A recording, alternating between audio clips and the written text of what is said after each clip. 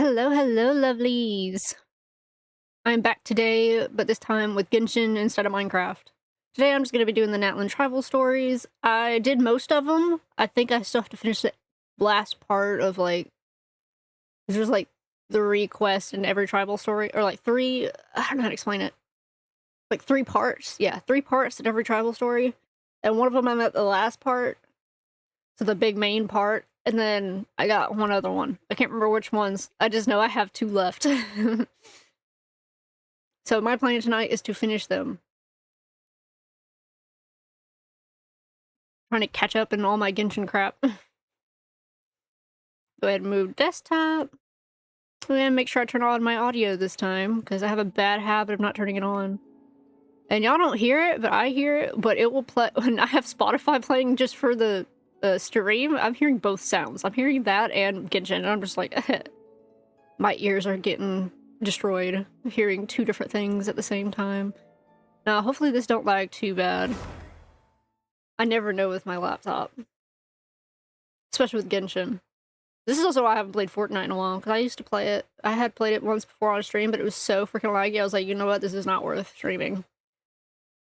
And granted, I've kind of fallen out of Fortnite lately. I'm not big on the sprites, like, the whole thing with the sprites, which is funny, because you think I would enjoy collecting sprites. Okay, you're gonna have to give it a minute. Oh boy. I forgot I was doing this. I did play, of course, a little bit off stream, just not a lot. And I'm not doing my dailies this time, because I just want to jump into it. But I will be reading these. Bill for a dear friend. The Tutao. Had absolutely nothing to do yesterday, so what did I do? Spent the entire day sorting through bills. Oh boy, that sounds fun. There were mostly tabs run up by our dear consultant over at Shinyu Kiosk, Lilu Pavilion, and Baju Guest House. Honestly, this feels rather interesting. It feels like I'm a mother cleaning up after her kid. You must know exactly what I mean, right? After all, you're raising a little Paimon of your own. Called Zhongli Paimon. Though she strikes me as the type who demands cold, harsh cash up front. So to balance out the subtle differences between cash and credit, and to really lock in our bond as best friends, yours truly had a brilliant idea. I'm sending a bill your way too. Order placed, 1 cake, destination, Wangshun Funeral Parlor for Director Who's birthday bash. Cost 1,000 mora. Payment date to be determined. Well, what do you think? I opened a genuine tab right in your name. Do you feel a sudden heavy surge of responsibility wash over you? Don't you dare skip out on the bill now. What the heck, Hu Tao? Ooh. Spooky.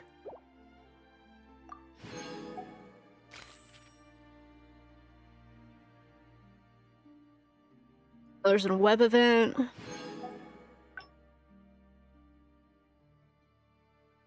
26 days. You're saying it's ending, but there's 26 days on it? What? What?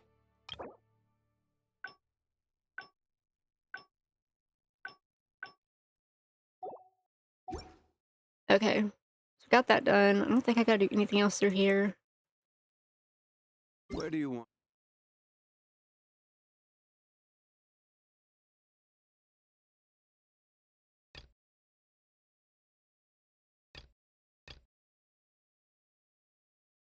Oh, that's cute. Reminds me of Miku. I don't know why. That's all I can think of when I look at this.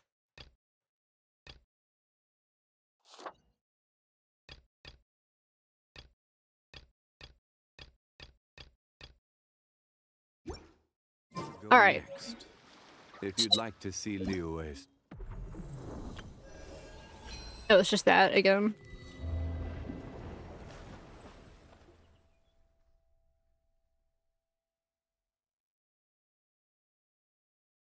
Have I done this yet? Oh, today's not about events, so if anything, I'll do that off stream. Summer... Sunny... What? Go to quest? I haven't even done that? Wait, when does that end? Spots. I have. How long do I have? Oh, okay. Did this just start?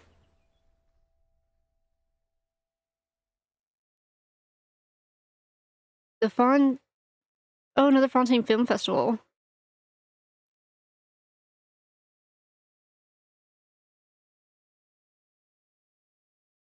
Oh, okay. Well, I'm not gonna be able to get to that today, so I'm not gonna worry about it. But I still have... I have 26 days. I could try doing that next week.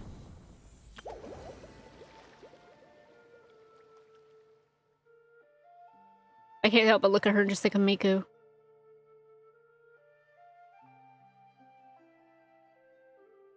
He's cute too. I love that look though. That's so cute. Few references. Okay.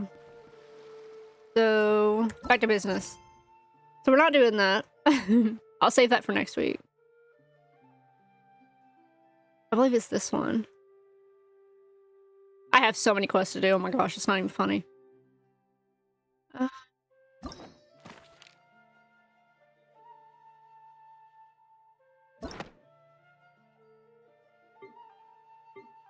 we go. Okay. Yeah, I haven't started this one yet. The Flower Feather Clan one. And then I'm still doing the Silence of the Canopy. I just started that one. Here is right. Yeah, that's the one I'm on. Okay. So we're gonna continue with that.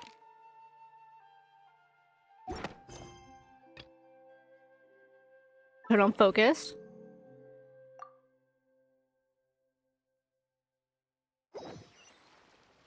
Okay. Did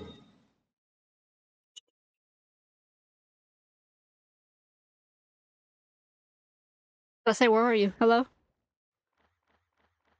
Man, there's not somewhere I could teleport closer. Here, I guess?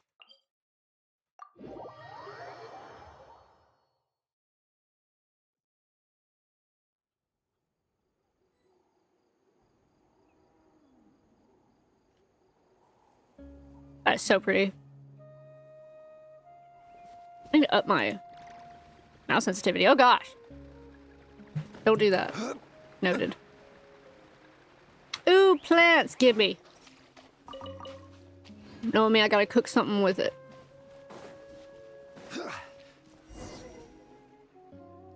There's still some residual abyss contamination. No surprises here. No doubt that explains the Mountain King's recent activity. See those torches over there?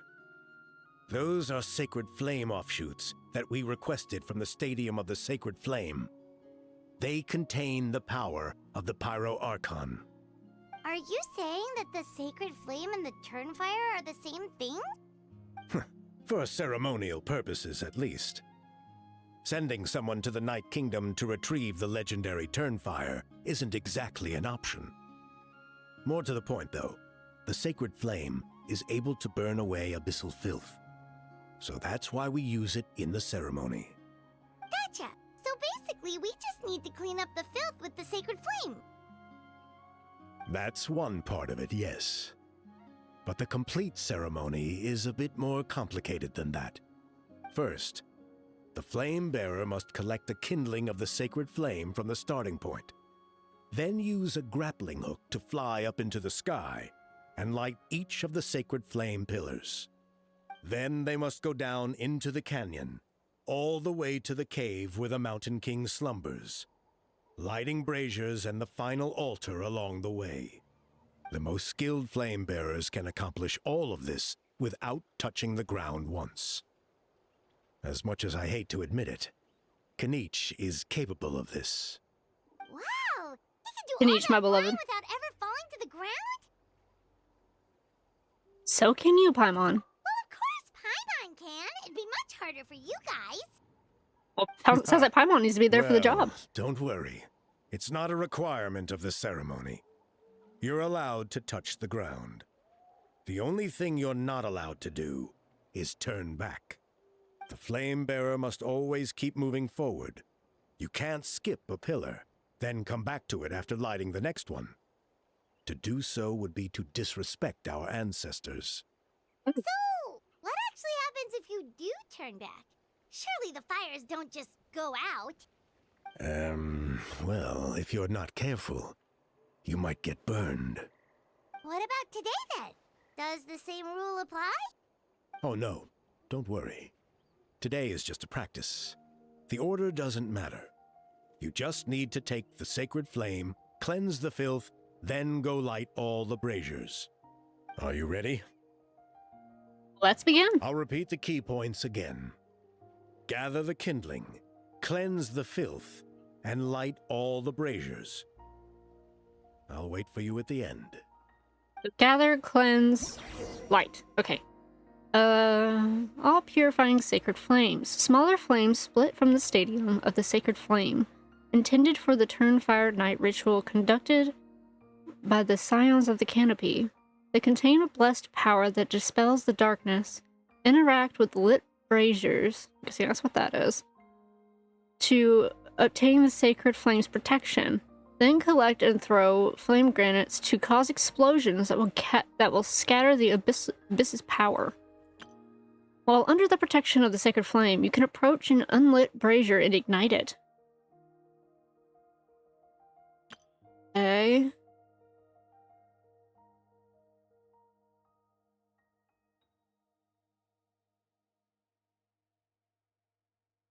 Okay. I'll figure it out. I gotta turn into you. Okay. Alright, let's use this kindling to complete our mission. Okay. How do I... Where do I... There's abyssal filth over there. Let's burn it away with the sacred flame. Okay, simple enough.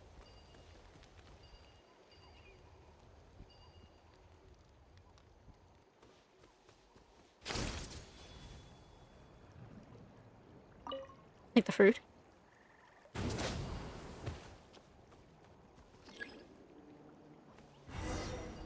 Okay.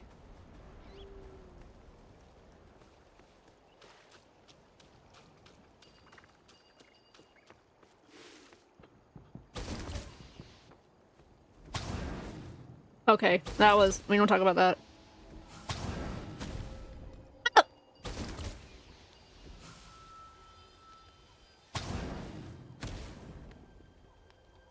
Okay. Let me aim it this time. Okay.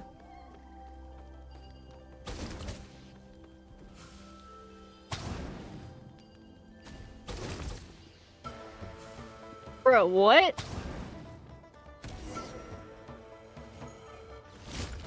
Okay. Stabilize. This is order. Now they're so mean. Down. One with the force. Settle down.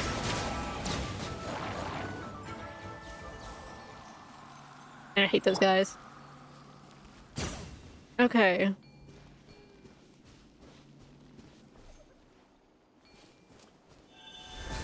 Alright. Now what?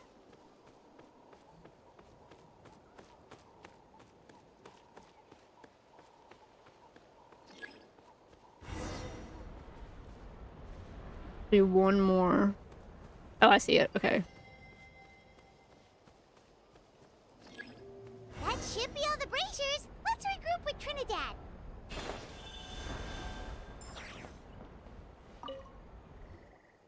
I knew I was right about you. You have outperformed all of our previous candidates. If there Okay. was an ancient name for outstanding flame bearers, I'm sure the ILYBB would consider you for the honor.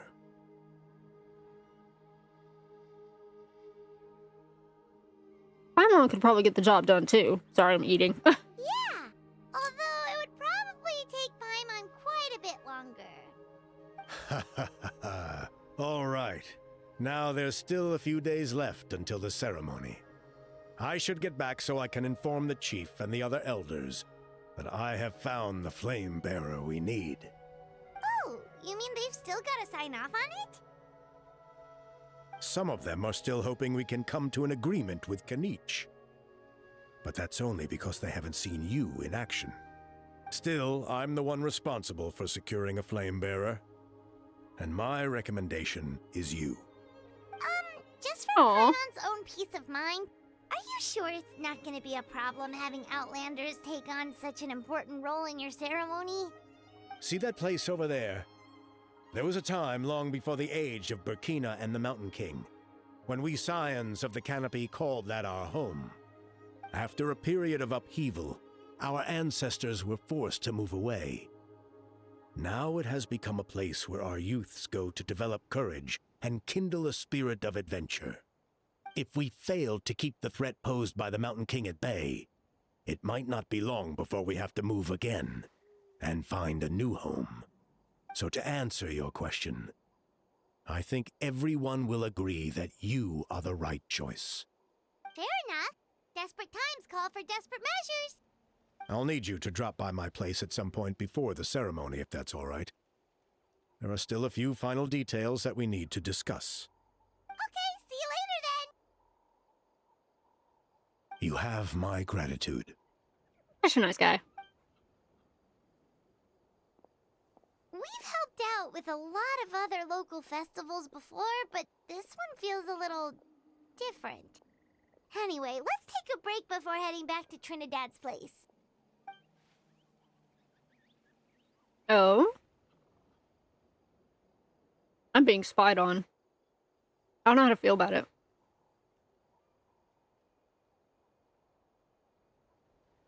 As far as Hal wasn't there to be loud and annoying and give away his position. Okay. I have a chest. Oh, that's a cliff! That's a cliff! That was a cliff. Why do I do this to myself?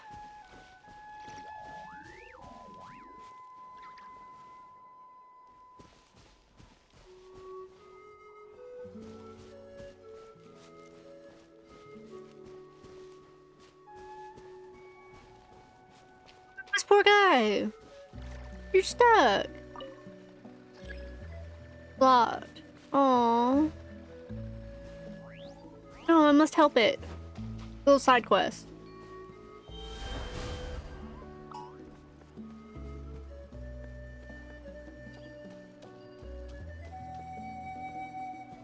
Can I blow it up?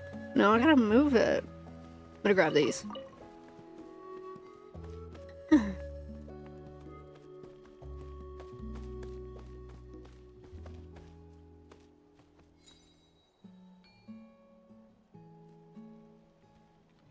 Are you jumping around?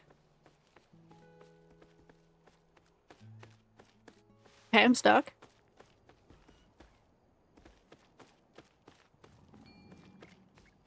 Hello.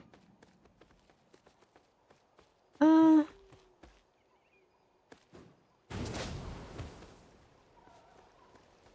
need to move it, but...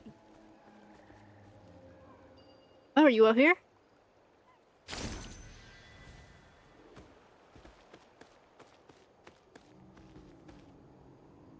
I see. But do you have the piece I need to move it? That's the question.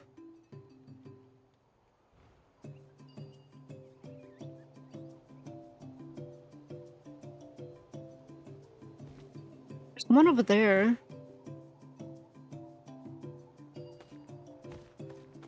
I need a piece.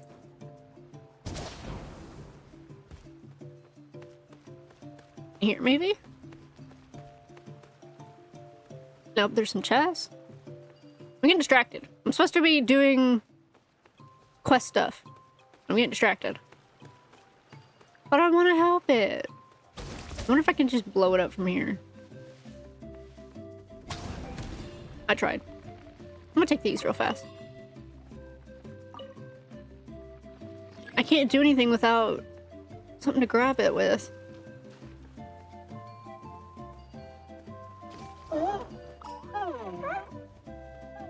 Very confused. I'm just one of you. Ignore me. No one special. No one different. Ah! What the fuck?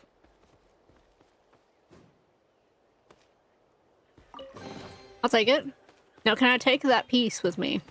Is now the question. I take the piece. I can't take the piece with me, but I need the piece. I need that piece. Okay. I need the piece for over there. Oh wait, there's another block on top. I just noticed that. Maybe it's up there. I mean, come here. Let me back up. There's another block. Maybe I get it from here. Aha! Oh shit.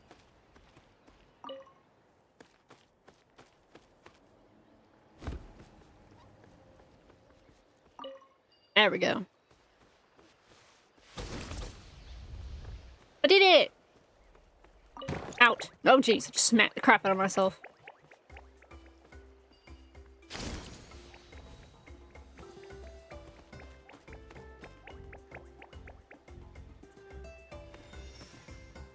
Oh, there's another one. Well, where's the second one?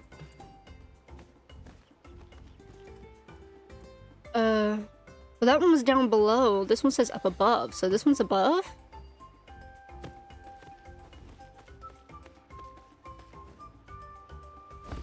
On the top side?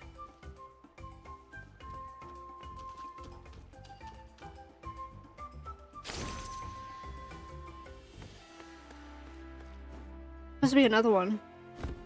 Is it up here? Oh, come on.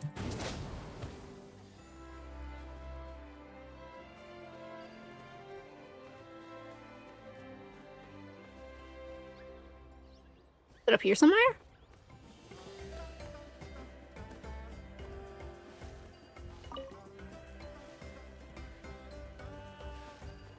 No?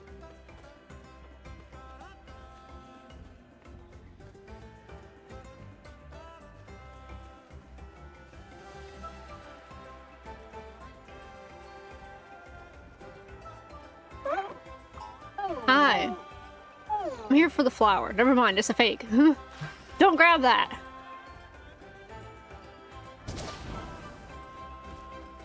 Take it back, it's a fake. I don't want it. When did I kill a fish? Okay. It's gotta be around here, right?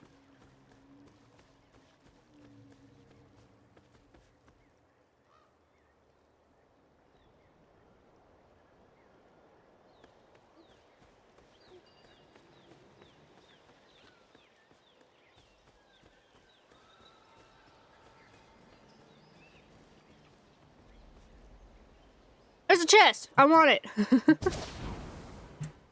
I didn't mean to fall all the way down. It just happened, okay?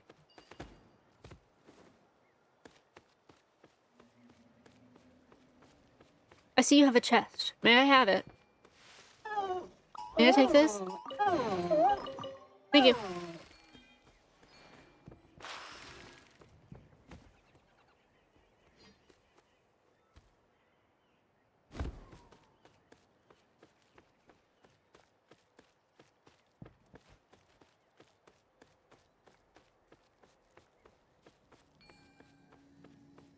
Ooh.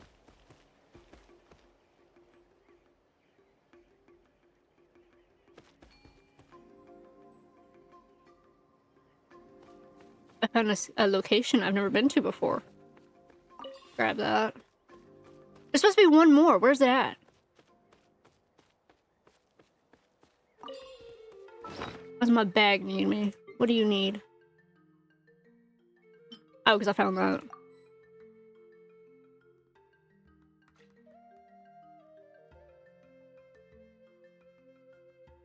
Mm-mm.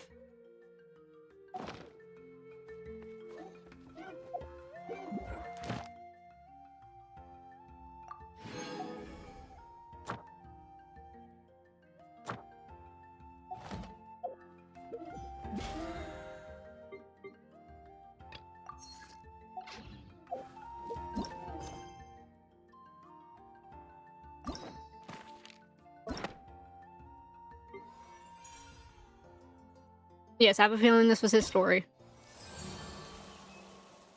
Among the signs of the canopy, a crisis that concerns the tribe's honor, even its very future, is quietly brewing away. It's quietly brewing away. Okay.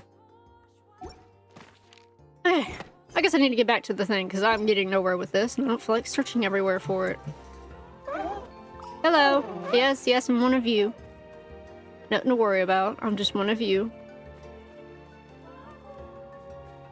Because there is something up... There's, like, supposed to be one more, but I don't know where it's at.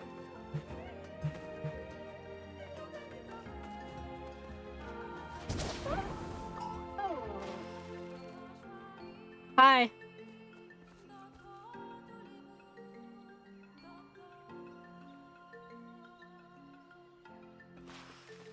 Maybe it's in the hole? I saw that chest, maybe?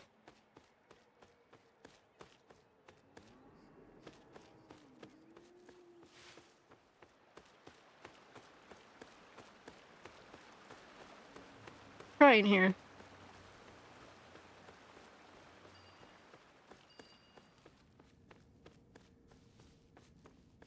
What's in here?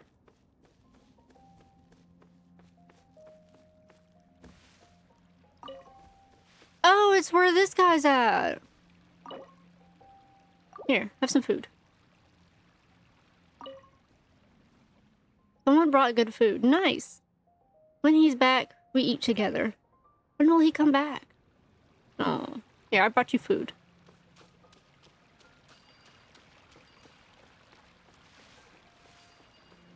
What am I supposed to do here to get this chest?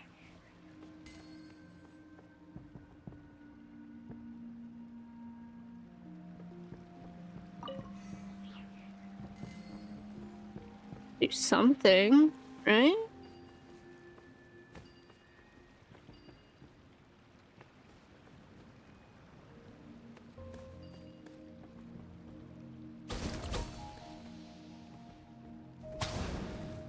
I missed. That was all I had to do? Really? Just light the fire? Oh?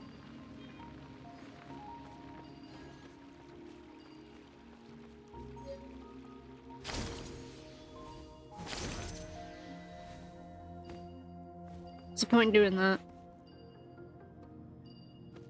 Will it get me out of here? Just don't need to find one more and I don't know where it's at.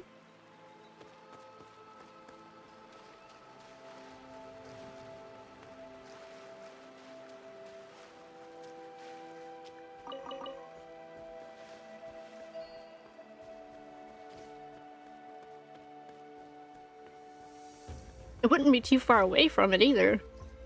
It should be close by.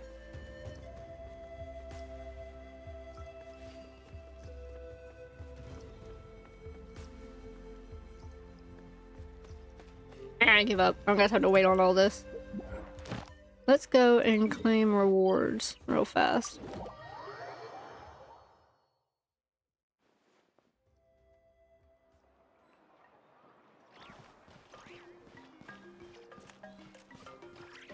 Ad Astra Abyssosk. Welcome to the Adventurers Guild. Hello, Catherine. Thank you for completing today's commissions. Here is your reward. Ad Astra Abyssosk. Exposition. Dispatch again. Wait. Go here first. Let's go here.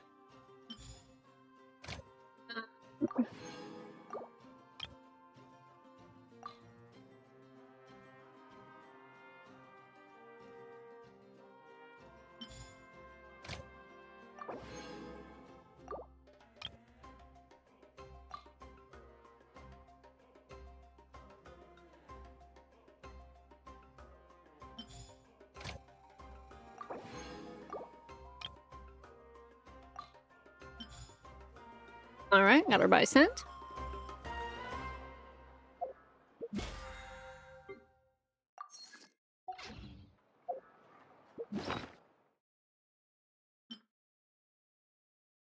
Cute.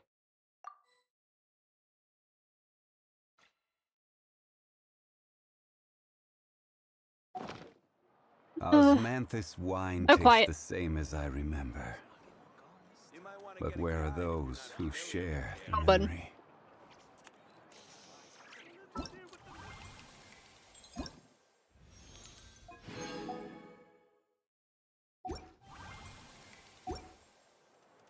Okay. Now continue where I was going. Right there, okay.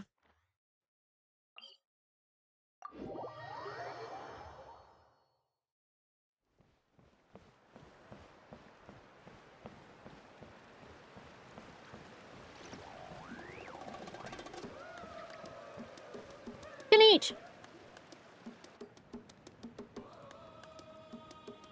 Traveler, Paimon. Kanich! Fancy meeting you here. We've actually been looking for you. Hey there, nice to see you again. I'll get straight to the point. I hear you accepted a proposal from Elder Trinidad. Oh, the, Turnfire Knight, you mean. You were still his first choice. It's just... Oh, jeez. It's not what it looks like, promise. Chill, it's cool. I only mention it because there's something you should know, and I suspect Elder Trinidad hasn't been completely forthcoming with you. His true intention is to resolve the Mountain King problem once and for all. Once and for all? You mean this'll be the last Turnfire Knight ever? That's right. He wants to use you to send the Mountain King to the Night Kingdom. Oh boy. The Night Kingdom? You mean... To his death. Whoa, are you serious right now? You shouldn't go blurting out accusations like that. It could get you in trouble. Too blunt? Okay. I'll phrase it more gently. There is potentially a possibility that Elder Trinidad may be hoping that during the course of the ceremony, you kill the Mountain King dead. But that's ridiculous. He told us the Mountain King is a living symbol of your tribe's glory. And that glory comes at a price. Oh, that's right. The Mountain King is a living symbol of our glory, but even this glory comes at a price. Ah, yes, and Nana wasn't the first.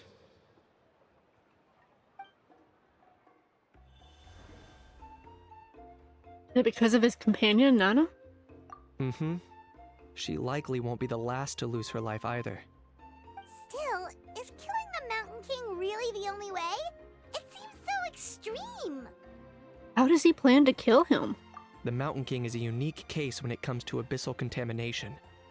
It's eaten away at him for so long that it has consumed him entirely, and the damage is irreversible. That evil power has both driven him insane and kept him alive over the centuries. So to look at it one way, once it's completely purged from his body, the Mountain King will finally be able to rest in peace. In past ceremonies, we've only purged around half of the abyssal power. This was to strike a balance, to keep him alive, but also keep him asleep. Trinidad didn't say anything about how much power he wanted us to purge, but he did say there were some more details to Hi, go over Warlock. before the ceremony. Then it sounds like you'll know for sure soon enough. Are you having a good day? He wants us to kill the Mountain King. What should we do? I think we're a little out of our depth here. Is it too late for us to back out? I know this must come as quite a shock, so I suggest you act like you didn't hear anything for now. But would you have time to visit the chief after your meeting with Elder Trinidad? I'd like to make a deal with you. What kind of deal? One that comes at a very reasonable price. I'm sure you have plenty of other questions, but we can talk more later.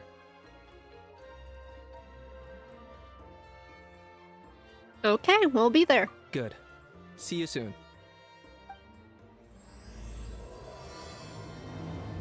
It's been a while since I've streamed.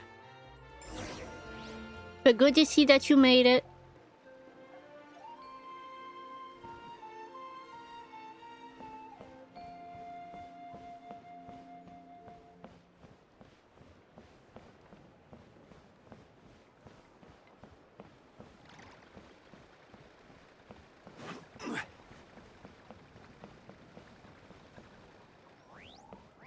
He's up there. What am I doing?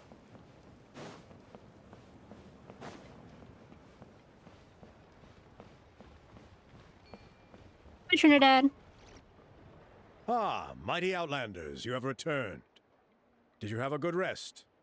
It was, pretty good, yeah. Glad to hear it. Things are progressing very smoothly on my end. Many of the elders have heard of your heroic deeds, including the chief. They all speak very favorably of you. There are still those who insist that the ceremony should be performed by the bearer of the Malipo name. But they're just stuck in the past. We need to move with the times. Plus, Kanish doesn't want to do it anyway. Exactly. So now, it's time for us to discuss the finer details of the ceremony. We covered the fire-lighting part of the proceedings yesterday. The next part is the purification of the Mountain King. How does that work? It's quite simple. You just need to use the sacred flame. We've done it plenty of times before, and it's always very routine. I'm sure you won't have any problems. One point I'd like to stress, though, is that you need to burn away as much of the abyssal energy as you possibly can.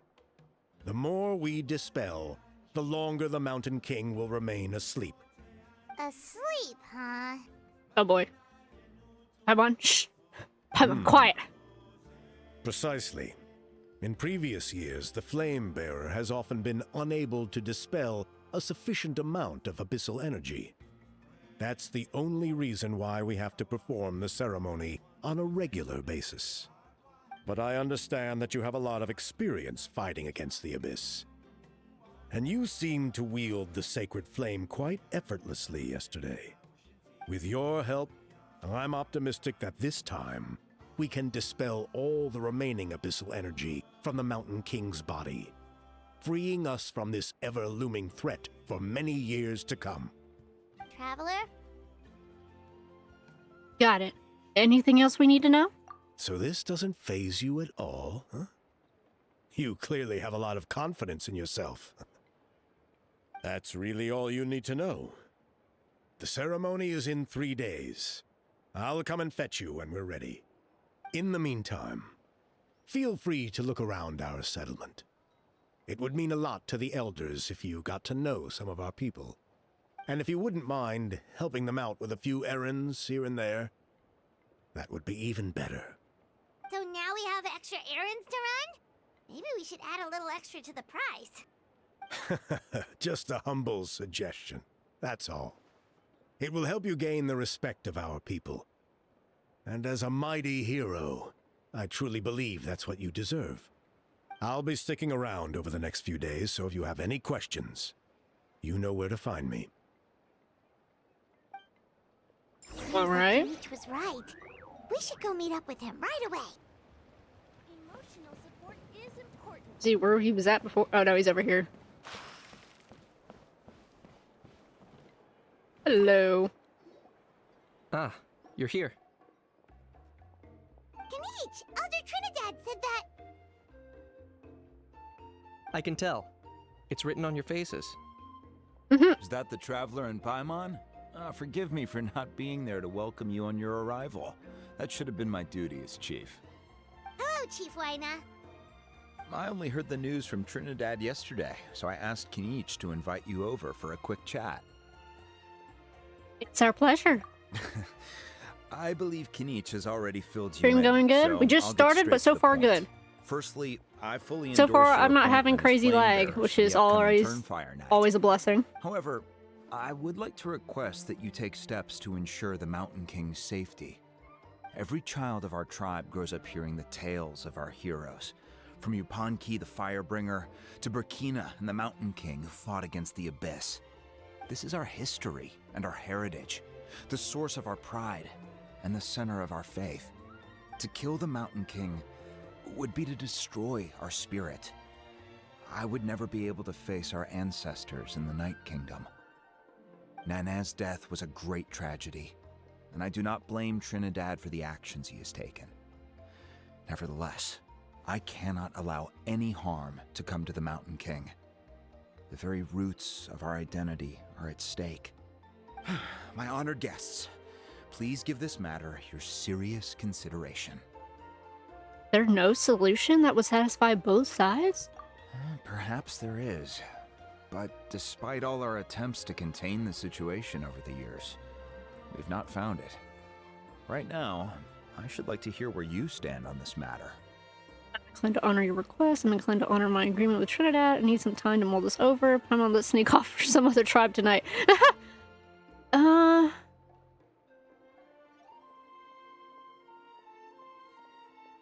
I need some time. I understand. There are still 3 days left before the ceremony. I hope they will bring you clarity. So, Kanich, earlier you were saying that... Let's walk and talk. I'll show you around the tribe. That works too. Paimon needs to get some air after this. That's a lot to take in. So I was like, I don't want to choose either side just yet. Just give me a minute to... Where'd he go? Just walk and talk. Where are we going? Where am I going? This way. Okay.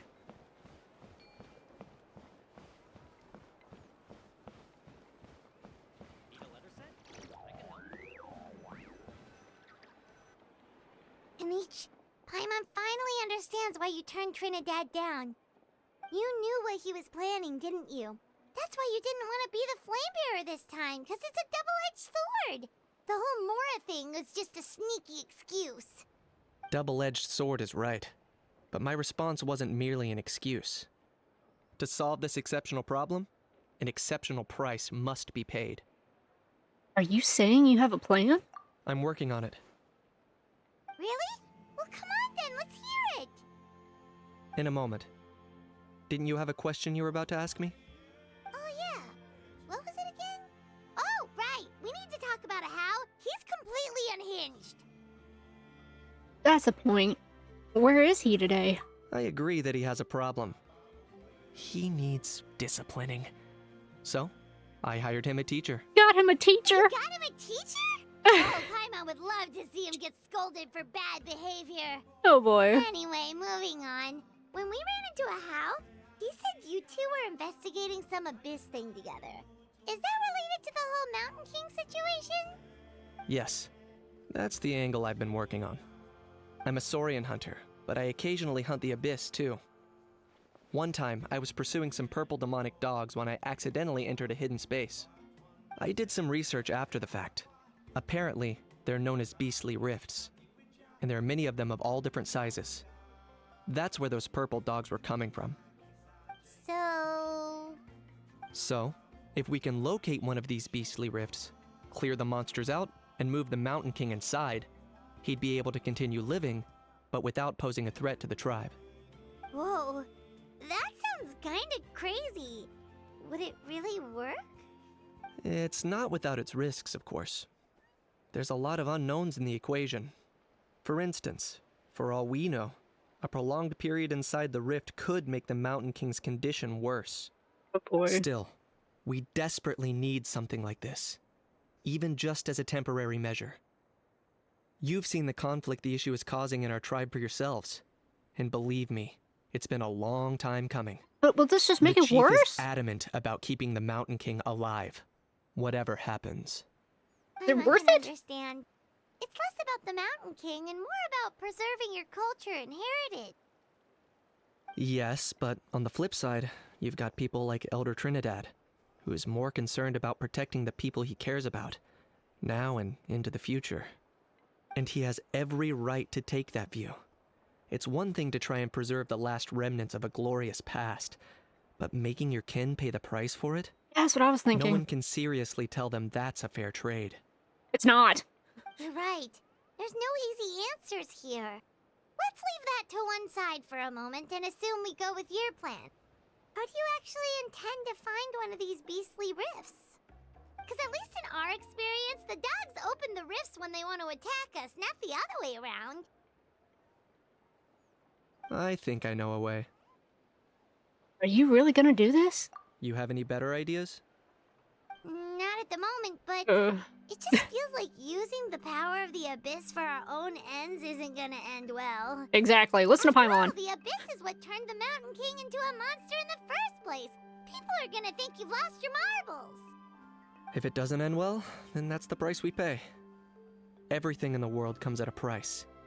Even when Yupanqui the Firebringer stole the Turnfire, it cost him dearly. The Mountain King's erratic outbursts have brought tensions within the tribe to a boiling point. Unless this gets resolved quickly, everyone will be stuck in a stalemate. Alright, so what's this deal you wanted to make with us? We're hardly experts on exploiting abyssal power. All I need you to do is keep people away from me. What? I'm getting harassed on a daily basis by people trying to convince me to be the Flame Bearer. I can't Oh afford boy. to waste all my energy dealing with them. If you help me out, there'll be a gift for you in return. Ooh, what kind of gift? Something well worth your while, I'd say. Okay. But how do we keep people away? Just keep doing what you've been doing. Ingratiate yourself with the tribespeople, so everyone comes to terms with the fact that we have a new Flame Bearer. That way I won't have an endless stream of people coming to beg me to join the ceremony, and I can focus on finding a way to summon the beastly rift. Then, when the day of the ceremony comes, we'll move the Mountain King into his new home. Still sounds pretty crazy. Even for a daredevil like you, that's dangerous. And even if it works, what if neither Chief Lina nor Elder Trinidad are happy with it? Have you thought about what you'd do then? At least the two of them would finally be on the same side of the issue, leaving only me on the opposing side. The tribe needs leaders like them far more than a Saurian hunter for hire like me. Want to throw himself in the deep end? Oh my god. I love you. Either way, sounds like there's no more in this for you. Can I take that to mean we have a deal? We can give it a try. For sure. And who knows, maybe we'll come up with an even better solution to all of this in the next couple of days. Great. Well, for the next couple of days, please spend some time among the tribe and lend a hand wherever you can. I'm sure everyone will be swept off their feet when they meet our new Flame Bearer. Good luck to us both.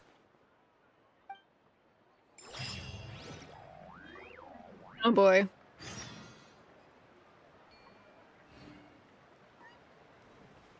Okay. Oh my gosh, I'm really gonna wait an entire day.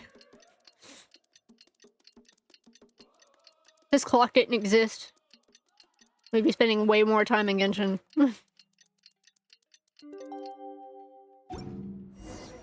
Okay, task for the day. Meet the tribespeople and take some heat off of Kenichi's back. Got it. Starting with kids, apparently.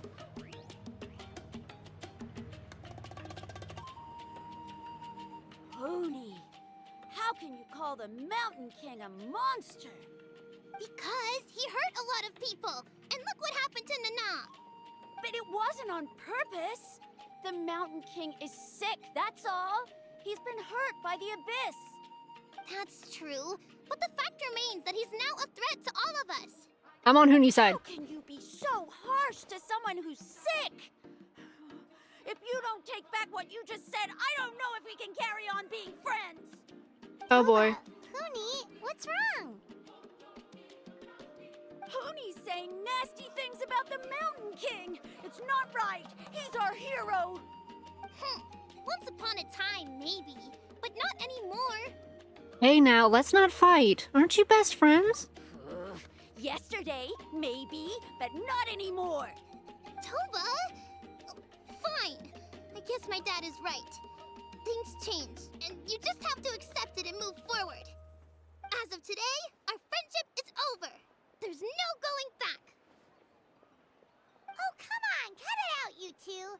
We have some great news to tell you. The Traveler is gonna be the Flame Bearer for the next Turnfire night. She's gonna do a beautiful ceremony and cure the Mountain King's illness for good. What? Really? Of course. I'm an expert at this stuff. So that's what my dad wanted to talk to you about? To be fair, from what we saw the other day, you are pretty good at climbing cliffs. Probably just as good as Kenich. Wait, speaking of Kenich, where even is that guy? Oh yeah, good question. Is he not coming to the ceremony anymore? We can get him to come, but if he catches you two fighting again, he won't be happy. He'll be sure to give you both a piece of his mind. No, we can't let that happen. I've never even spoken to him before. I can't afford to make such a bad first impression. I didn't mean to argue with Toba. All I said was that the Mountain King has done some pretty bad things. He was the one who turned it into a fight. You two clearly care about each other. The Mountain King can't change that. Yeah, if you weren't friends, there's no way Toba would have come to look for the baby Saurians with you. All right. Well, because it's the Traveler and Paimon and Kanich, I'm sorry, Toba. I'm sorry for all the mean things I said about the Mountain King. Dad just really misses Nana, and I was really upset that she's gone, too. Huh? Oh. I shouldn't have spoken to you the way I did either. It wasn't very nice of me. For the Traveler and Paimon, Kanich, and for Nana. I'm sorry too, Huni. That's more like it. Now you're best friends again! Guess so. Toba, if I ever say something mean about the Mountain King in the future, I'll make sure I say it to someone else, and not you. I'd better go buy some colored cloth for my dad now. He needs it for Turnfire Night. Let's play again some other time. See you, Toba. See you, Traveler and Paimon. See ya, Huni. Okay. I'll head home as well then. See you next time. Bye-bye, Toba. Okay, take care, you two. Even though they said they're sorry, it looks like their friendship isn't as strong as it was before. Times really are changing. Let's just hope we can solve this once and for all. Come on, let's move on.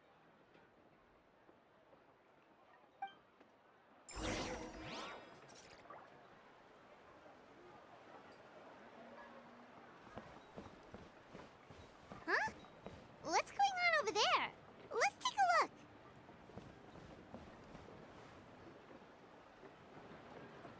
A dance? Hey there! What's happening here? A rehearsal for the Turnfire Night dance. Ooh, there's a dance involved? Paimon wants to learn too! You don't know it? Ah, I guess you're not from these parts, huh? It's rare to see a new face around the tribe these days. I thought everyone would be keeping away. Why do you say that? Alright, have a good rest of your night, Because of the Warlock. Turnfire Night, of course. The Mountain King could wake up at any Take it time. easy. That's why we're holding an emergency ceremony. This isn't one of those fun and games festivals. For outsiders, it might even be a little dangerous. Well, did you know that the Flame Bearer this time is actually gonna be an outsider? Oh, I did hear about that. It's a first for sure. I would have loved to meet them in person. Now you have. What? Oh, it's you? Man, oh man. Well, this is a nice surprise. It's funny. I was just thinking that I'll probably miss out on meeting the new Flamebearer since I'm not taking part this time around. Then suddenly, there you are. Must be my lucky day. You're not taking part in the Turnfire Night? How come? You're not an outsider too, are you? You must be joking. Watch this.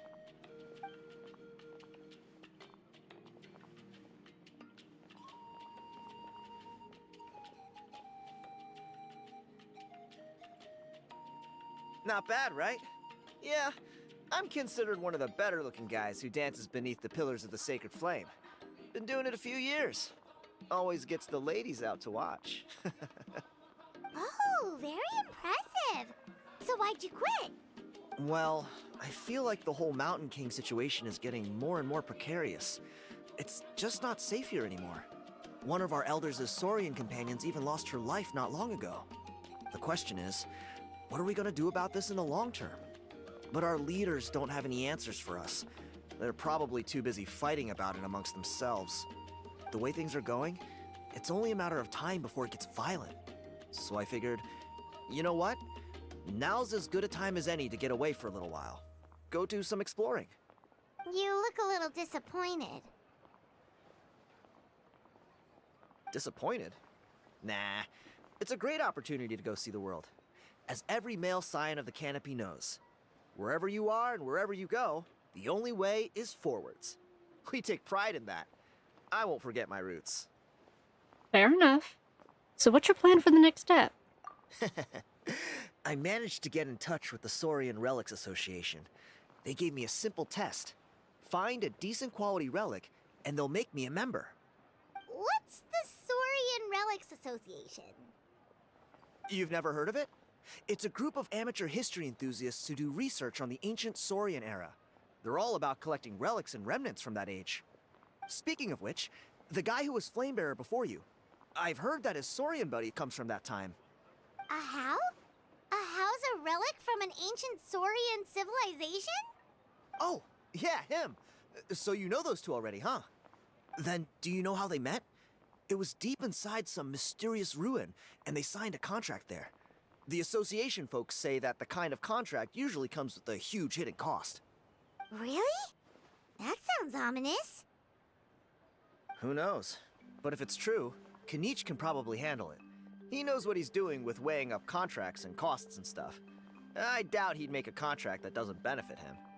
Strangely enough, I actually happened upon a strange mural a while back, and it looked to me like it was depicting a Saurian and a human involved in some kind of Saurian-era contract ritual.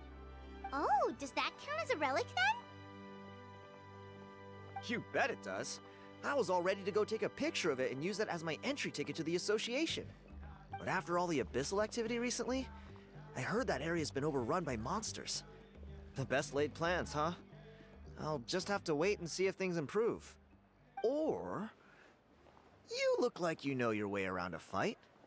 I don't suppose there's any chance you'd be able to help? If all you need to get is a picture, that should be pretty achievable, right? The Traveler deals with monsters all the time. It's a piece of cake. Wait, you're seriously gonna help me out? Come on, it's no big deal. Compared to some of the things we've been roped into before, this is nothing.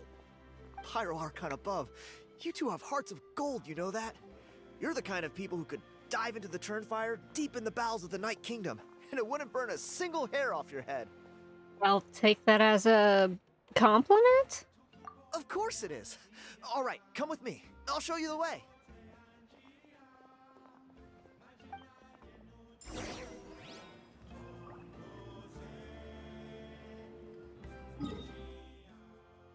You got me going way out here.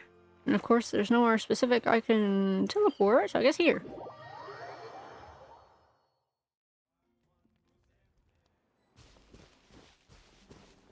Oh wait, this is where I was just at! What the hell?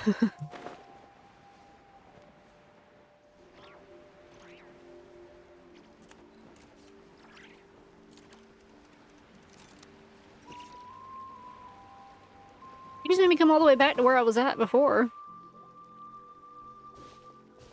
Oh boy. There it is.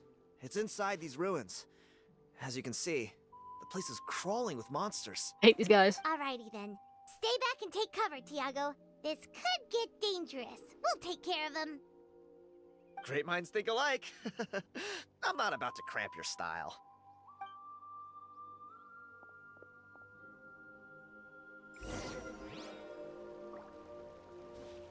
Alright, let's deal with these bastards again. I hate these guys.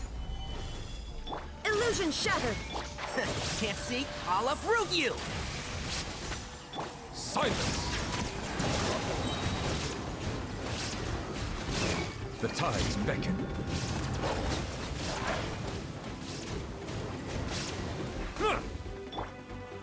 Gather! I will have order! Shine down! One with the force! Bow your head.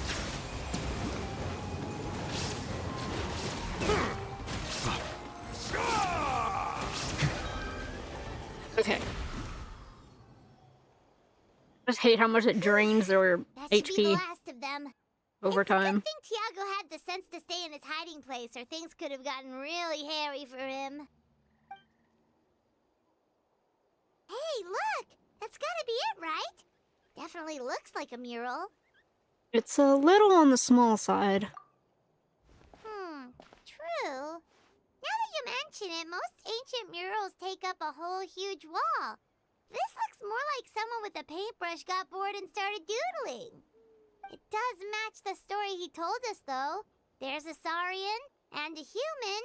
So, is that supposed to be what an ancient contract ritual looked like? Whatever. We're not here to decipher it. Just photograph it.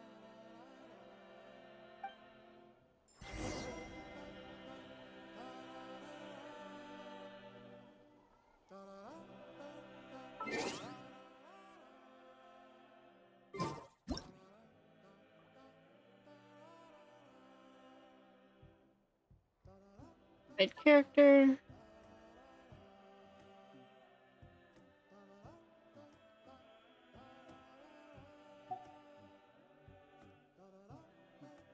Oh, I want to zoom in.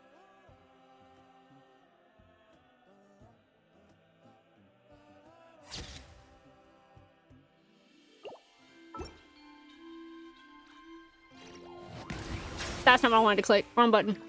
Oh, you wrong button. Oh, I hate you. What's the point of me taking it that way if you're just gonna do that?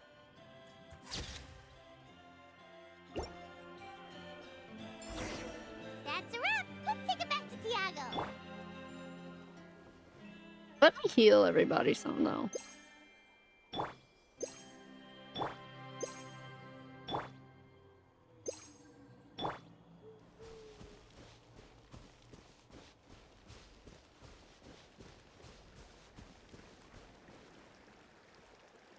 Up there.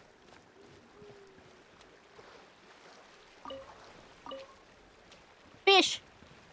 I got fish! I could just use the bridge. You've been robbed? Oh, Ponche. And I thought my luck was bad.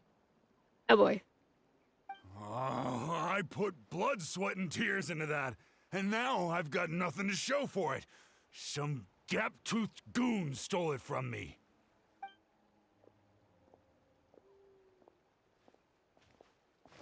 Tiago, is this the picture you were looking for? Let me take a look. Yep, that's the one. Pyro Archon above, you two are superhumans. Hey, Ponche, come and say hi to these guys. They're gonna be the new flame bearers, and they're tough as nails. Wait, are you the Traveler and Paimon? Huh? You already know each other? I don't think so. My nephew Toba's been telling everyone about you.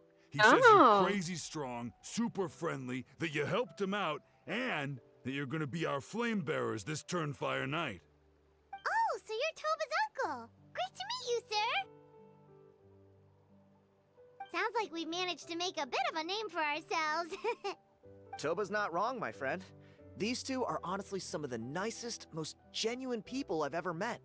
Everyone speaks incredibly highly of them. Seriously, if you're comfortable telling them about what happened, I guarantee you they'll sort it out in no time. Really? All I want is to get the fruits of my labor back. Allow me to explain. Ponche is a well-known scholar within our tribe, author of the widely acclaimed book, Yupanqui's Turnfire. Unfortunately, the book was stolen by a treasure hoarder a few hours ago. I spent years of my life researching that book. I visited every last ruin, interviewed every descendant of every hero in our history. On the word Malipo alone, I covered at least 5 different interpretations of the meaning based on accounts from different villages. It was an unparalleled masterpiece. And now it's all gone. That little goon ambushed me during my morning walk. He snatched all of my belongings, including my entire manuscript. That book was everything to him. It's like they robbed him of his soul when they took it. As somebody who's a writer and an artist, I feel that. And listless. And now I must do everything in my power. He was a shell of the man he was. Dear honored guests of our clan, I am but a helpless old student. If only for Toba and Tiago's sake, please help me, I beg of you. Where were you ambushed? See what I mean, Ponche? Now you've run into these two, your luck's about to change, big time. I don't know if he's still there, but come on, I'll take you.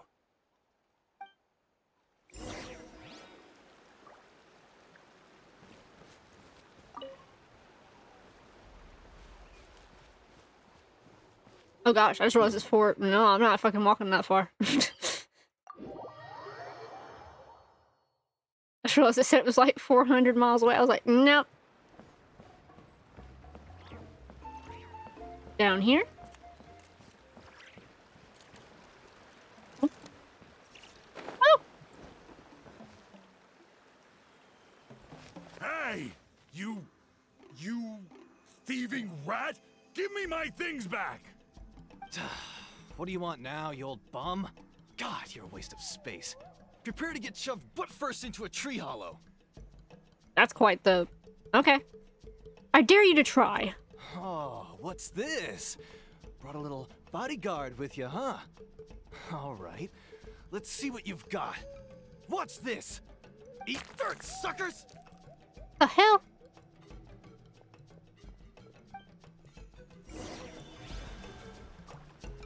Hey, he's trying to get away! You good? Let's chase him down.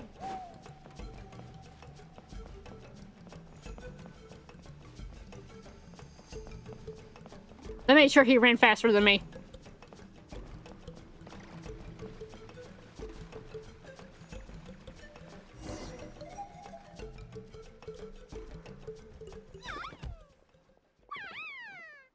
Oh. Where did these Yuvkasaurs come from? Get away from me, you monsters! Hey, they're just by base. Oh, the baby saurians are blocking his path! Stop, please! By all the warriors, heroes, gods, and kings, I can't run any longer. Please, I don't have your stuff anymore. Have mercy. Oh yeah? Well, where is it then? I threw it away. You threw it away? The old bum's bag didn't have a single mora in it. Just a tatty old book, worn out pens, and some old rags. All that time lying in wait was for nothing. I was so mad, I just threw all of it away. Is that really the truth? Okay then, where did you throw it away? The same place you found me. Look, I swear on the Pyro Archon it's the truth. May all my worldly possessions be turned to ash by Turnfire if I'm lying. Okay, that's a pretty strong oath. What do we do now?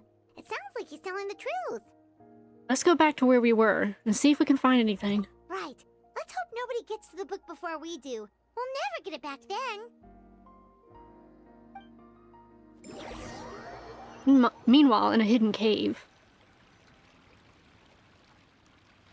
Although the Turnfire is a heroic symbol in Hoytzatlan, it Oh always my comes gosh. with the more ominous implication of eventual tragedy. This holds true for all bearers of this ancient name in recorded history. Each one of them died of non-natural causes, as if the specter of the Turnfire was always lurking in the background. This appears to suggest the existence of some higher power that is always watching the name-bearer, examining their actions, and eventually demanding payment in return. None can escape this payment, unless, perhaps, they could honestly swear by Turnfire to never make a single mistake in their entire life. Yupanki's Turnfire. What an incredible work on ancient name philology. I can't believe it was just lying there for me to take. Let me see, the author is... Panche.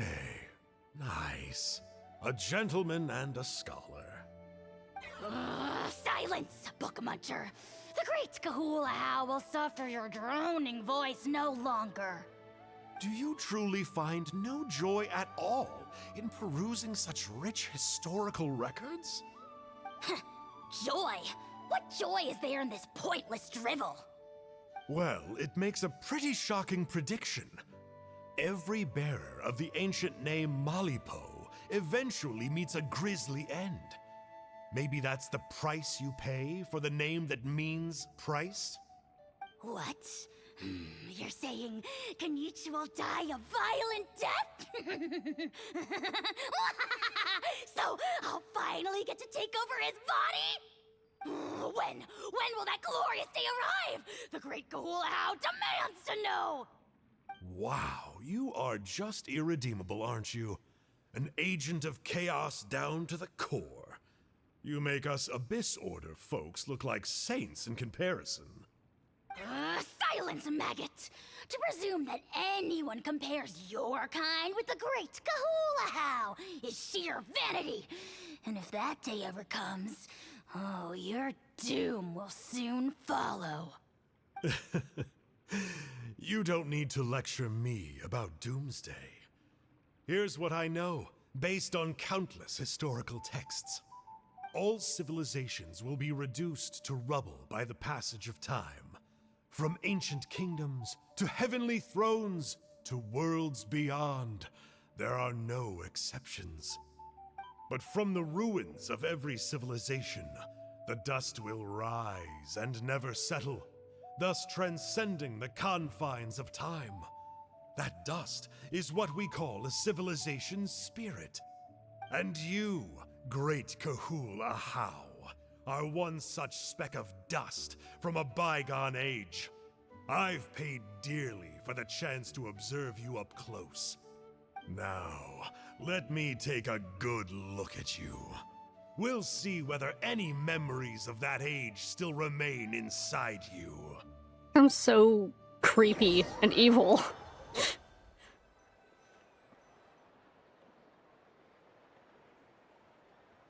We're so sorry, Mr. Ponche, but we couldn't find your manuscript anywhere. Does that mean all of my hard work was for nothing? You gotta stay positive, Ponche. You might have lost the book, but the brains behind it are still intact. Surely you remember the main points at least? Yeah, but the fact of doing it all over I again. worked so hard to get it finished before the Turnfire Night is because I hoped that maybe it might help us find a way through these trying times. But now... You mean you solved the Mountain King problem? Well, not exactly. But I thought my research might at least be a starting point. Oh, really? So what did you find out in your research? I think the key to all of this lies in the power of Malipo. Ponche, you know as well as anyone that ancient names don't hold any real power. Symbolic power doesn't count. You're right, but Malipo may be a special case. Given that it first arose in the era of the first Pyro Archon, it might contain remnants of Xbalanque's power. Yeah, I remember that story. My grandpa told it to me when I was a little kid. Maybe you're the special case. Most kids stop believing in that stuff by your age. Wow. I'm not talking about childhood superstitions here. There is evidence. Like what? Like the fact that the Mountain King is still alive. Everyone attributes that to the power of the Abyss. But there's more to it than that. The key factor is that Burkina summoned the power of Malipo at the cost of his own life. If you don't believe me, then answer me this. How many other creatures can you think of who lived longer, not shorter, after being contaminated by the Abyss? Traveler, different situation but similar idea. Doesn't this remind you of the hilly... So, I came to the conclusion that Malipo must refer to some mysterious ritual involving a tit-for-tat exchange. It began with the first Pyro Archon, fell with the Grand Alliance, then was buried in the Night Kingdom. And now, it awaits the call of its new bearer. Hey. Sorry to interrupt, Ponche, but you seem to be getting a little overexcited. I'm sorry.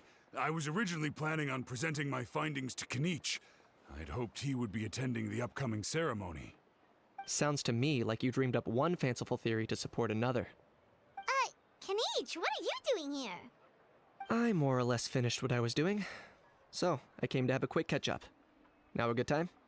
Kinich! I'm onto something. I haven't worked out all the details, but you have to attend the Turnfire Night. So Mr. Ponche here has done a lot of research on the history of the Turnfire, and thinks he might have found a way for you to solve the problem. I'll be there, Ponche.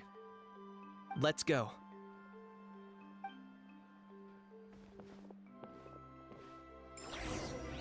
Didn't even want to hear what he had to say. Just like, all right, I'll be there. Bye.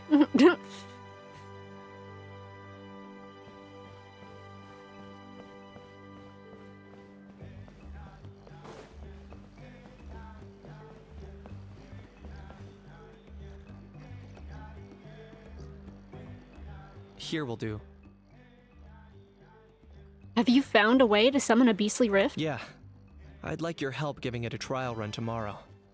If that works, we have our plan come Termfire Night. Sounds like you're not considering Ponche's idea. You heard him. He hasn't worked out the details yet. We need a more practical solution with concrete steps to follow. Yet? Are you saying you think he might actually be onto something? I think it's possible, based on something I know about the war 500 years ago. Burkina didn't fall to the abyss.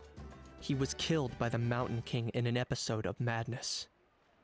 In his final moments, Burkina made the fateful decision not to fight back, and instead pass his blood and power onto the Mountain King.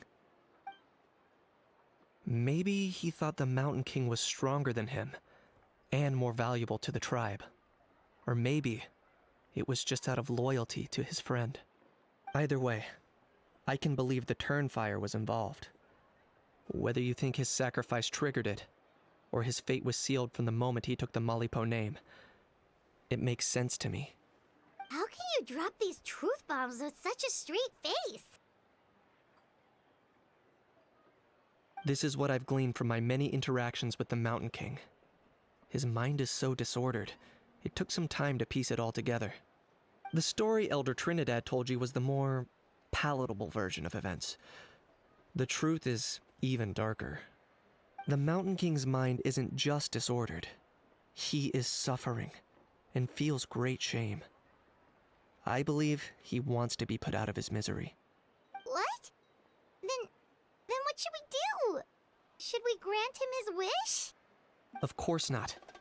We should help him move to a new home. Your goal hasn't changed. It's the only practical solution. The Mountain King is a hero to my tribe. An object of worship, even. Ending his life would be like desecrating a statue. Still, he's been the cause of multiple disasters, and we can't afford to have any more. Ugh. Practical solutions hurt Paimon's brain. Can we follow our hearts next time? Then let's break for the day. I've already found a suitable venue for tomorrow.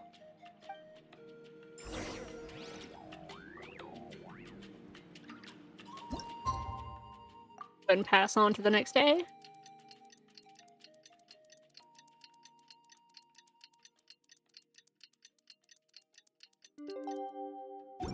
Right? Where do you want to go next?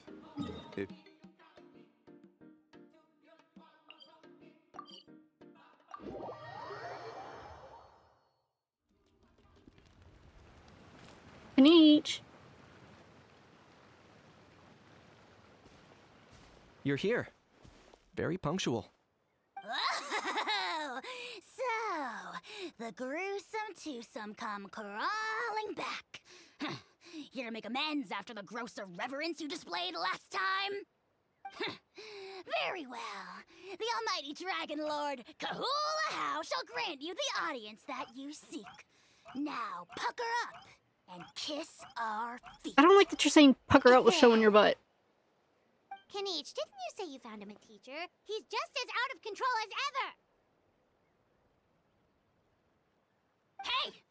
No one gets to discipline the almighty Dragon Lord Kahula How! No one! Why do you put up with this behavior? Maybe because I've never had a gentle-natured companion like Paimon to compare against. Fair enough. Is that a compliment? Yeah, I see what I'm missing out on now. And it's a lot. Kanichi! We could drown this measly flying ant in one droplet of spit! How dare you compare her to the almighty Dragon Lord Kahula How! Oh, just wait till I possess your dead body! I will commit heinous atrocities! Tear down your legacy! Destroy your reputation! Wreak havoc on your...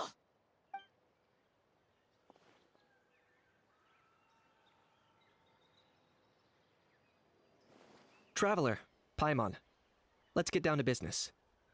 Once we've opened the beastly rift, you're welcome to toss a how in there for a couple days.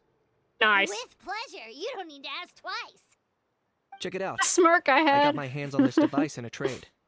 It's meant as bait, but it'll also stabilize the abyssal energy. The Ooh, rift hounds will pretty. tear through space to get this. Once they're here, we take them out and claim the rift for ourselves. How did you get your hands on this? You'll find out soon enough. First, let's try this out. That is so pretty. Here they come. They'll Okay. tear you to pieces given half the chance, so be careful. Okay, I didn't really do what I wanted to. Ah! There is no escape. Enshroud.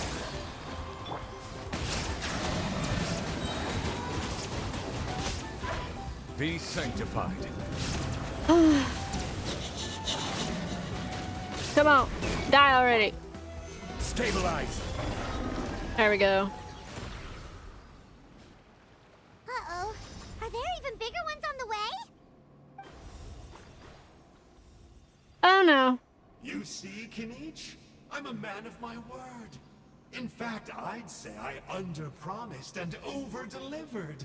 Nifty little gizmo, isn't it? I take it this is your true form.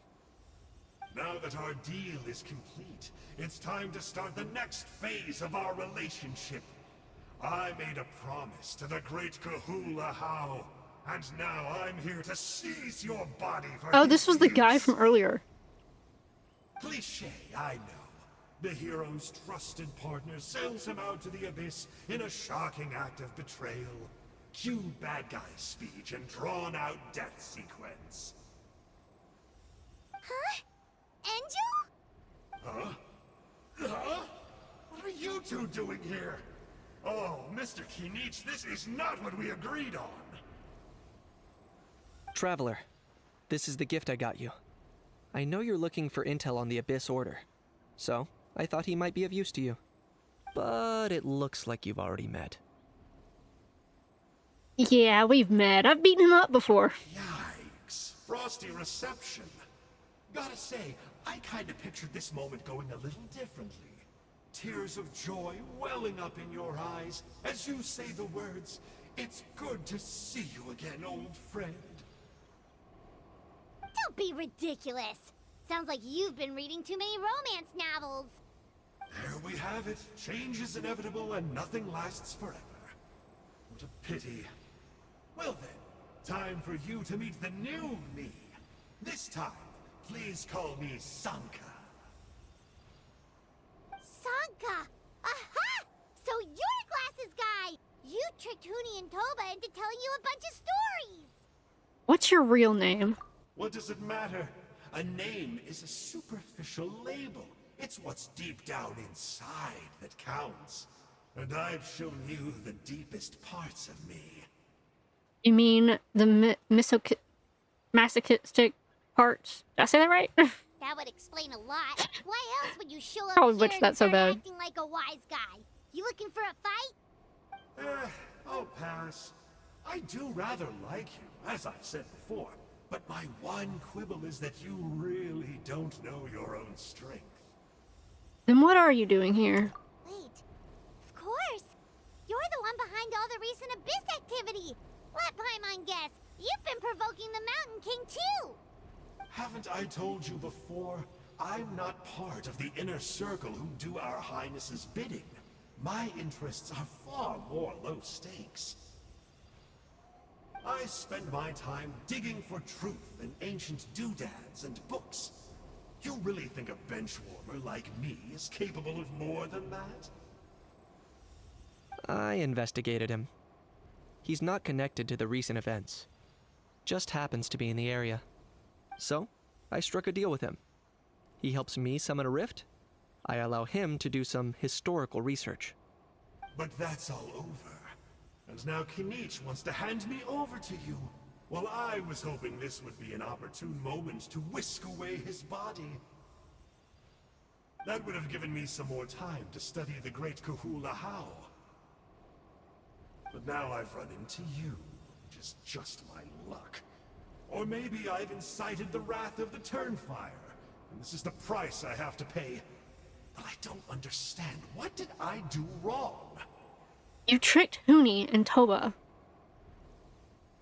Wait, does that count? Let me think. How? You are the worst of the worst! Colluding with the Abyss Order against Kinich? How could you betray your partner? There is no betrayal. The almighty Dragon Lord Kahula How is a partner to no one. Don't worry. I told him to act as bait. Yes, and you should have picked a bigger fish. The Abyss Order? Ha! What a joke. Not even a match for our lowly servant. I put up with this toad's croaking for days, and it was all for nothing. It looks like your disciplinary measures have been less than effective, Mr. Enjo. What did you expect? Behavioral rehab isn't really our thing. Otherwise, we might as well change our name from the Abyss Order to the Abyss Boarding School. The abysmal disorder would suit you better. Kanish! Dispose of him! He is of no further use to us. Traveler? One second they work as a team, and the next second they don't. I don't get it. Be my guest. The Abyss Order is a threat to us all. Hey now, I may be a lowly clerk, but don't underestimate me. I could never beat you in a straight-up fight, but when it comes to running away, I won't lose to anyone. Do me a favor and remember how fast I disappear. Maybe then you'll show me a little respect next time. Darn! He got away again! Couldn't you have stopped him? It's alright. He's not worth our time and energy. Besides, it seems like he's in debt to a lot of people. I'm sure they'll keep him busy. If you say so. Still, Paimon's kinda surprised that you actually struck a deal with someone from the Abyss Order. To borrow that guy's words, names are superficial labels. Whether you call it the Abyss Order or anything else, it's a broad generalization at best. Think of it like apples that have fallen from a tree. If you tasted each one, you'd find that they're all at different stages of ripening. Even the unripe fruit blown off its branch before it's fully grown can still be brewed into a fine wine. Everything has its use. Huh. Well, in that specific sense, maybe Enjo's not such a bad apple. Not rotten to the core, at least. Of course! Only the almighty Dragon Lord, Kahula How, is rotten to the core and evil beyond redemption. Ugh. So what exactly are you anyway? You're definitely the evilest little thing Paimon's ever met. Don't worry. He can't hurt a fly. Because you signed a contract? You could say that. Paimon heard that those kinds of contracts might come with a terrible cost attached. Is that true? Such as a How watching me like a ravenous vulture? Vulture? Vulture? We are the Dragon Supreme, sovereign ruler of the Nation of Flame. Let's pick this up another time. It's getting kinda late. You should go back and get some rest. Big day ahead. Tomorrow's Turnfire night. Time to light the sacred flame and burn away the filth for a legendary 500-year-old warrior. Oh yeah. Hearing you lay it out like that is making Paimon a little nervous. For all the work we've put in, it all comes down to tomorrow night. We have to make sure we solve this problem once and for all. Then it can't hurt to say this one more time. Good luck to us both. Good luck to us both. See you tomorrow. Okay. He's still just chilling here. What happened to getting some rest? I'm a little anxious. You're cautious, like me. I get it. But don't worry. Like I said, I investigated, and I'm confident he has nothing to do with the Mountain King situation. Before he got tangled up with us, he was looking into the Mare Javari. That's another major part of Natlan's history. Our ancestor, Burkina, Once fought a campaign there alongside the 5 other heroes. But it's not such an easy place to get to these days. That's about all I know, though. I have yet to take a job that involves the Mayor Javari. What happened to getting some rest? I'm pretty curious about Ahau. Ahau's piqued your interest, huh? It's true that he's a relic from an earlier Saurian age, but since we're bound to each other by a contract, you can see him as my companion for now. I know he can be awful, but don't worry. As long as I'm still around, he can't do that much damage. As long as you're around? Mm-hmm. That's a key part of the contract. Ahau has to obey my orders and lend me his power for as long as I live. And after I die, Ahau gets control of my body. That's the price. Crazy, isn't it? That was probably the first time I really appreciated what it meant to pay a price. Then, once I signed the contract, I received the ancient name, Malipo. But that's a whole other story. We can get into it another time, if you're interested. So literally, Ahau's just a demon. That's what I'm getting out of this. Looking to possess his body. Alright. Go ahead and fast forward time. Go ahead and get through this so I can get through the other tribe story. Or hopefully it gets too late. I say that, but it's only 7:30 for me.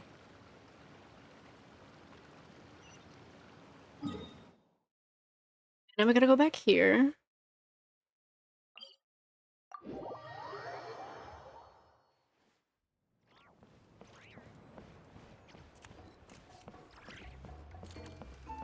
Hello, Trinidad. A pretty windmill. Ah, at long last, you're back. I hear that you've done much for our people these last few days. Everyone has nothing but praise for you. Many young people have heard the rumors too. They're all eager to meet our new flame bearer. Well, they won't have to wait for long. It's almost time for the ceremony. We really hope we can resolve the Mountain King situation quickly and smoothly. Seems like a lot of people have been worrying about it, huh? Haha, well, it's nearly time. So, if you're ready, then follow me to the ceremony site. Note, the party cannot be changed during the Turnfire Night ritual. Please choose a suitable party in advance. Recommended elements: fire.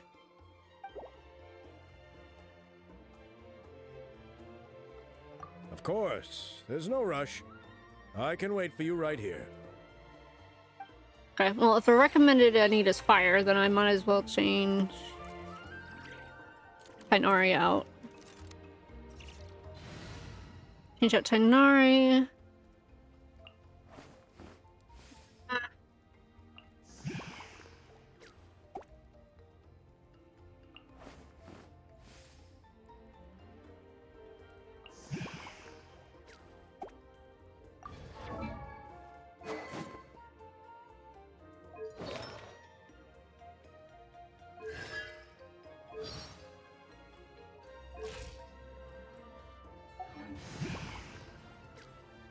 Sure. Send one, send them all. Should I just bring... Damn. Do I bring Hu Tao or should I bring Yonfei? My brain.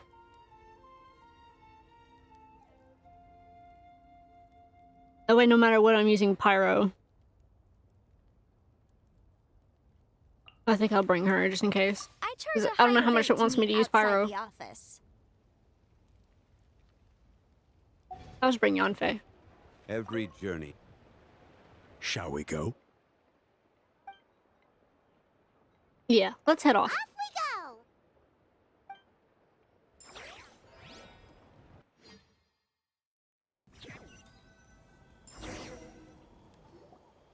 Here we are. Our honored guests have arrived. I have heard much about your fine work over the past few days. I hope you'll allow us to thank you properly after tonight's ceremony. Don't worry about it. Getting this huge venue ready must have been a huge task. No need to make extra work for yourselves on our account.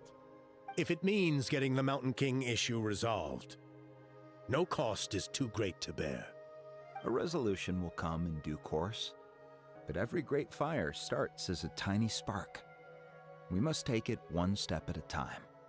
No one would disagree with you if that were possible, Chief. But it's been far too long since we've seen a real step forward. Look around you. Can't you see how our numbers have dwindled since the last Turnfire night? The ceremony was arranged on short notice. Many are away from home and could not make it back in time.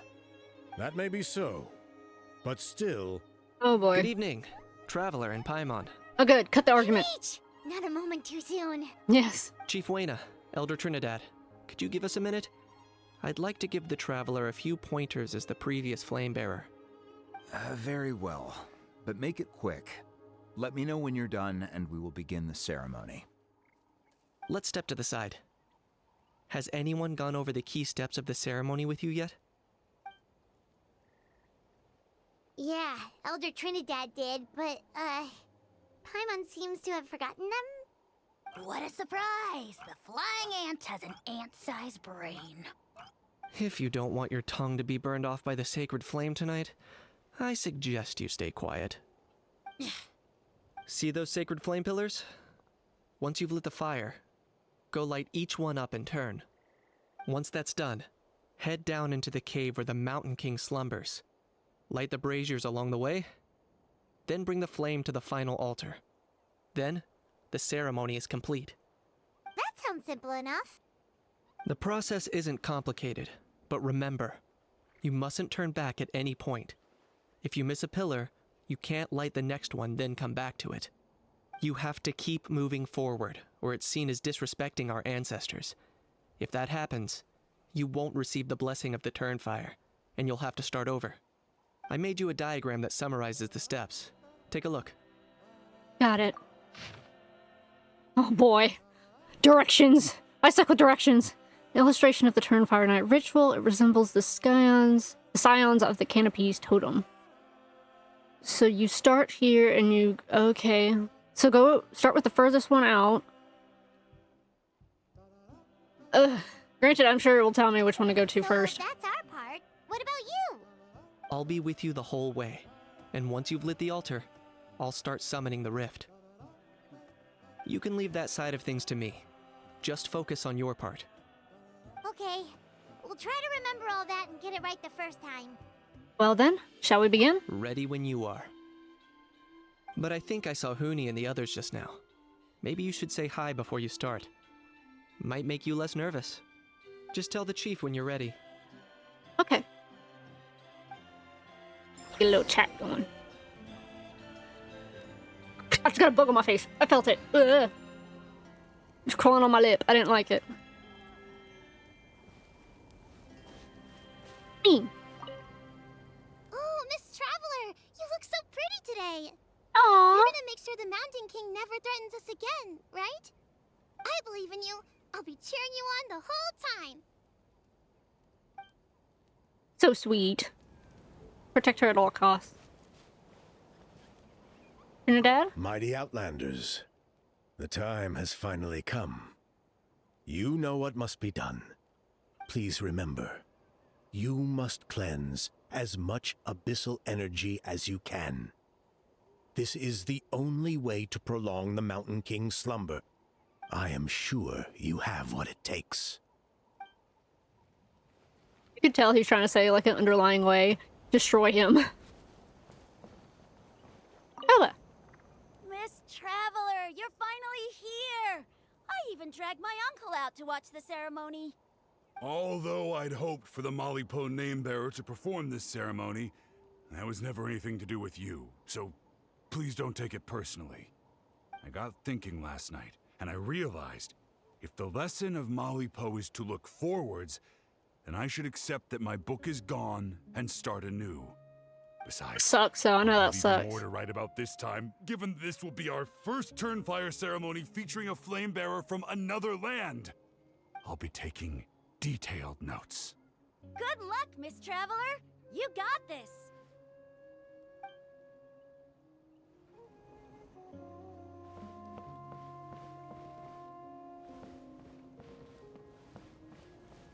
Oh, Tiago. Hey! Bet you're surprised to see me. Didn't think I'd be coming, did you? I was all packed up and ready to go, but then I thought, I wonder if the ceremony will go any differently with the new flame bearer. So yeah, here I am again. I still owe you for that picture you took, so once you start, I'll be dancing to cheer you on. Don't be nervous, you'll do great. I like him. He's sweet. Anyway. Hello, Anna. How are you doing? Is all in order? Yeah, we're ready to go. I'm counting on you. Don't forget what we talked about. By past fuel and present flame, life marches ever on. My brothers and sisters, the time has come to light the fire once again, and let the Turnfire night shine bright in Hoytzitlan.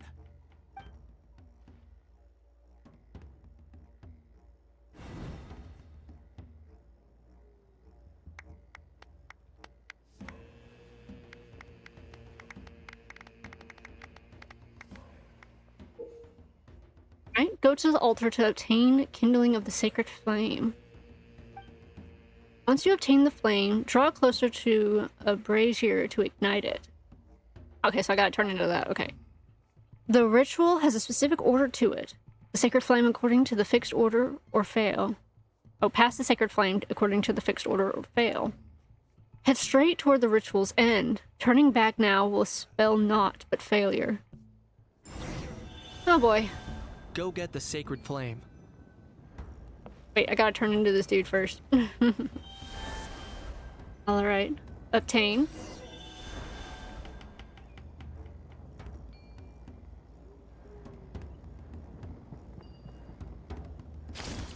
Nicely done. Off to a good start. Great stuff.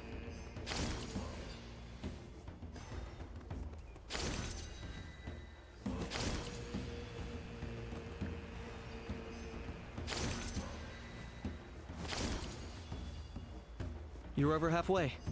Keep it up. Nowhere near as hard as I thought it was gonna be.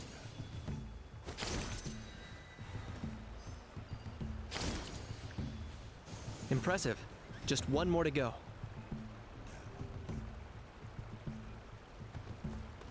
Come on. One last push. The final sacred flame pillar is up ahead.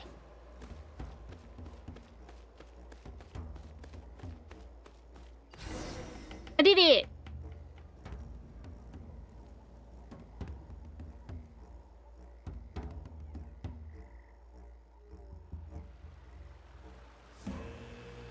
Look at it showing my hard work. Oh, look, I'm dancing at the bottom of the pillar.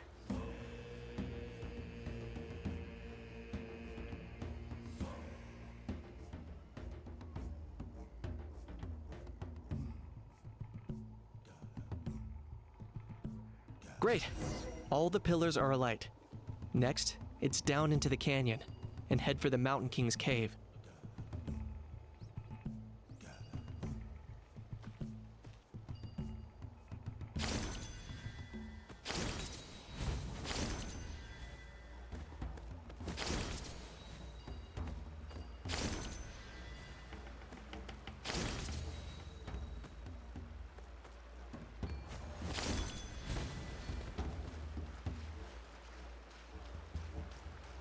Almost there.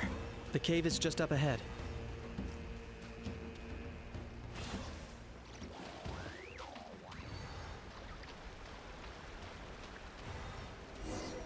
The Abyss presence is growing strong. We should deal with the contamination first. Okay.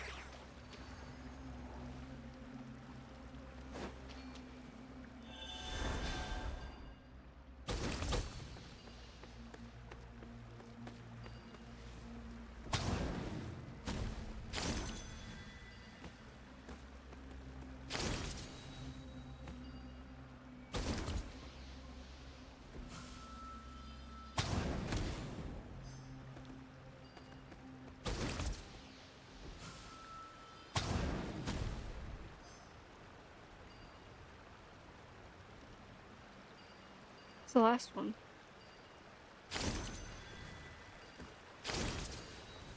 Oh, I see you. Okay.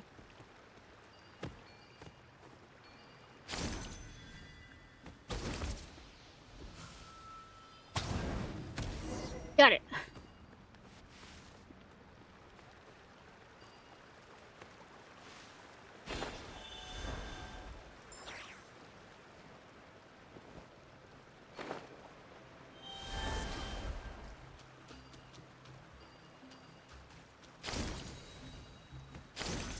There's the altar of the sacred flame. Remember, light up the torches around it first.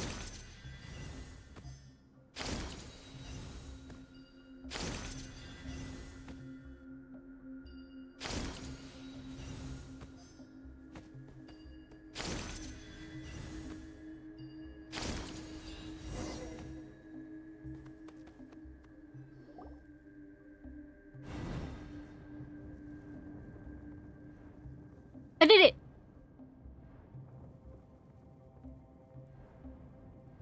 Woohoo! We've lit up the final altar!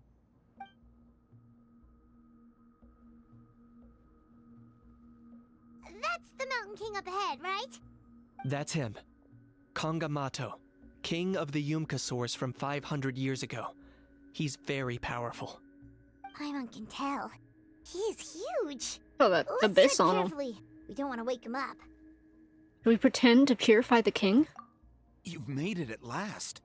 You did even better than I expected. Traveler, now comes the final and most important step of the ceremony. Please use the power of the sacred flame to cleanse the Mountain King of abyssal filth. There's no need this time. Hmm? Such strong abyssal power. What is that thing? Kinich, what is the meaning of this?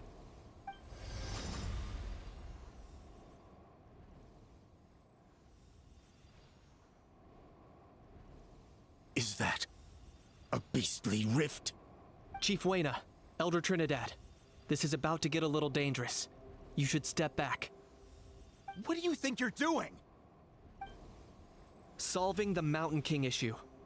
You mean by having him torn to pieces by rift hounds? No, stop! We can't let that happen! Foolish locusts! Can't you see? We're trying to shove your Locust King into the beastly rift! But... I'm sorry, Chief Wayna and Elder Trinidad. This is the only way. Can you promise me that no harm will come to the Mountain King? I can't guarantee it, but I'm fairly confident. Traveler, this is not what we agreed on. You must cleanse the Mountain King of every last trace of abyssal contamination. I've changed my mind.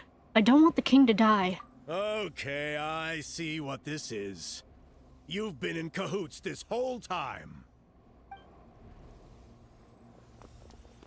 No!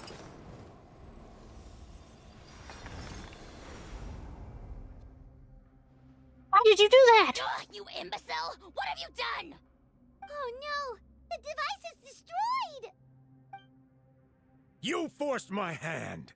I had no choice. Elder Trinidad? What are you doing?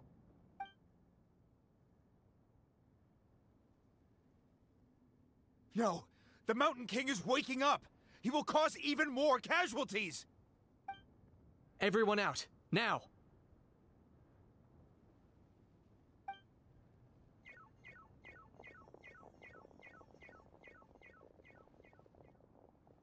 Like how you can just hear a How running. It's just little pixel sounds. Ha ha ha ha ha. It seems there is only one way to awaken you all from your willful blindness. More sacrifices must be made.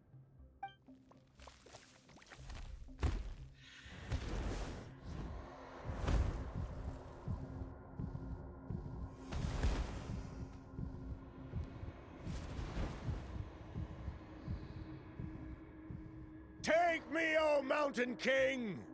Take me as your next sacrifice! Your daughter!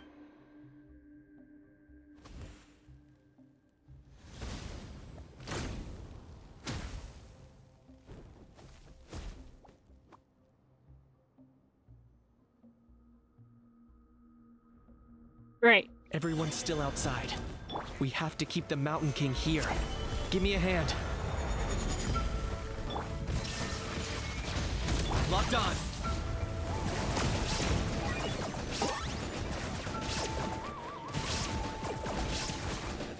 Watch out for the fruits he's spitting out. I can use those against him.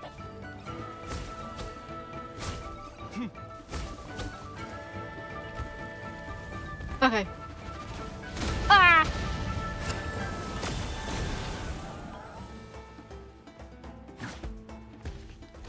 Try this. Eat, eat, eat. I'm not doing shit to him. Ah! A shot. Solidify. Illusion shattered. Inazuma shines eternal.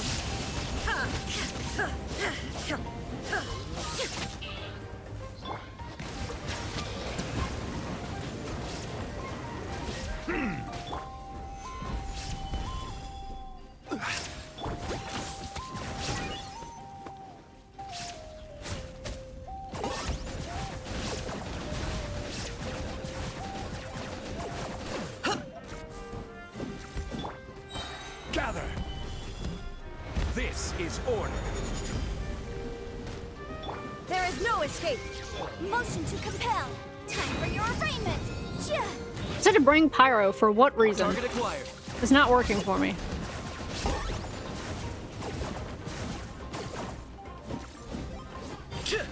Move.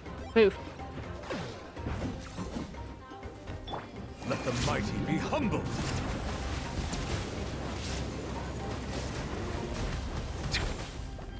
I got him cornered.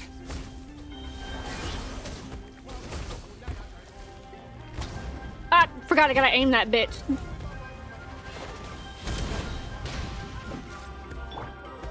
Stabilize. Okay. Okay. Target acquired.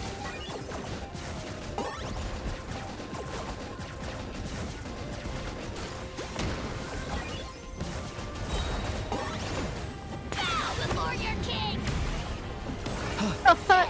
He moved. This bitch moved on me. Gather. Incinerate. Settle down.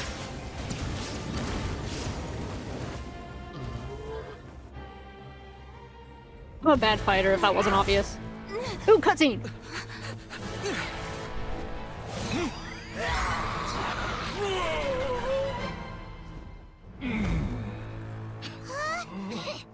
What do we do? We can't open the rift!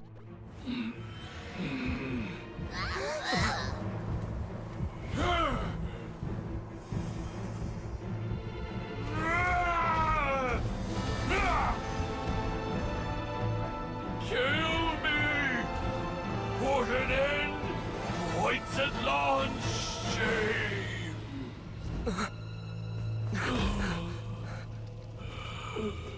By past fuel and present flame, life marches ever on. Oh, Burkina, I must atone.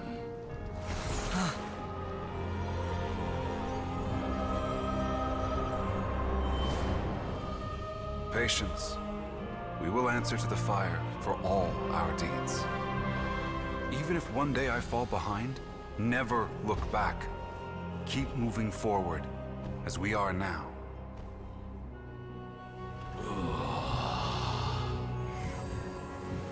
Live with your guilt and shame. This is the price to pay.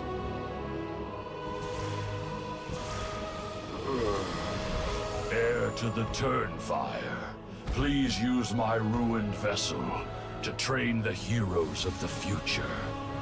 The will of Kangamato will march ever on, till the abyss is stamped out. Whoa.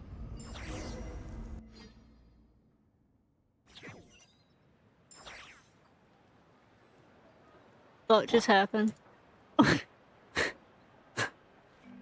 So what? So did we purify him?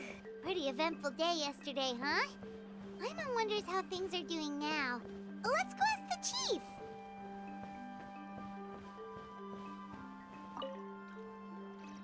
Traveler, you've come at just the right time. I have some good news for you. Trinidad's condition is stabilized. He suffered burns on much of his body, but we believe he'll survive. Okay. Guess that's the best news we could hope for. Paimon has to ask, is everyone in your tribe such a risk-taker? First Kinich, then Elder Trinidad? Is this the scions of the Canopy's adventurous spirit in action? We're simply not afraid to charge ahead into the unknown. Is Kinich okay? He's fine. Don't worry. He's gone to check on the Mountain King. Something most mysterious has happened. After the incident yesterday, a transparent shell is formed around the Mountain King's body. We don't understand the mechanism behind it, but the shell appears to insulate him against the influence of abyssal power.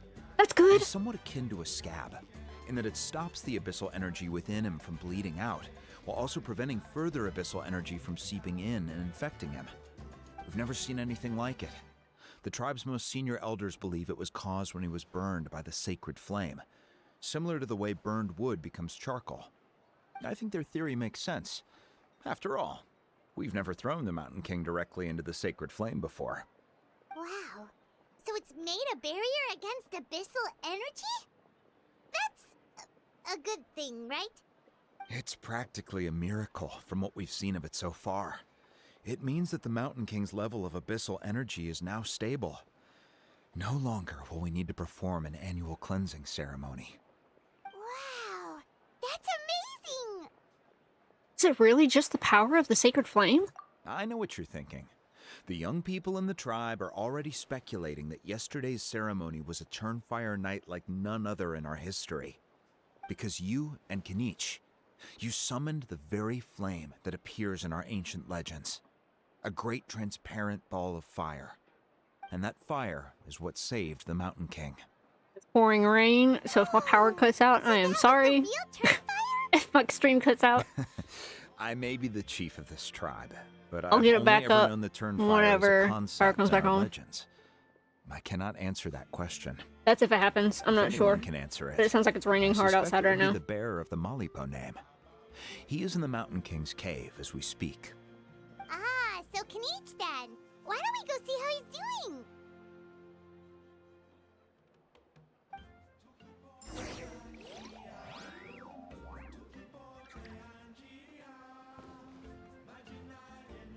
He's like 400. Yep, no. Freaking teleporting. I'm not going that. No. There's a quest over here I need to do too. That's most likely a world quest. Yep. Just marked it for later. Ooh, fruit. Gimme. Gimme fruit. Fruit. Fruit.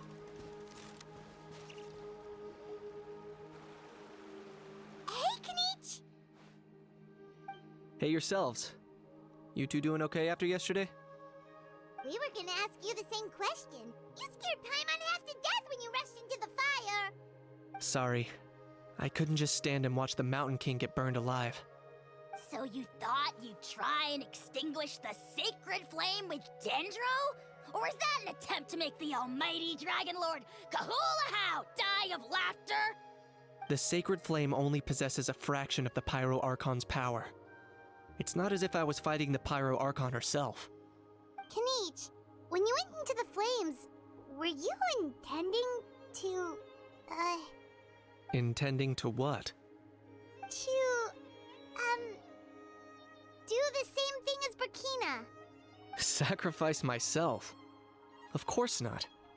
My focus was on keeping the Mountain King alive, not on what it would cost. But now I'm curious. What made you think I was going to sacrifice myself? Well, because everyone's saying the Turnfire is what saved the king last night.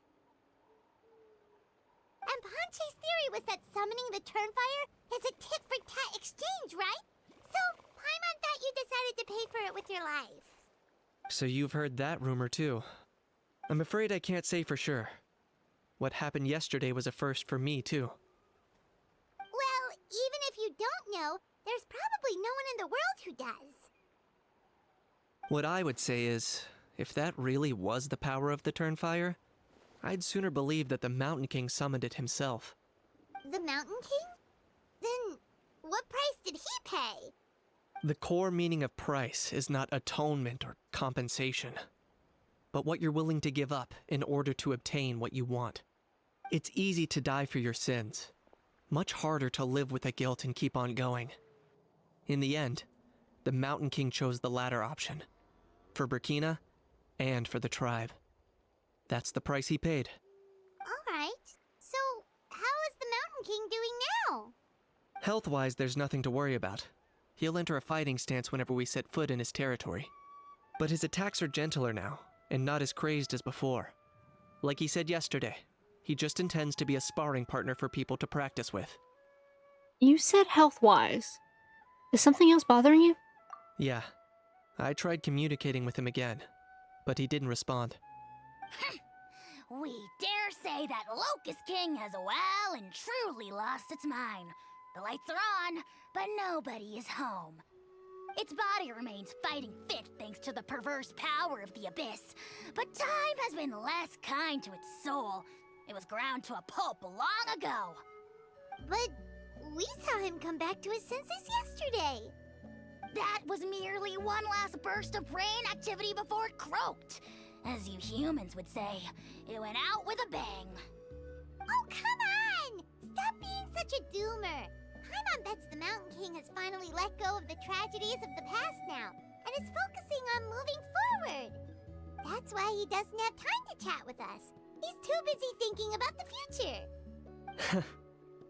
Well, at least it means my fellow tribespeople can move forward now too. Thank you for your help, Traveler. I owe you one. Nah, you already gave me that gift. Yeah, that's right. You caught Enjo for us, remember? But he ended up being completely useless. It's not a fair trade if you lost out. That's on him. It's not your fault he's useless. Besides, we're friends now. You don't owe us anything.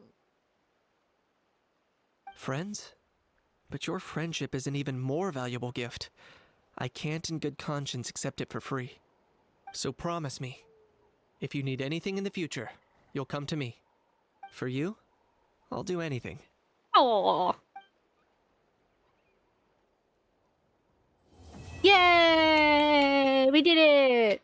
Just as it starts storming outside. Ha ha ha! You think I can get through one more before my power goes out? Oh, hi. So, in the end, only poor little Huni got the sad ending? Yeah, everyone's happy except me. First Nana, then my dad. Why does everyone in my family have to suffer? Huni, it'll be okay. Your dad will get better soon. Toba, you're my friend, so I shouldn't say this to your face. But it was all the Mountain King's fault. Huh? Now hold your horses, kiddo. If you promise not to fight, Uncle Sanka will tell you a story. Okay, before you roll your eyes out of your skull, I promise you can trust me. I almost got my eyebrows burned off by the Turnfire after last time. That's why I came back, to make it up to you. All right, I'll just get to the point. Do you know what Uncle Sanka loves the most about your people? What? Your extreme sports. Huh? On my first day here, I got hit by someone falling out of the sky. I believe you call it bungee jumping? It's a dangerous sport, to be sure, but the courage it took to make the jump impressed the heck out of me. So, I introduced myself to the jumper, we made friends, and I even helped treat her wounds. Oh, such a nice friend. That was Of course. nice. Anyway, the good times didn't last, because I got captured by a powerful foe, so we had to part ways for a while. In the hands of the enemy, I was scorned, scolded, and nearly given away as a gift. Oh, it was so humiliating. A horrible experience to look back on. Why does Uncle Sanka always have to suffer, I thought. So I feel your pain, Huni. I was in the same position. But in the end, different. I made it through, and I left all of those painful memories in the past. I even managed to reunite with my friend. Is that it? The moral of the story is to look forward in life, right? Yeah, we've heard that one millions of times. Sorry, Uncle Sanka, but you're not cut out to be a teacher. Damn. Very smart, Huni, but not quite smart enough. What I'm trying to tell you is that after I reunited with my friend, I found her injuries were all healed, but she really missed her family. So, I thought you might like to see her too. She's right behind you. Turn around and see. Another trick about not turning back? I'm not falling for that one again.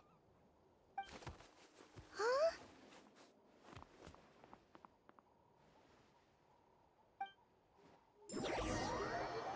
No way, that's the one that... Wait. Was that their Saurian that...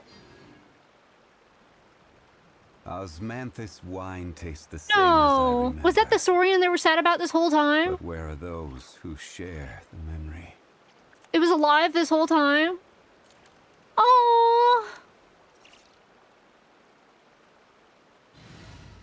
You're telling me this whole time that has been alive? Who ate a It was just poisonous injured? mushroom this time? And somebody was able to save it? Oh my god, that was... I needed that. That was a good ending. I like that ending. Well, not for the Mountain King per se, lost the last of its sanity, but for everything else. Okay, well I guess I'm fighting now. I just wanted the meat. Illusion shattered. I was just hoping for some meat. Let's nip that in the bud. Silence. Let's finish this next time. No, I'm not touching that until it stops. There we go. I just wanted the meat. That's all I wanted.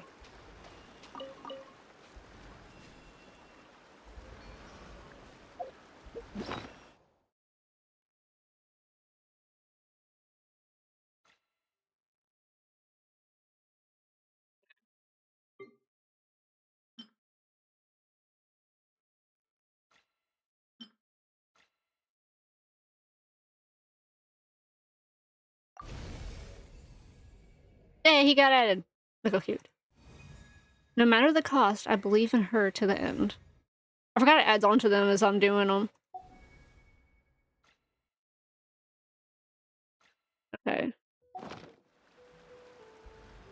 Oh, the pretty dinosaurs. Tastes the same as I... Look at the beautiful saurians. So beautiful.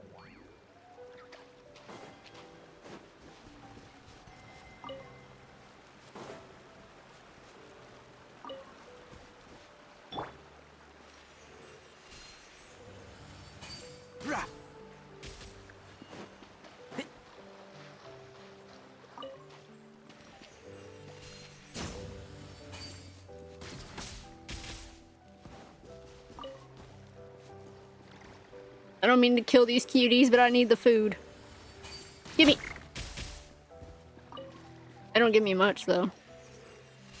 Okay, he's just chilling. I can't hurt him. I feel bad hurting him, period. Ooh, sweet flower. Is it a real one? It is. Keep up. Oh, there's some crystals up here.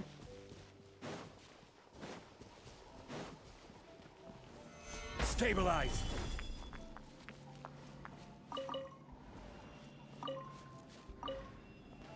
I need to check the weather to see how bad it's going to be storming tonight.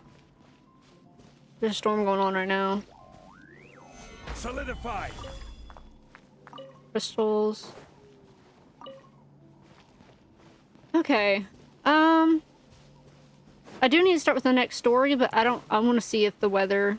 Because it was raining pretty bad just now. I actually thought I was going to lose connection, and then that'll be the end of that. But it's holding out, which is good.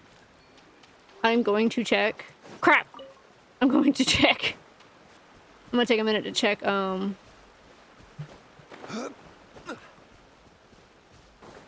the weather for a second. See when it's gonna die down. Or if it's gonna die down or get worse. Y'all got anything for me over here? No?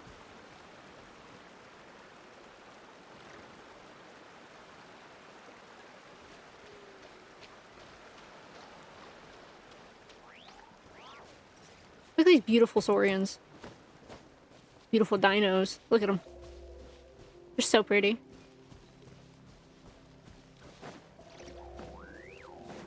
Some fruit.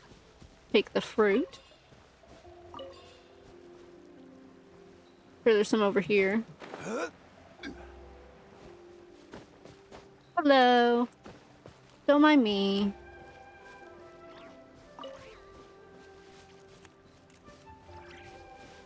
Ba-ba, ba-da-ba-da.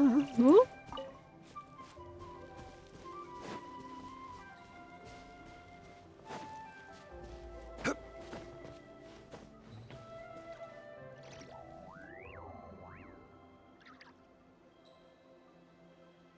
Okay, let me check the weather real quickly. Let me change characters so you don't have to hear him say the same lines over and over.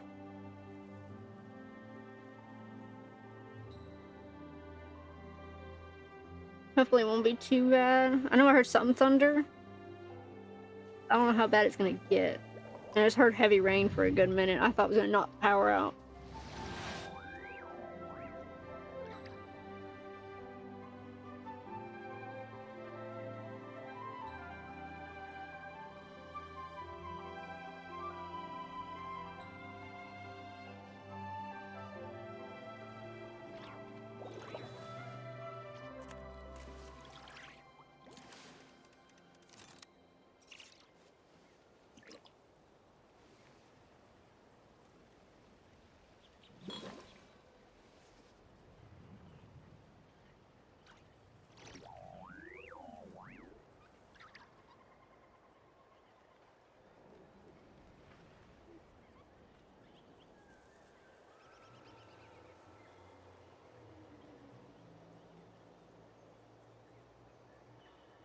Water comes in many flavors to the discerning palate. Mondstadt's water is crisp and pure, while water from Liyue has an enduring aftertaste. In Inazuma, the water possesses a depth of flavor unlike any other. Sumeru's water, meanwhile, has a rich and complex flavor profile, but it must be savored. By the looks of it, it looks like the storm clouds are actually shrinking. Going by my weather app, but of course you can't always go by that. But just from what that says is, it says I'm gonna be okay. As long as it doesn't knock out the power anywhere near here. Okay. So we are indeed going to continue with the other tribal quests. That's not what I wanted to do. There we go. Now we have left is the Flower Feather Clan. I'm gonna put it in focus mode, so nothing else gets triggered. And this will be the last of the day, or the night. There is a event going on right now, which I said earlier. There's this one, but I didn't know this was going on, and the fact that it's still early in the quest, it's probably not even fully put up. So once it's like reached its last few days, I'll probably stream that. If not, I'll play it off stream. Wait, you get a new outfit? You get an outfit. That is so cute. Oh, is that it? That is so cute. Tell me Charlotte gets a new outfit? That is so cute.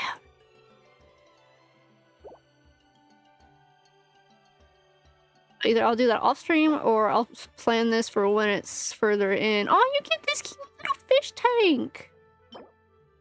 And a piano. Oh, this is so cool. Okay. Definitely gonna be doing that. Alright, let's go on to the next area. Teleport. Pray my power don't cut out. Heal everybody up. I don't think I have anything to give it. I do not.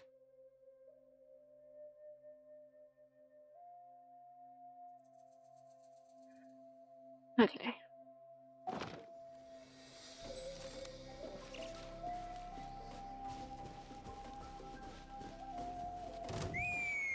The fuck?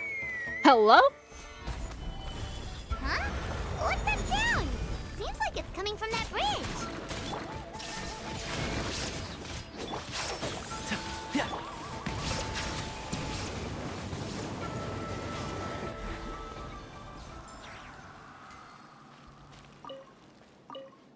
Was not expecting that, not gonna lie.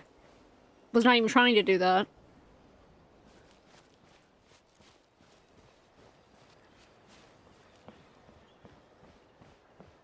Hello? Spoiler?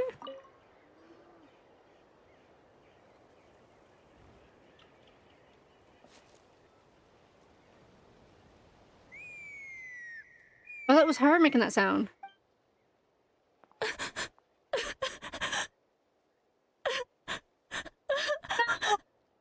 no! Why is she crying? Should we go check on her? You know, just in case she's thinking of doing something stupid. I'd leave her be. The warriors of the Flower Feather Clan are a proud bunch who never show their vulnerability in public, even if they've gone wingless. Oh, Chaska? Good to see you again, Traveler and Paimon. Before we carry on, let's get a little further away before Koyer notices us.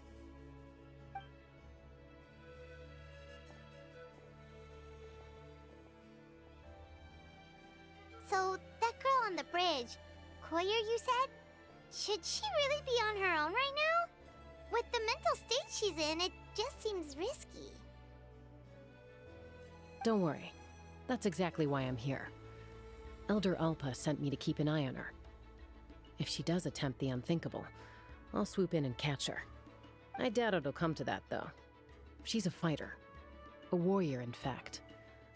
One who aimed for the sky. However despondent she might feel now, I'm confident she'll get through it. What do you mean, aimed for the sky? Well, in the Flower Feather Clan, there's an elite flying squad made up of Kukasaur riders. But it's an extremely selective squad. To become a rider, you need to undergo a trial where you not only demonstrate mastery of the relevant skills, but also win the approval of the Kukasaurs. Very few candidates make it through the process. Koyer has spent years training for her most recent attempt, but unfortunately she didn't pass. So it's not hard to see why she's so upset. When you mentioned going wingless, what does that mean? Sometimes, after multiple failed attempts to pass the flying tests and win the Kukasaur's approval, people get so disheartened that they give up on their dream to soar the skies. They resolve to quit trying for good. We call those people the wingless. Do they get expelled from the tribe? What? No, of course not. They're still prized warriors. We have a saying, just as the Kukasaur treasures every feather on its body, so the tribe treasures each one of its children. This hits even harder in the wake of the war. All of our young warriors carry the future of our tribe on their shoulders. Besides, every Kukasaur falls from its nest before it learns to fly. It's practically a rite of passage. Likewise for the wingless, we always hold out hope that one day, when they're ready, they'll rekindle their dreams and keep trying. Until then, all we can do is quietly watch over them from a distance. Just like I'm doing now. Ah, okay. Paimon hopes she'll get back on her feet soon. Well, from the sound of her whistling, her confidence has been seriously shaken. No Kukasaur is going to respond to a call that sounds like that. Call? Yeah. People from my tribe call to their Saurian companions by whistling or blowing a horn. So it sounds like Koyer was trying to summon a Kukasaur to practice her flying. But the Kukasaurs are an even prouder bunch than our warriors. They would never respond to a lackluster whistle like that. First she failed the trial, and now she's struggling to even summon a Kukasaur. That's only gonna hurt her confidence further. And getting trapped in that vicious circle is the kind of thing that'll make people go wingless. Surely there must be something we can do to help. That's very kind of you. Koyer's flying skills are up to par, but mentally she's stuck in a rut. If she wants to return to the sky, she has to overcome that for herself. I'm going to lay low nearby, just in case she takes a turn for the worse. Let me give you a tour around the tribe once this is all over.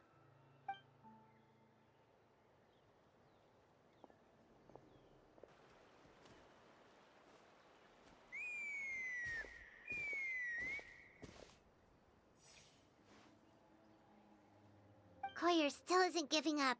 Even though Chaska said that she has to do this by herself, Paimon can't help feeling like maybe we can nudge her in the right direction. What if we could get a Kukusaur to fly up to her? That might give her the confidence boost she needs. Actually, that sounds like a plan.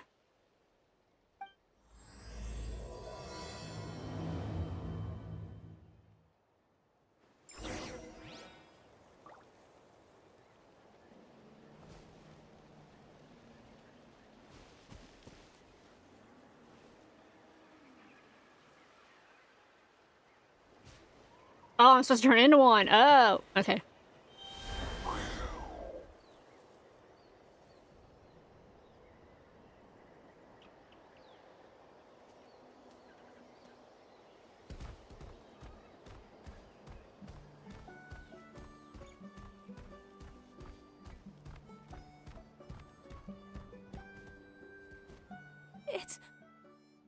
It's a Kukasaur. Oh my gosh. Is this really happening? I did it! I summoned one! I was beginning to think you'd all given up on me completely. Thank you. Oh, thank you. It's like her mood's lifted. Now to wait till she's not looking and fly out of here. Excuse me? Would you mind if we did some flying practice together? Right now? Oh no. What have I got myself into? I think I know where I went wrong in the test now. I need to maintain a higher speed on my turns. So, I just gotta practice my bell tail slides and split S maneuvers. Yikes, some complicated. I'm out of my depth. This is too dangerous. Also, I really want to try some stall turns and cobra maneuvers. Crikey. Why am I saying crikey? I've never even carried a passenger, let alone while doing all that. I need to get out of here. Huh? That sounded like a whistle. Is someone else trying to summon a Kukasaur? Now's my chance. Hey! Wait!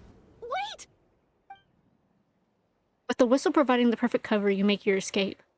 Do you think Koyer's feeling better now? Let's go back to that bridge and check. The heck am I? Bruh. Why would you want me?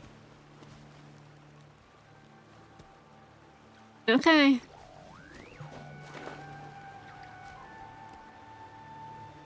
Guess I could have turned into one. How do I do this again?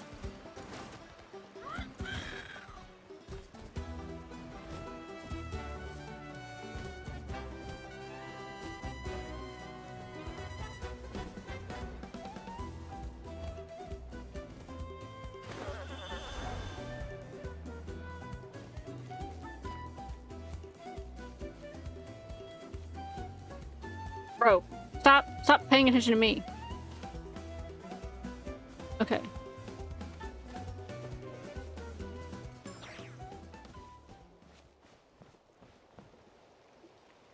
Chaska! I summoned a Kukasaur! They do still respond to me after all!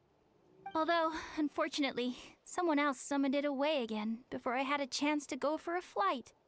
Oh, really? That is unfortunate. But if you can do it once, you can do it again. Keep at it, and you'll pass the trial eventually. You're right. You know, I almost thought about giving up.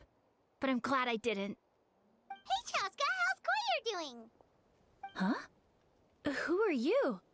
And how do you know my name? Oh boy. These are my, friends. The Traveler and Paimon. Good job, Paimon. You gave us came up away. in conversation the other day because I was telling them about up-and-coming warriors in our tribe. Oh, the Traveler, huh? So that's you. What do you mean up and coming? I'm closer to being wingless than I am to passing the trial. Anyway, we haven't met before, have we? You look so familiar somehow. Oh boy. Maybe you saw her in the stadium? Or anywhere, really.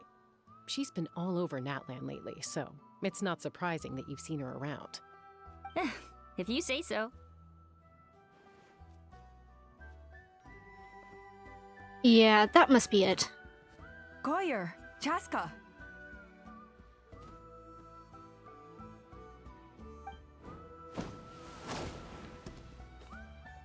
Here you are. I've been looking everywhere for you two. Oh, Elder Alpa! What's the matter? I thought I should tell you myself. We're going to redo the flying trials. Redo them? How come? This is so unexpected.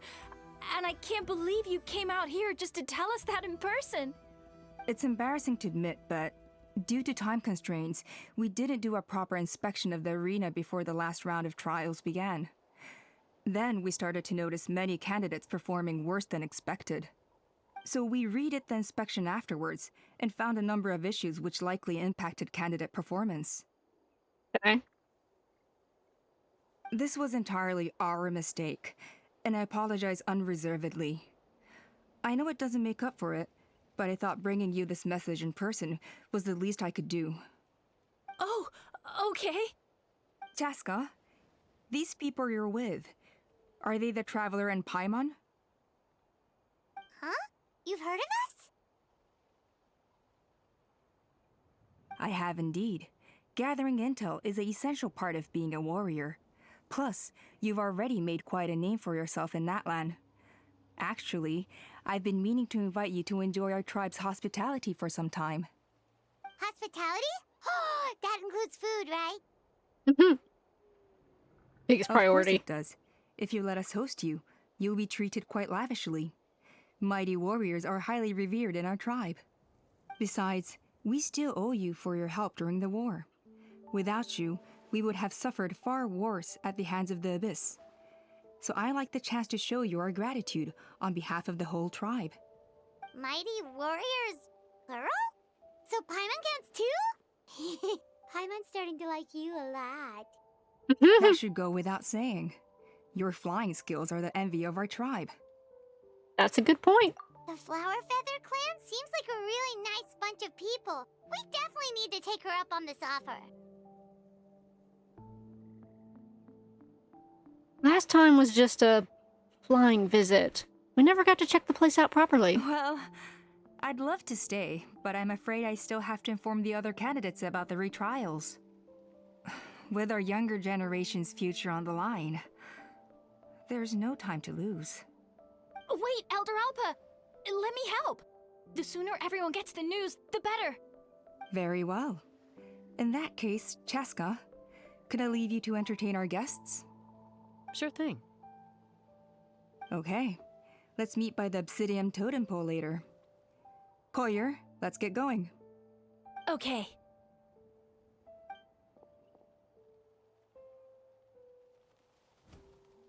Alright, they're out of earshot. I'm just gonna come out and ask. That Kukasaur who responded to Koyer's call, that was your doing, wasn't it?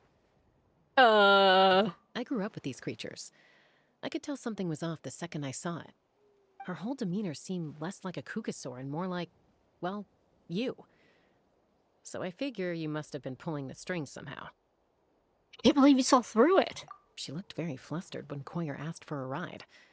So I whistled to give her a chance to escape. I had a feeling it was And her. judging by the look on your face, that was a welcome intervention, huh? It's all right. If you'd rather your hidden talents remain hidden, I respect that. I won't press you for answers, and I'll keep my speculations to myself. You're the kind of person I'd still trust even if you had superpowers. I know you'd use them for good. Technically, I've deceived Koyer. Does that count as for good? I think the ends justify the means in this case. She just lacked confidence, and you helped her resolve her internal conflict. If you hadn't intervened, I likely would have gotten my mom to help out instead. Although, having said that, there's a small chance she might have recognized her and seen through the whole thing. That would have done more harm than good. Well, luckily no harm was done in the end. Yeah. Anyway, if you're free now, how about I give you that tour I promised?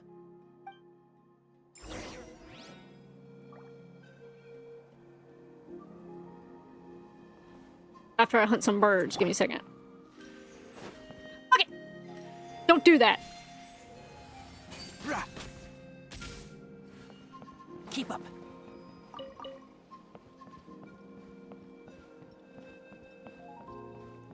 Actually, might take a minute. Ooh. Ah! You kidding me? This stupid freaking bridge! I blame the bridge. Gotta blame something.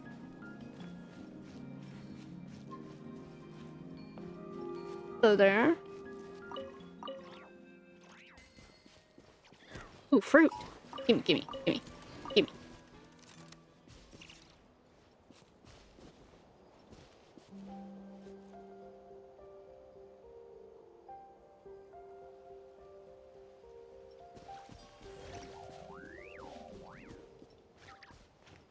Can I kill this thing? Yeah. No. And I've alerted him. Ow, ow, ow, ow, ow, ow, ow. Gather. There is no escape. I did not even know they could do that. Not gonna lie. I'll uproot you. Bow your head. I didn't know you could throw fire at me. But truly are beings that very much care about yourselves. Ow, okay.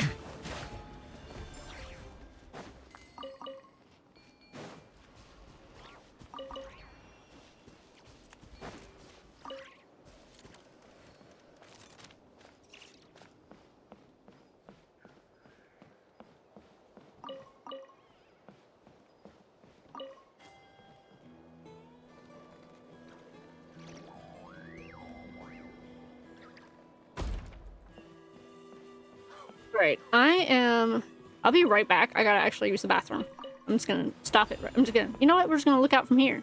You know? Look at this pretty scenery. You know? Just leave it right here. And I'll just stare at this pretty scenery for the meantime. And listen to the music. I'll be right back.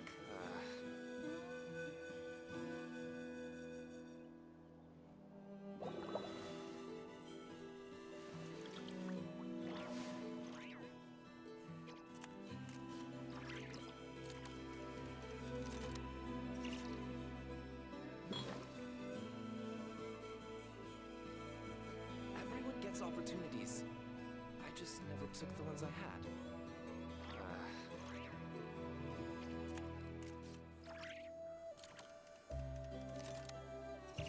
Melusines are beautiful creatures. They are the pride of Fontaine. Be sure to befriend them and cause them no harm.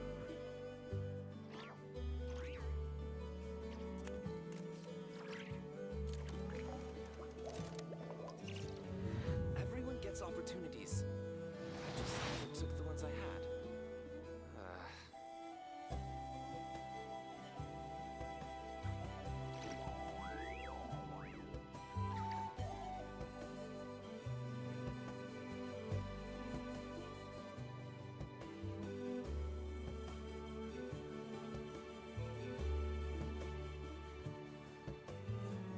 I see the value in my own work. But I also see the meaning in all the endeavors of the people of Fontaine. I believe I will continue to take pride in fulfilling my duties.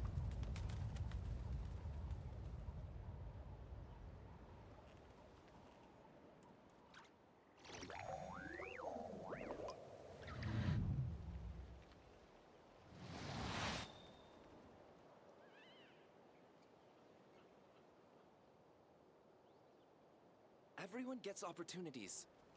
I just never took the ones I had.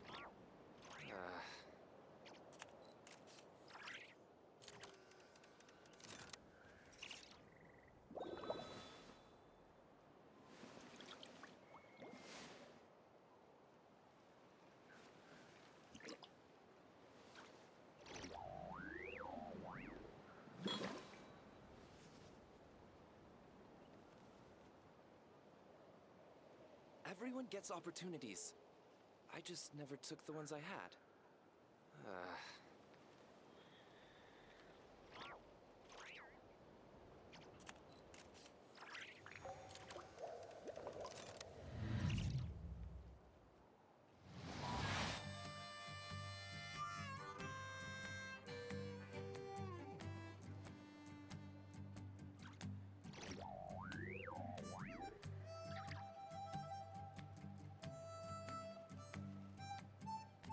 Everyone gets opportunities.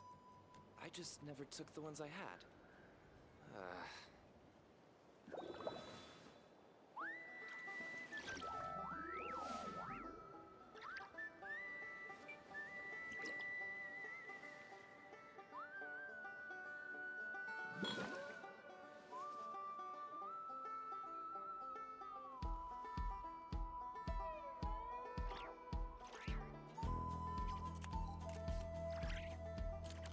Everyone gets opportunities.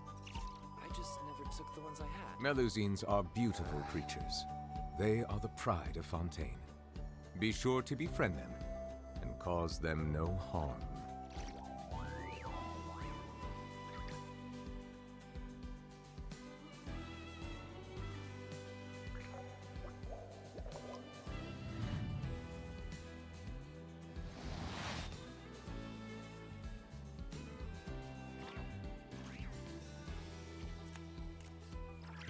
Everyone gets opportunities. I just never took the ones I had.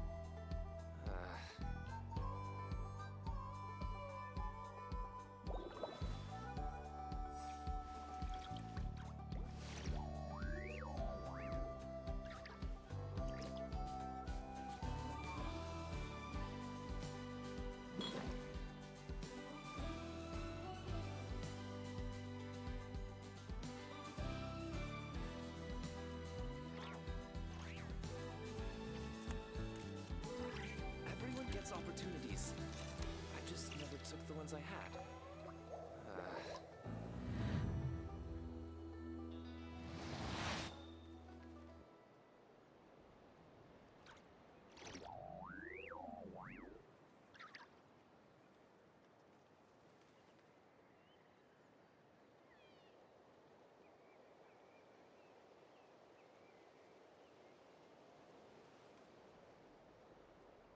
Everyone gets opportunities. I see the value in my own work, but I also see the meaning in all the endeavors of the people of Fontaine. I believe I will continue to take pride in fulfilling my duties.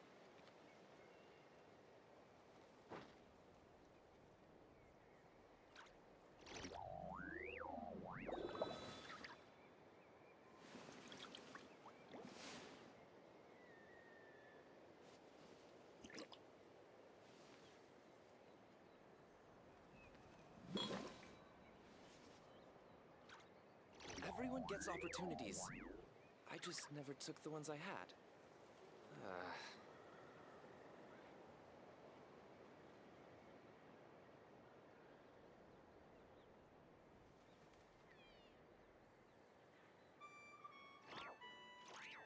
Melusines are beautiful creatures. They are the pride of Fontaine. Be sure to befriend them and cause them no harm. Everyone gets opportunities. Alright, I'm back. I just never took the ones Gotta get me something to drink too, because I was running low. It is hot. It is hot. It is hot. And I can't turn my AC on because that's all you're gonna hear.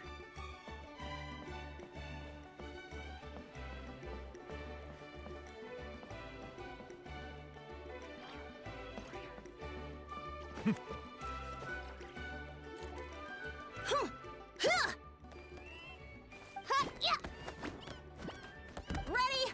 I'm gonna get you! Uh-oh. Are they Should we try and break them up? They're fine. Just doing their daily combat training. Combat training? A little young for that, aren't they? Not to us. We're a tribe of warriors. In ancient times, we were the most elite troops in the nation, responsible for patrolling and defending all of Natlan. And even though times have changed, we've kept our martial spirit alive. Hey, is that Chaska? Chaska, you're back! Oh, can you come train with us? Now's not a good time, I'm afraid. I'm showing the Traveler and Paimon around. Maybe next time. The Traveler and Paimon? Wait, you mean that legendary warrior and legendary flying expert? Legendary? Yep, that's us, alright. Paimon's not used to that kind of compliment. Awesome. It's so cool that you can fly without having to ride a cuckoosaur. Even Chaska could only do that for short distances. Miss Traveler, can you teach me some cool sword tricks? Oh, Miss Traveler! My family's shop makes the best volcano cake! You gotta try it! Let's behave ourselves, everyone. These people are here as our guests. They're going to meet Elder Alpa in a few minutes anyway. Kotini, instead of being jealous of other people's talents, why not work on developing your own? Kapak, there's no point in trying any cool sword tricks until you've mastered the basics. Have you done all your sword drills today? And Natlan, easy does it, okay? Not every conversation has to turn into you plugging the family business. Okay.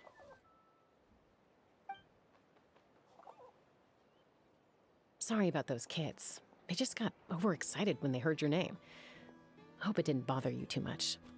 This is a volcano cake that Yatlan forced into my hands. She said to think of it as an apology gift. Whoa, it smells amazing! Traveler, you want some? Does smell pretty good. Tastes nice too. That's good. Yatlan will be thrilled. By the way, Chaska, those kids really adore you. You're way better with them than Paimon expected. Paimon figured you'd be more... aloof, maybe? Aloof, huh? Well, to be fair, there was a period when I was like that. Around the time when I first joined the tribe. But it's a terrible attitude to have as a peacemaker. It tends to turn situations that could have had a peaceful resolution into a stalemate that can only be resolved by force. Resolved by force, meaning beating other parties into submission? Yep, exactly. As long as other options are available, I try to avoid that at all costs. Someone once told me that peace imposed by force will crumble in a matter of days. But peace achieved through genuine dialogue actually benefits both sides, even if sometimes the parties are only willing to negotiate because they're both armed to the teeth. That's true. Hey, Chaska! Uncle Cusco knows you're back, and he's coming to get you. Oh, thanks. Traveler, Paimon, got a dash. I'll meet you at the totem pole up ahead. You can't miss it. It sticks out like a sore thumb. Wait, are you running away? First rule of conflict resolution? Grab the fan and run before the you-know-what hits. Trust Chaska to make even running away sound cool. Sorry about this. Just stall him for me, okay? I'll explain everything later.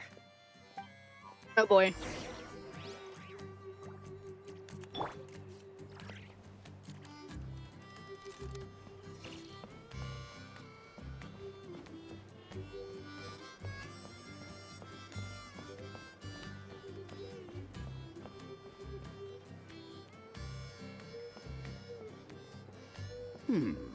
A golden-haired outlander and a white flying object. You must be the Traveler and Paimon. I heard Chaska was with you, but I suppose she's run away again, has she? Sorry, who are you? Who am I? Only her father. Oh boy. She's supposed to go for a checkup every 3 months to see how her abyss condition is doing. We both agreed on it. But she's already missed 3 checkups this year. That's 3 out of 4. Abyss condition? Yes. She got exposed to abyssal energy as a young child. Then her birth parents abandoned her. It's lucky those wild cuckoosaurs found her when they did. or she wouldn't have made it. They took her under their wing and raised her as one of their own. What? Eventually, some riders out on patrol spotted her and brought her back to the tribe.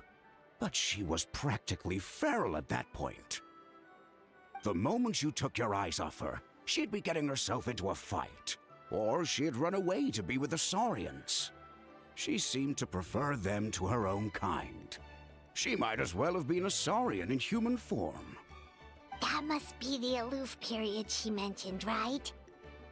Sounds like there was more going on than just being aloof. We later discovered that her exposure to the Abyss had planted seeds of conflict in her heart. So, we started trying to bring it under control. But ultimately, she's the only one who can control it. Anyway, she's much more human these days. Yeah, don't worry about her. She seems pretty stable to Paimon. She's probably only avoiding the checkups because she thinks it'll stop you guys from worrying about her. Yes, I'm well aware of that. She knows she needs to be careful. If her condition ever took a turn for the worse, she wouldn't be brushing it aside like this. And what's there to worry about? It's just, every checkup she's been to, they find new cuts and bruises. Nothing to do with the Abyss, of course. Oh no, that's all fine. The problem with her is, she's her own worst enemy. She's been living dangerously again. I'm sure of it. That's why she's avoiding the checkups. She wants to hide it from us. Yeah, Paimon can see her doing that. Yeah. Oh. In the past, she always had Koichi to keep an eye on her. Now Koichi's gone, and I don't want to lose another daughter. Chaska's been increasingly reckless since Koichi passed. It's like she's trying to make up for it somehow. Next time you see her, please tell her to be careful for me. Even if she doesn't want to hear it. If she doesn't want to do these checkups anymore, that's fine. I just want her to stop putting herself in harm's way. I think she heard you. Chaska rambles on about Chaska and Chui. I already forgot how he said it. You patiently listen until the bitter end. Whoa, where did the time go? We should be back up with Chaska before it gets any later. To get to the totem pole, we need to head north, right? I'm sorry. I didn't mean to keep you so long. I don't get to talk about my daughters much. Once I got going, I lost track of time. I should be getting back to work now. So, oh, Chaska. Help me talk some sense into her, won't you? Oh.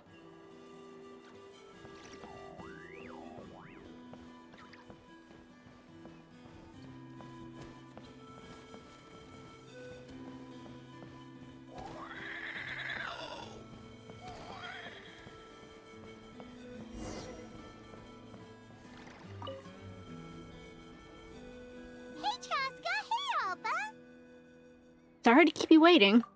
It's all right. I bet my dad talked your heads off, huh? What did he say? That you used to run away from home nearly every other day. And that nearly half of your peers got beaten up by you as a kid. I was sometimes a little impulsive back then. That's putting it mildly. The memories. It feels like it was only yesterday when we brought you back and had Cusco and his family take you in.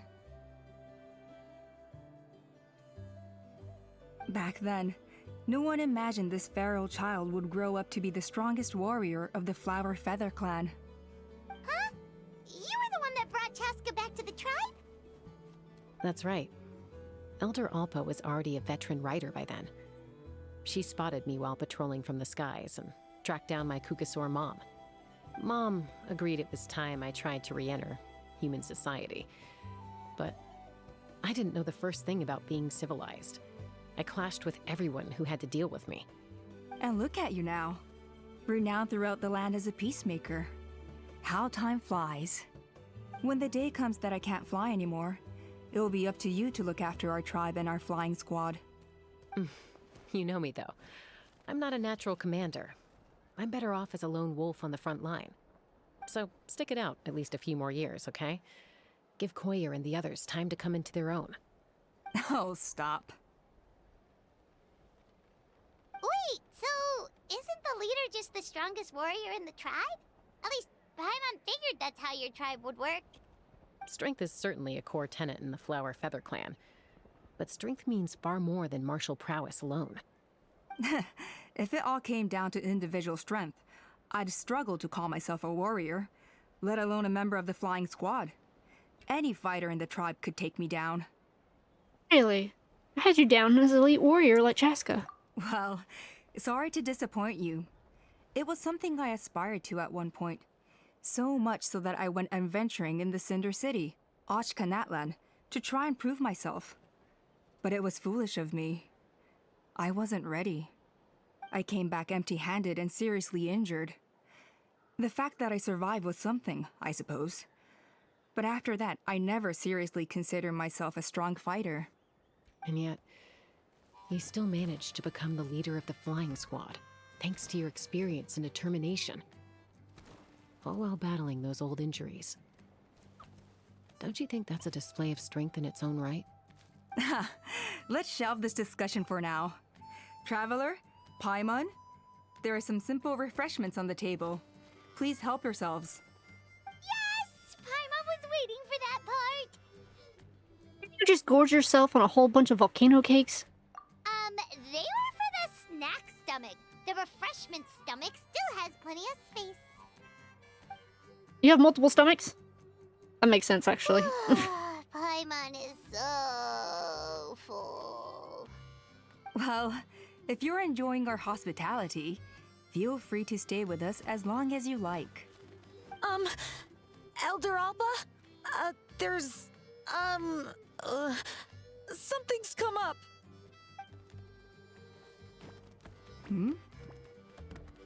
What happened?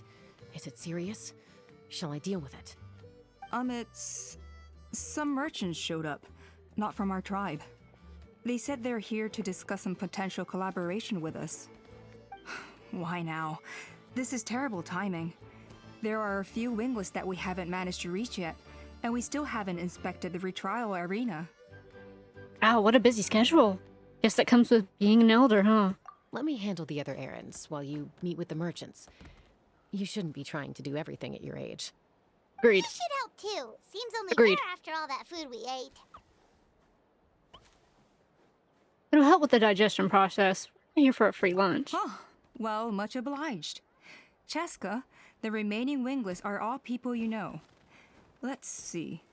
Pishika now manages the floating target balloons. Waska's probably still addicted to eyes on the feathered prize, and Junon spends her days up on the flying platform, staring at the Cinder City. I'll leave you to tell them the news. Okay. As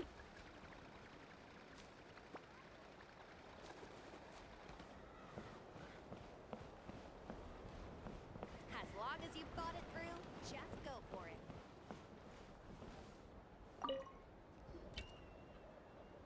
Are you sure you don't want to reconsider, Pashika? I appreciate it, boss. But honestly, I'm pretty happy with my life nowadays. Pashika, they're redoing the flying trials. Huh? Mutoda? Ah, did Alpa send you? I was just telling Pashika the news, actually. The way things are with the tribe these days? I mean, you don't need me to tell you. This here is no future for a seasoned warrior like you.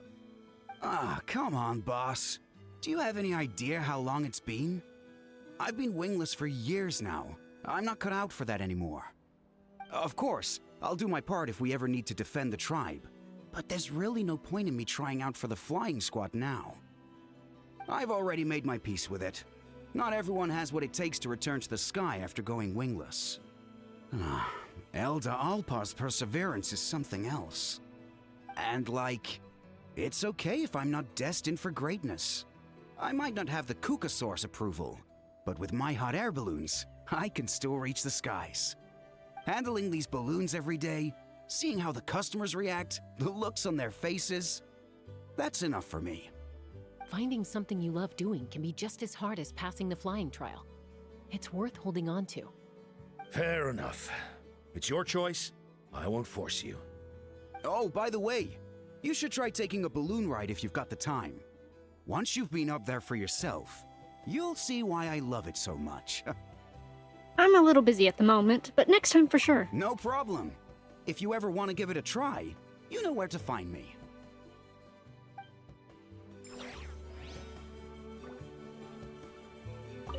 I didn't realize Chaska was out delivering the news.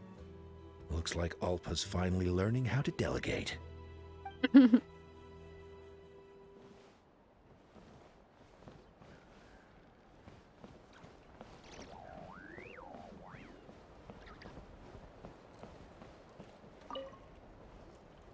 A retrial?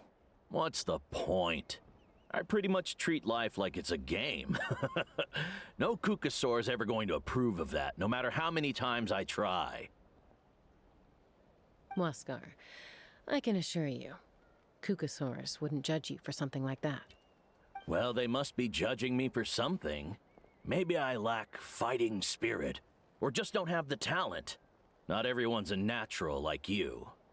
Don't waste your time on me. You'll have better luck with the ones who still have their heads in the clouds.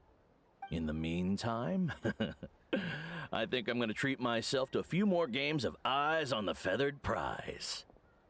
Yeesh, there's wingless, then there's being a total lost cause. You used to be a fierce warrior, actually. But fighting spirit alone won't win you the Kukasaur's approval. Are all Kukasaurs so strict? The ones in floating target balloons and Eyes on the Feathered Prize seem pretty chilled out. It's one thing to hang out and have fun, but quite another to take to the skies with a human life on your back. Giving a ride to someone who's unqualified endangers not only the rider, but also the Kukasaur themselves. If the rider makes a mistake, they both suffer the consequences. So we have a mutual understanding with the Kukasaurs. If someone isn't up to standard, we have to reject them. Even if it means breaking their hearts. Okay, that's fair. That's very fair, actually.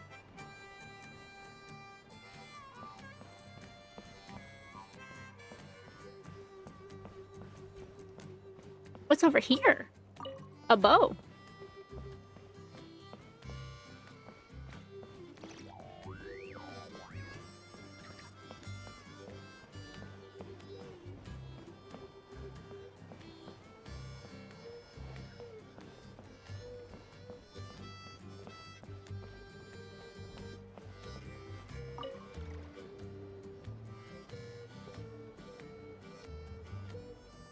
That looks so pretty. Hey, Junan. Gazing out at Natlan again, huh? Chaska? What are you doing here? Is something up? The flying squad is hosting retrials again soon. Want to give it another try? Maybe you're forgetting the definition of wingless. I've failed so many times already that I've decided to call it quits for good. I'm done. Elder Alpa always goes out of her way to come and tell me when a new trial is coming up, and it's nice of her to think of me. But nothing's gonna change. I'm not going to suddenly pass just because they're holding another trial. They're making some big changes to the arena this time, so the flying experience should be smoother than before. Koyer's gonna try again. No, forget it. If I was genuinely good enough to make the squad, the location shouldn't affect my chances. A true rider can fly confidently whatever the conditions, like you and Elder Alpa. Junan! They're redoing the... Huh? Chaska and the Traveler. You're already here. I guess they told you already then. Come on, let's go train together. I'm gonna sit this one out. What? Why? But you've always looked up to Elder Alpa. She went wingless after her injury and spent years drifting, but even she came back and made it in the end. If she can do it, why can't you? I mean, I don't have that kind of perseverance.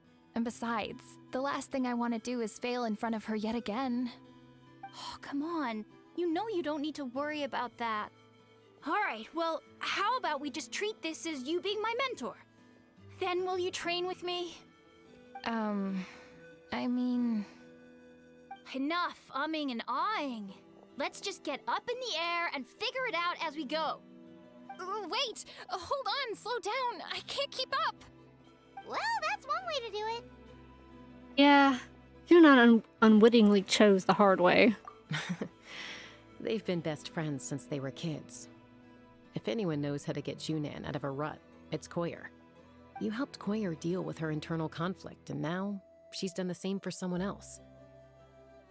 You know, people often talk about how one conflict leads to another and so on. But sometimes in life, things spiral in a good direction instead.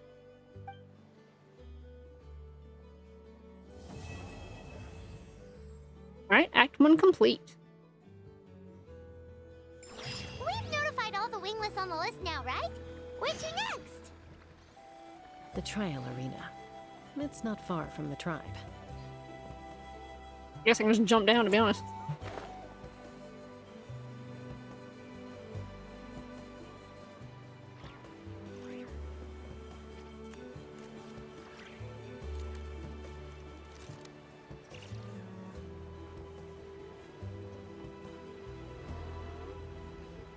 Grab this fruit over here.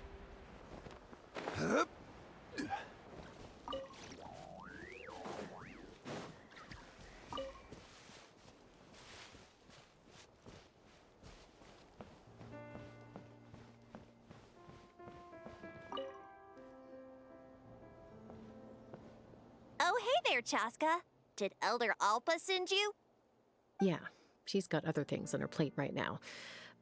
How are things looking here? Well, the inspection revealed numerous blockages all over the trial arena. It looks like they're the result of ley line disorders caused by repeat abyss invasions. Theoretically, we just need to clear those obstacles, and the arena will fill up with gaseous phlogiston again. But that's proving difficult to achieve in practice, for all sorts of reasons.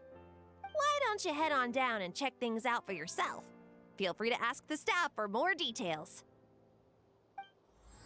Alright, the night before the trial.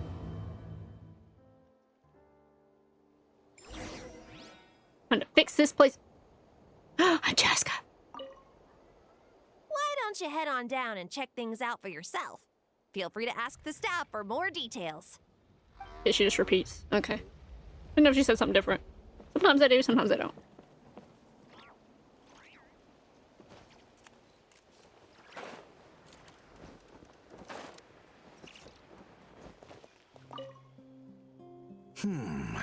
I think it should be possible to clear this spout with just a few hard hits. But there are signs of strange life in here. Meddling with it might be dangerous.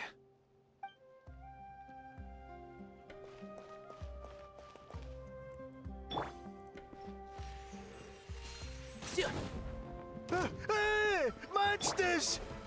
Yeah, the way he said that. Shine down! Silence!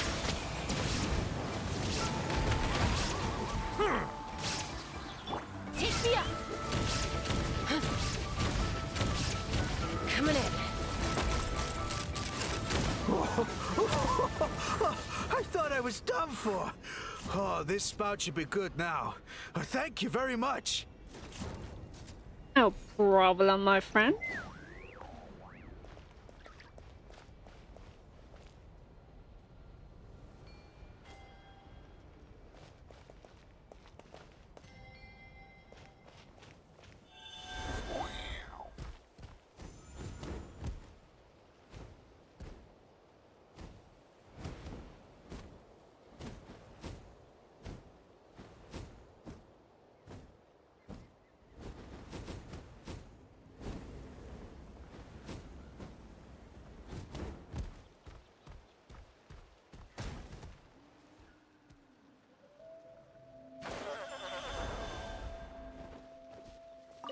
How strange.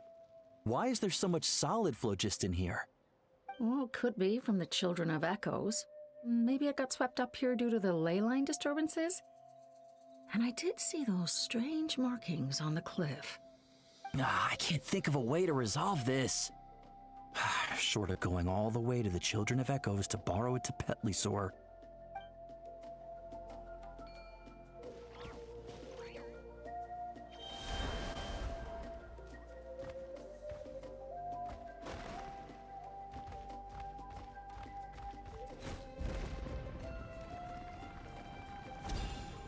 Woo! Woo!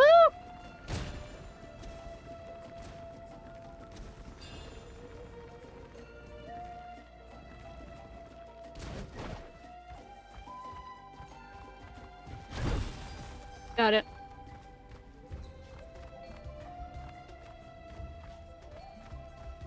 Okay, now where? Going up higher.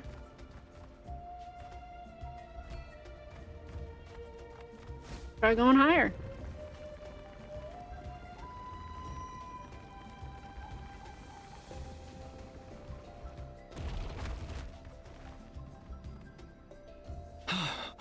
Oh, are you here to help? Thank goodness. There's no way I could do all this by myself. So the blockage here has to be cleared using a special bomb, but carrying explosives up that steep slope would be a recipe for disaster. If I dropped it or slipped and fell, I'd be blown to bits in an instant. So, my plan was to transport the bomb to the other side, then send it over in a hot air balloon. All I need now is for someone else to strike the balloon at the right moment, dropping the payload right on top of the spout, and problem solved. What do you think? Simple enough, right? I think I can handle that.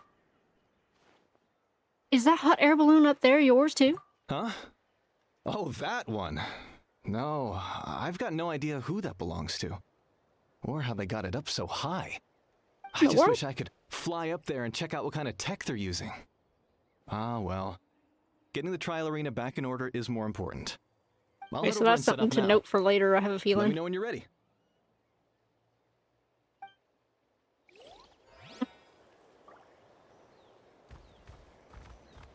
All right! Get ready!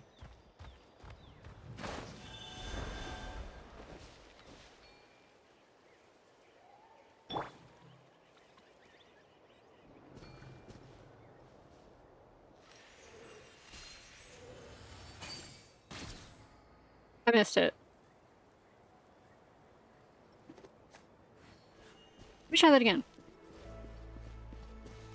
All right! Get ready!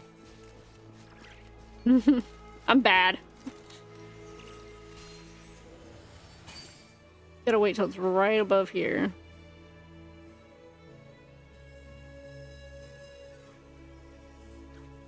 Yeah. There we go.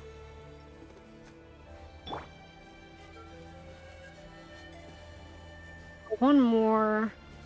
It's gonna be that one over there.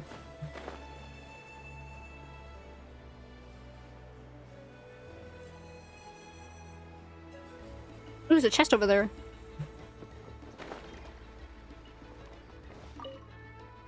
This is crazy. I put all of my strength into it, but it just won't break. Maybe Inkanak was right after all. If a stable structure is formed inside the solid phlogiston, I'll need to hit all the weak spots at the same time to break it. But how am I supposed to do that?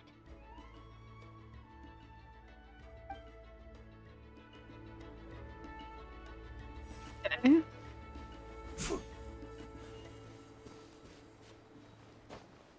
Yeah.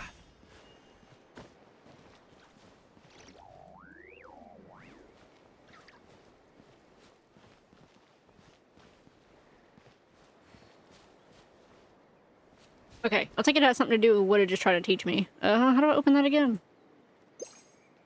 That's not what I wanted.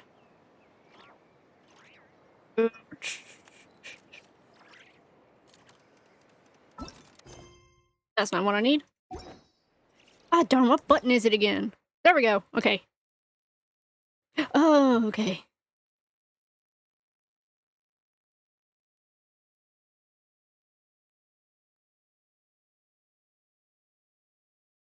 Simultaneously. Okay.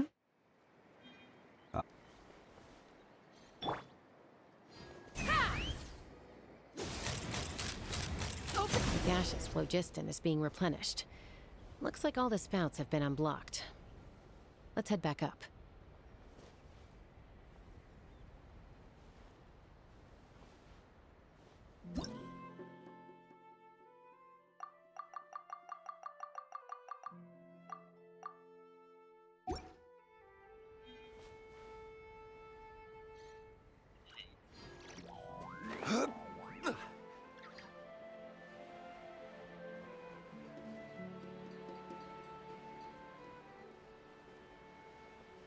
Oh, he's still hiding. Dude, you're good. I thought I was done for. Oh, this spout should be good now. Thank you very much. Okay, he's good. I was like, bro, you're still quivering. I left already.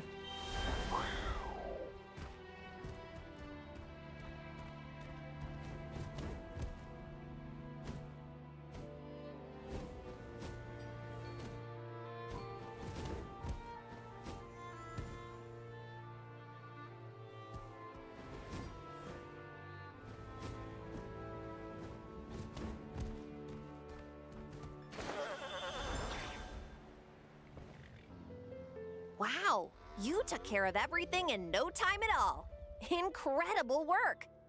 Now we just have to wait until the gaseous phlogiston is fully replenished. Then we can kick off the retrials. Actually, Inkanak, I'd like to do a test flight first, just to make sure we're not missing anything. Could you arrange that for me? Huh? But you only just finished getting the arena ready. There could still be other hazards we're unaware of. All the more reason to have me test it out. Think of it as another inspection. I guess you're right. With your flying skills, you won't be in any serious danger, even if there are hazards we overlooked.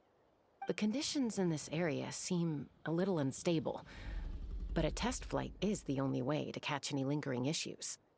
All right, I'll get things set up for you. Just let me know when you're ready. Alright, I gotta fly. I hate flying these things. Are you ready? This should be a piece of cake for Chaska. But still, try to be careful. I'm sure she'll be fine. All right, then spread your wings and fly. I hate this game.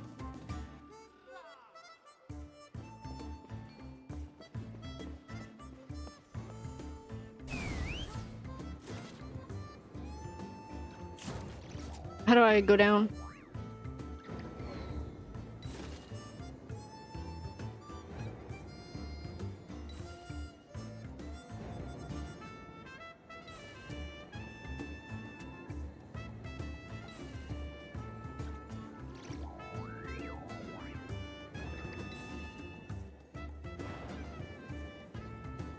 It's one thing if I'm flying with her thing, if flying with one of the Kugasaurs or whatever they're called, I can't remember.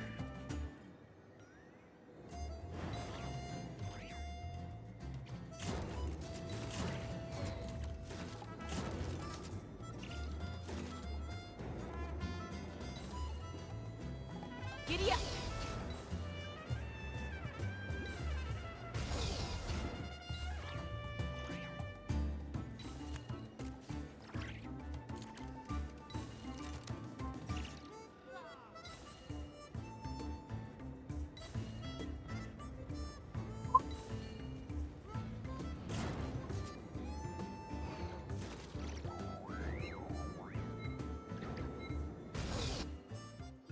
I just dropped from the sky. Was amazing. Paimon couldn't take her eyes off you.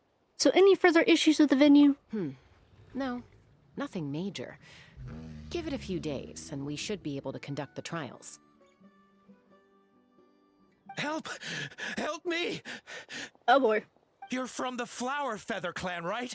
Please, come quick, you've got to help us! Fontaine? Catch your breath first. What's the situation? We got attacked by a Kukasaur. My Kukasaur? friends are still stranded in the middle of the road with the goods we were transporting. Please, I'm begging you, save them! Huh? Are Kukusaurs really that aggressive? Do they usually attack groups of people unprovoked? Not in my experience, but there are exceptions to every rule. Let's go check it out. Maybe they have something that they thought was dangerous? Or maybe they have something that is dangerous. Let's head over.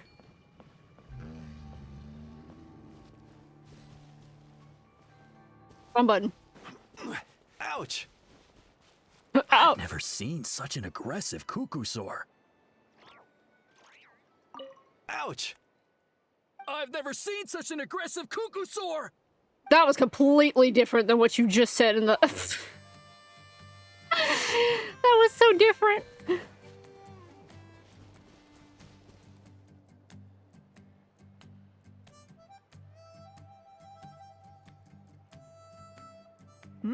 Tasca? Traveler? This is a surprise. Elder Alpa? Huh. So, where's this aggressive cuckoosaur we've heard about? Already flew away. Looks like it backed off once it realized that reinforcements were coming. So why do you think it attacked these people in the first place? Was it after the food? No. These merchants are even transporting food. Ah! Thank goodness! The phlogiston wings are intact! Phlogiston wings. Thank you so much for coming to our rescue. These phlogiston wings are our most prized goods. If anything happened to them, it would ruin us. Wait a minute. Are you the merchants that were looking to collaborate with us? Wormy told me about you. Yeah, that's us. So I take it you're Elder Alpa? I am.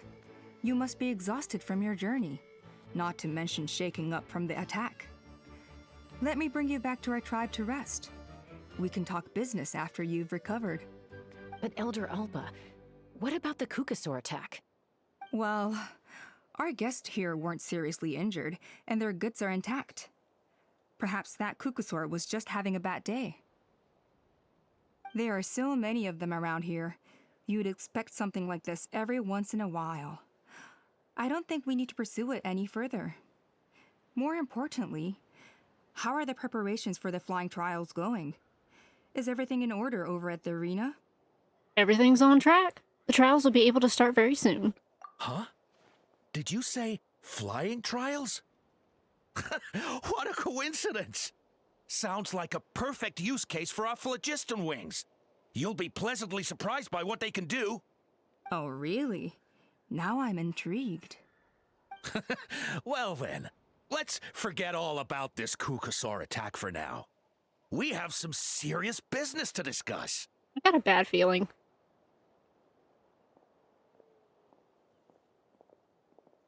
Huh?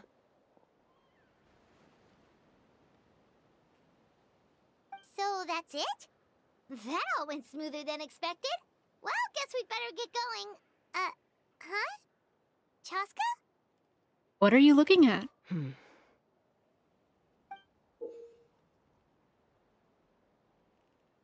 A blood-stained feather. The incident is forgotten about, and peace returns to the Flower Feather clan. The next few days are uneventful, except for something. Okay. The Flower Feather clan should be about ready to hold the new flying trials by now. Let's go check it out.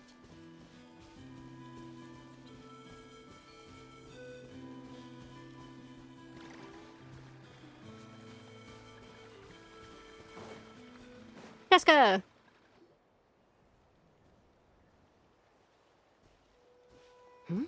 Ah, Traveler and Paimon. You came. Yep, and it looks like we made it just in time. Although, can't say the same for the cuckoosaurs. Bit of a low turnout, huh? Yeah, you'll see why soon enough. All right, get ready. 3, 2, 1, fly! Whoa! We're really flying! I feel light as a feather. I'm flying without a cuckoosaur. These phlogiston wings are awesome! What's going on? Paimon can barely believe her eyes. happened while we were gone? The merchants we ran into that day were selling a product called phlogiston wings. It's a flying machine worn on the back. To operate it, you just use a handheld trackball that controls the flow of gaseous phlogiston. That's incredible. Yeah. If our tribe, well, if Natlan mass adopted this technology, it would revolutionize our mobility and responsiveness in times of crisis. Just think of the countless tragedies that could be averted. I feel like I'm dreaming. Did I really just fly on my own without the help of a Kukasaur? You'd better believe it. Plus, you just passed a flying trial. Right, Elder Alpa? Elder Alpa? Should this really count as a pass if we did the trial using phlogiston wings? Why not? The scoring rubric is about flying performance. It doesn't specifically say you have to ride a Kukasaur, does it? Yeah, maybe, but I mean, even Chaska had to ride a Kukasaur in a trial, right? And the whole point of the trial is to test both your flying technique and your ability to work with a Saurian companion. Well, if we can fly by ourselves, maybe we don't need to test the ladder anymore. Chaska, Traveler, what are your thoughts on this new invention?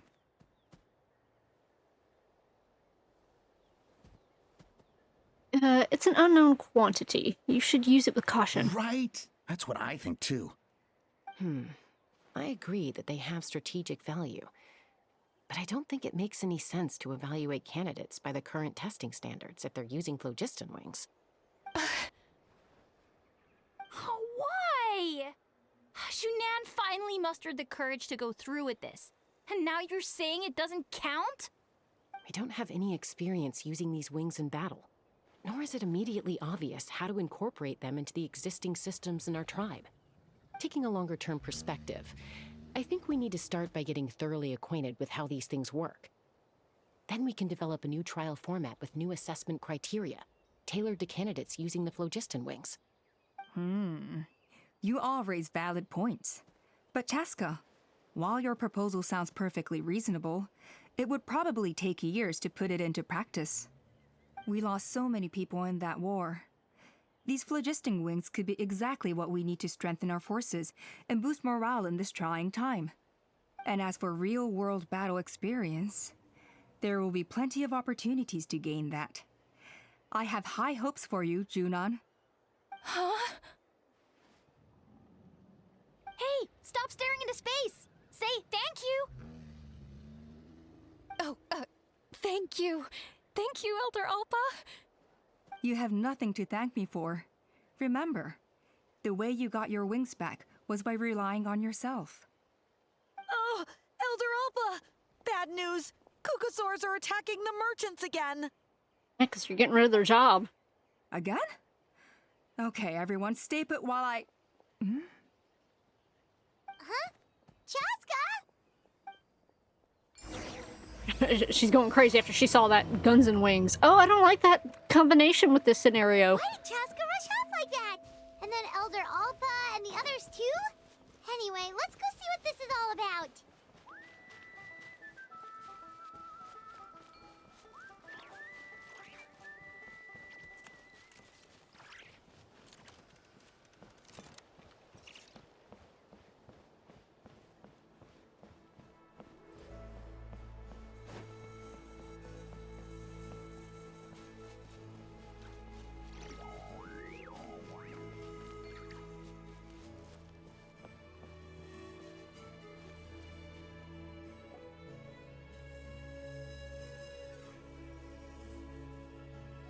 Oh, it's back!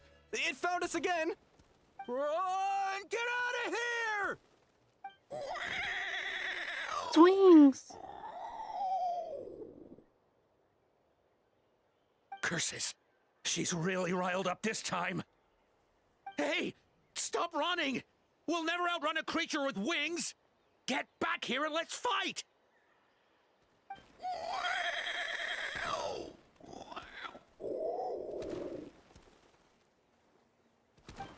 Stop! All of you! Chaska! Oh, wonderful! Quick, get rid of that thing!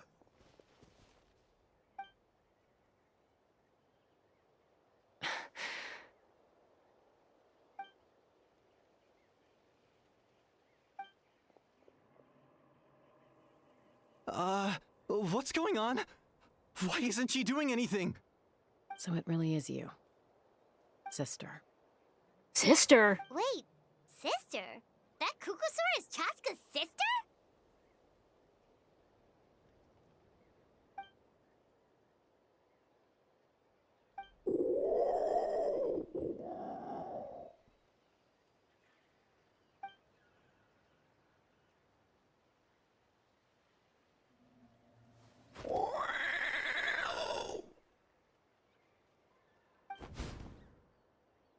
Koya, wait! Is Chaska gonna be okay? Should we go check on her? Is everyone all right? We're okay. No serious injuries. Thank goodness you all got here just in time. Chaska? You okay?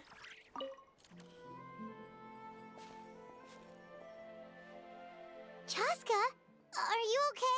I swear every time I talk, Paimon says the exact same thing. I'm fine. Sorry for making you worry. You're not going to keep following her. No point. She's an expert at hiding her tracks. Once she's shaken you off, you'll never catch up to her. At least, I always used to lose to her at hide-and-seek when we were kids. When you were kids? Well, yeah. You know I was raised by Kukusaurs. Anyway, she and I grew up in the nest together. Her name's Koya, and she's my big sister. We played together all the time, chasing each other through treetops or mountaintops. It felt like it would go on that way forever. Until the day I was sent back to live with the humans. Not all Kukusaurs are friendly towards people. Koya, for instance, she's fine with me because we grew up around each other, but she's not fond of other humans. When Mom decided to send me away, Koya strongly protested, and after I left, she became more and more reluctant to interact with humans. Maybe she thinks that humans stole you away from her. Fair thought. It's a possibility, but in any case, we still stayed best friends at first. I had a hard time adjusting to life in the tribe. So whenever something went wrong, I'd run off into the wild and vent to Koya. Ah, so that's what Uncle Cusco was talking about. He said you seemed to prefer hanging out with Saurians to your own kind back then. Yeah, I did. But then, gradually, everything changed. With a new mom and dad, a new tribe, and Koichi, I started getting curious about these humans and made an effort to understand their behavior. The more time I spent with them, the less I spent with Koya. And then, one day, it was Koya's turn to leave the nest. She sought me out and asked if I was willing to leave the tribe and go live in the wilderness with her. As far as I can remember, that was the first time she ever approached a human settlement on purpose. So, how did you answer her? Well, I wouldn't be standing here talking to you if I'd said yes. Other words, you turned her down. No, I was torn. On the one hand, I'd already made up my mind to embrace my new family and accept my human identity. But I also knew that Koya wasn't a fan of humans, and I didn't want to disappoint her. She took my hesitation as an answer. She saw it as a personal betrayal, threw a huge fit, and then flew off. We hadn't seen each other since, well, until today. Not for a lack of trying, though. I tried asking Mom where Koya's new nest was so I could talk things out with her. But Koya had already asked Mom not to tell me where she'd moved to. It must be hard for Mom, being stuck between her two daughters. So I didn't press the issue. And I didn't go looking for her. After today's events. If things carry on like this, I need to make sure I find her before anyone else. Even if she doesn't want to see me. For now, let's bring the wounded back to the tribe and see what Mutota and Elder Alba have in mind.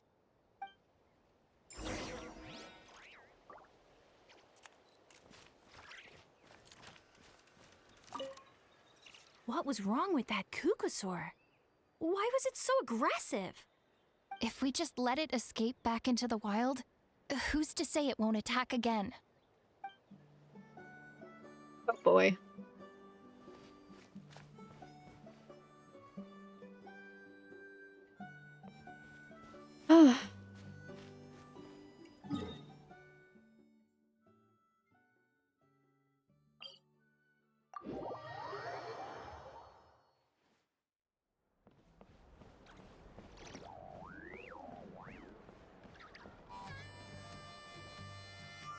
After tending to the wounded, Matoto gathers everyone for a meeting. I hear there's been another Kukusaur attack.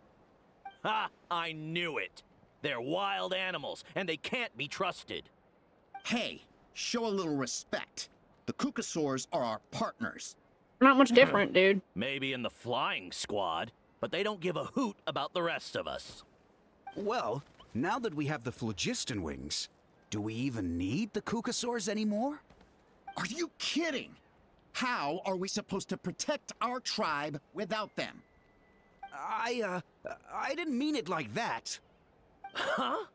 Protect our tribe? Or are you just scared that your precious flying squad will lose its prestigious position? You take that back! Things are changing so quickly. Chaska, there's a conflict emerging there. Aren't you going to nip it in the bud? The whole tribe's talking about this now. Breaking up a single fight won't solve anything. The real source of conflict here is the phlogiston wings, and what happened with Koya. On any other day, people would just brush this attack aside. After all, clashes between wild Kukusaurs and humans are no more common than those between people. But now that the phlogiston wings have entered the equation, it's sparked a debate over whether our tribe needs the Kukusaurs at all. I worry that we risk repeating the mistakes of the Cinder City. Back then, Lord Ochkon's hatred of the Saurians nearly destroyed the peace forged by the Pyro Archon. Chaska, to prevent things from deteriorating further, I'd like to task you with restoring peace to the tribe. I will. Traveler, you've already done so much for Natlan, and the Flower Feather clan has no right to ask more of you. But Say no more. I'm in. Chaska is my friend. The Flower Feather tribe are my friends. looks like I was making a mountain out of a molehill. And don't forget about Paimon. Just leave this to us. This whole situation has unfolded so quickly that it's put us on a back foot. To tell the truth, it makes me a little suspicious. You think someone might have orchestrated all this? It's possible. Leave it with me. I'll look into it. Also, Chaska, could you try to keep a low profile while you're out there digging around? We don't want to give our hand away. I'll do my best. Okay, so where should we start? This all began with Koya's attacks. If we can find out what led her to do it, that should give us something to work with. Will she even talk to us? Unlikely. Given how she reacted when I showed up, I don't think she's forgiven me. If you want to resolve a conflict through dialogue, sometimes you need a third-party facilitator. Let's go see my mom. Sounds like a good plan.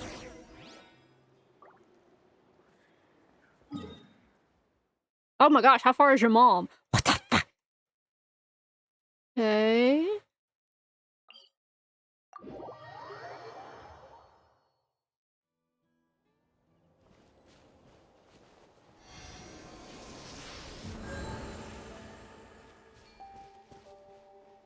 Where am I going? This way. Okay. More than likely gonna have to fly over there. Right?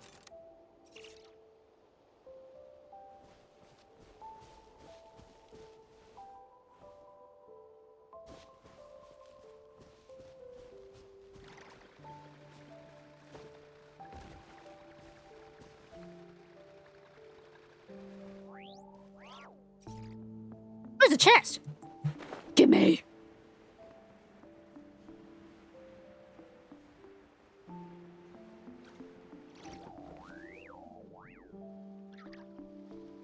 Who's talking?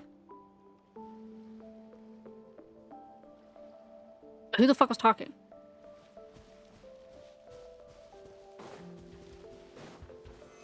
Smashed or scorched? All right, Which will let's it be? finish this fast. And Shroud, I hear everything. Bow your head.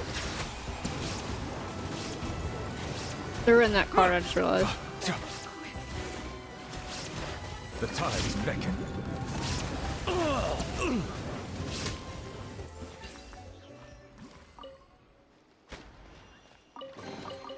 Abandoned property belongs to whoever finds it first. So, it's legally yours now.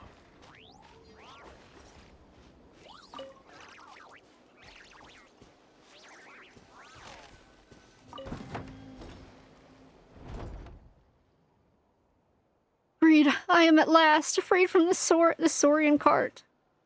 Ugh, that cart was so stuffy and hot and stinky too. I sat in there for half a day. I already feel like it shaved 2 or 3 years off my lifespan. Who are you, and how did you wind up here? Ah, yes, I haven't introduced myself. I'm gonna call you Khan. Call me Khan. A trainee priest of the Masters of the Nightwind. My training is a work in progress at the moment, and to that end, the elders of the tribe told me that there are ancestral treasures to be found all over Natlan. Go do some treasure hunting, Khan, they said. And so they kicked me out of the tribe under the guise of training. And well, my keen ears picked up some clues about treasure to be found nearby. Something about finding it if it followed the footsteps of some beast. But doesn't that refer to a sumpter beast, I thought? Or could it be an alpaca instead? Either way, I followed a sumpter beast to the camp these folks had made, and thinking I was some manner of sumpter beast thief, they locked me up. Forget the buried treasure. I was about to be buried myself. You had an incomplete trail of clues to begin with. Or trail. Right you are. I shan't act quite so rashly going forward, Perhaps that lesson is the greatest treasure I could have obtained from this period of imprisonment. Still, I'll have to find a place to take a nice shower to get the smell off me. Thank you so much, my savior. Allow me to give you a humble token, drawn from my limited traveling expenses to show my gratitude. I got 40 from that? Okay, I'll take it. Is there anything else in here I can take? No? Oh, it does stink in here. Anyway. What's over here? Meat! I'll take the meat. And some wheat. Okay, I got distracted. I'm supposed to be going over there. I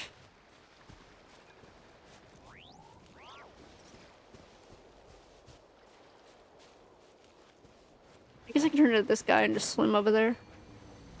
Let's do that.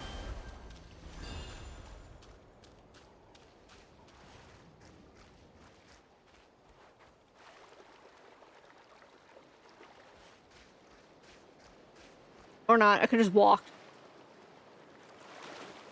I just realized this is not deep. I could just walk. Is there a chest on this side? Thought there was. So she's gonna be here.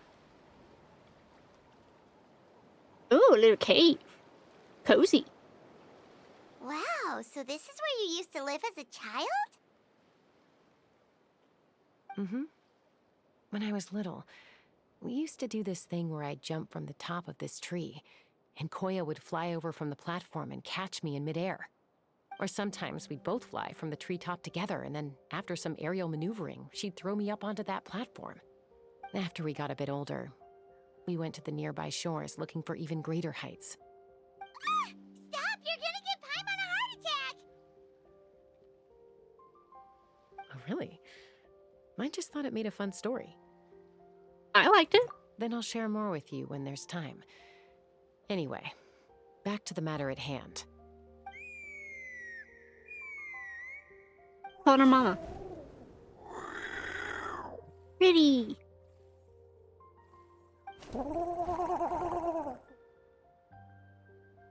Hey, Mama Bird. I'm back. My last visit was only a week ago, wasn't it? See? I visit you more than I visit Papa Cusco. I brought a couple of friends with me. These are the Traveler and Paimon. Traveler, Paimon, this is my mom. Her name is Chimpu. In the human tongue, anyway. Is that a greeting? Hi. So you understand Saurian language? No, not really. I don't speak it as such, but I can sort of get the gist. Although only with Mom and Koya, since I spent my formative years with them. Even then, it's basically a best guess based on their sounds, body language, and expressions. Seems to work about 9 times out of 10, anyway. As for whether Mom understands me, I can't always tell. But somehow we still manage to communicate. Call it the family bond, I guess. That sounds so sweet.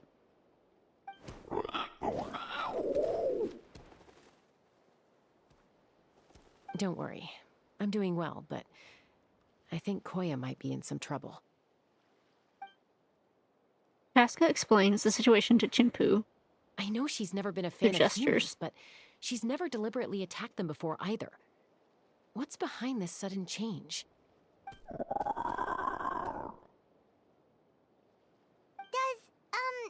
Auntie Chimpu know anything? Doesn't look like it. Koya hasn't visited her in a long time. Then, could you please tell me where she's living nowadays? I really need to talk to her. If this animosity between her and the tribe continues, then the next time there's an incident, I don't know if I'll make it there in time.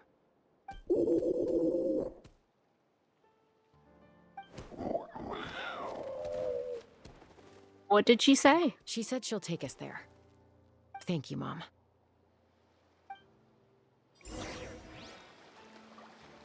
Alright. But she's gonna take us there, but she's gonna leave me here? Hello? Ooh, fruit. Give me the fruit. And there's a bird. No! Bird left me. I wanted the bird. Bird's above me now. Bird's taunting me. Fly. Grab these fruits. Kainari and shoot this bird. Don't you move. Fucking bitch. I need the meat. You better stay. Gimme. Alright, let's fly, I guess.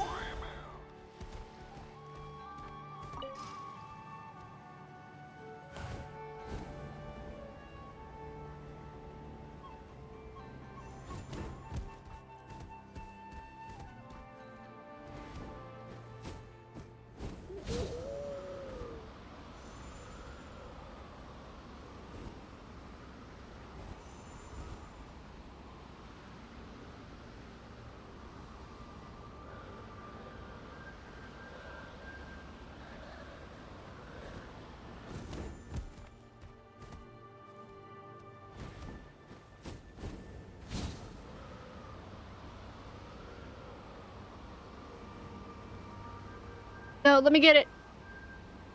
Let me get it. Yes. Yes.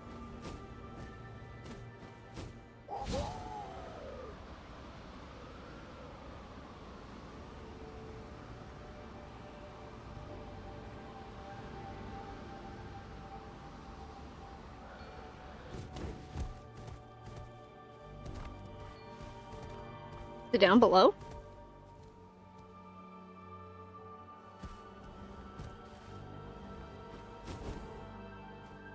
Take that as a yes.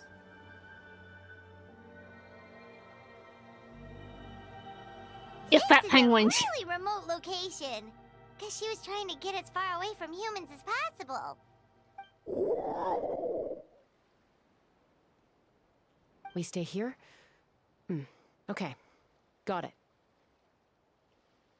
Traveler, Paimon. Mom says we should stay out of sight for now. She'll talk to Koya first.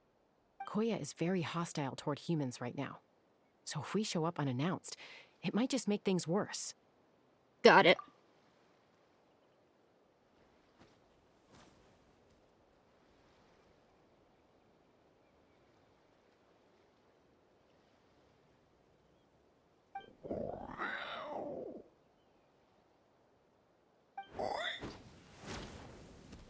shocked. Oh, there's a thing behind her. Any idea what they're saying? A little shrine. I think I got a key too. I might go get that after this. More complicated than I imagined. There's evidence in this area suggesting that Koya might have been the victim of a human attack.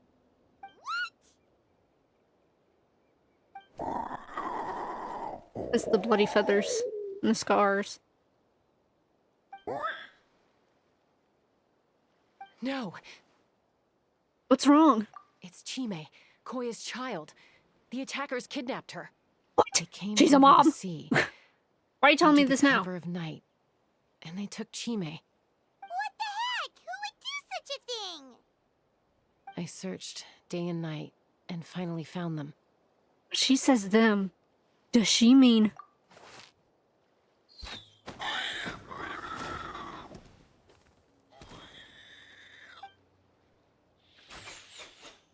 No!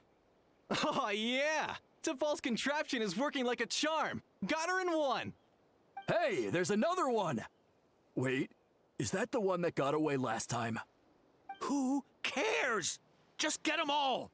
T'Pol pays us per catch. Oh. Her family.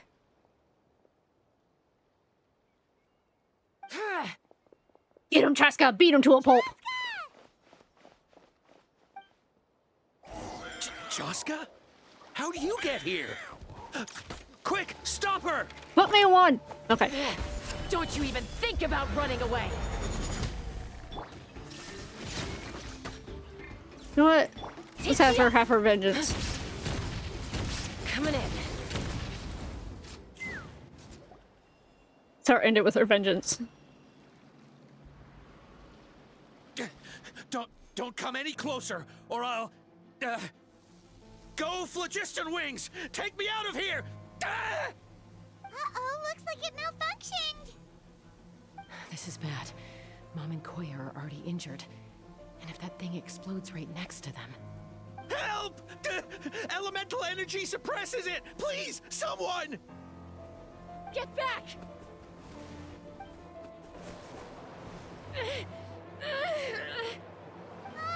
It's still going, and it's getting worse. Guess we need a more permanent solution. All right then. Chaska throws the malfunctioning ball into the distance. Moments later, a huge explosion. That was too close. I thought I was gonna die. That can still be arranged.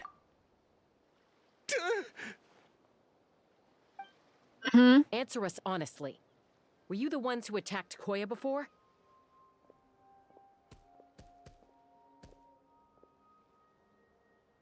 I am... No, it was...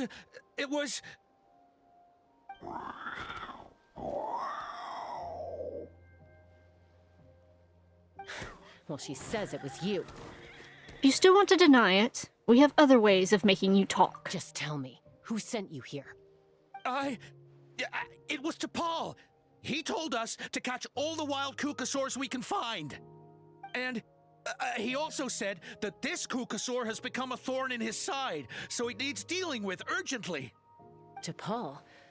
Huh. Sounds familiar. But where from? So, where is he now? Well, he tends to send his orders in writing. He pretty much never communicates with us in person. When he does, he wears a mask to hide his face. And whenever we trade Kukasaurs for Phlogiston Wings, we deal with his henchmen. So you didn't even make those wings? All we did was slap some labels on them and transport them over here, to make them look like they're imported. To make it harder to trace their origins. Why does he want you to catch Kukasaurs? I don't know, honest! Well, that's mighty convenient, huh? What about if I held a gun to your head? Would that change your answer? No need. I'm sorry. I'll tell you everything I know. T'Pol doesn't tell us much, but he always stresses that he wants them alive. So that gives us some clues. This is just a best guess, of course, but we suspect that the gaseous phlogiston stored in the track balls is drawn directly from the Kukasaurs. What? Oh shit, you got the mother mad. Easy now. You're still injured. Hey, keep talking. Yes, ma'am. So, the gaseous phlogiston has to be highly refined in order to power the phlogiston wings.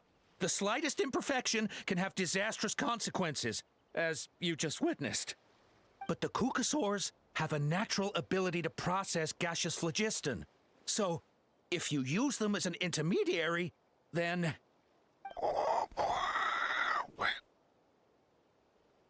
That's enough.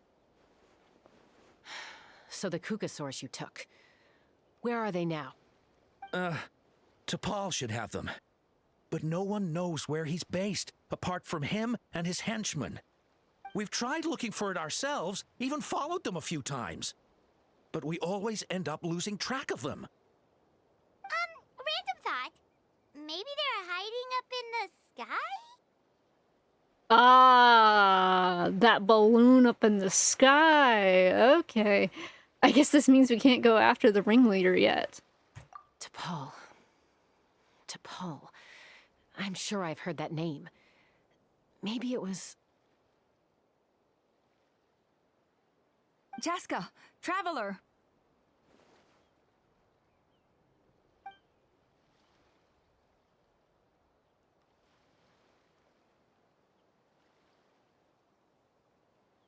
That voice!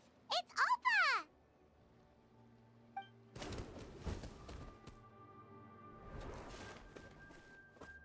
Ooh, fancy. Elder Alba? What brings you all the way out here? Well, I was patrolling nearby when I heard the sound of an explosion. What's going on? Let me fill you in. What these bitches did. Explain T'Pol's scheme to Alpa. I don't believe it. Elder Alba, does the name T'Pol ring a bell to you? I feel like I've seen it written down before. Maybe in a list of candidates for the flying trials? Huh? So he's a member of your tribe then? No. If he was a member of the Flower Feather clan, I'd definitely know him. Shall we head back to the tribe and do some investigating?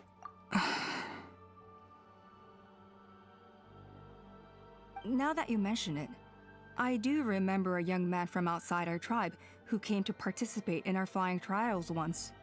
You were away on a mission at the time, which is probably why you don't remember him. He was a craftsman from the Children of Echoes, but he'd always dreamed of soaring the skies, so he wanted to join our flying squad. The Children of Echoes? That's rare. But despite his best efforts, he unfortunately failed to pass the trial and gain the Kukasaur's approval. In the end, he went wingless and returned dejected to the Children of Echoes. Wingless, huh? Maybe he invented the phlogiston wings to get revenge on the Kukasaurs. Perhaps. Or maybe it's simply his way of dealing with his regrets over his past flying endeavors. Either way, it doesn't excuse his abuse of the Kukasaurs. I'm gonna take these guys back and expose the truth to the tribe. It's time for this conflict to end.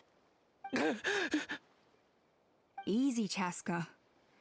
Remember what I said about keeping a low profile?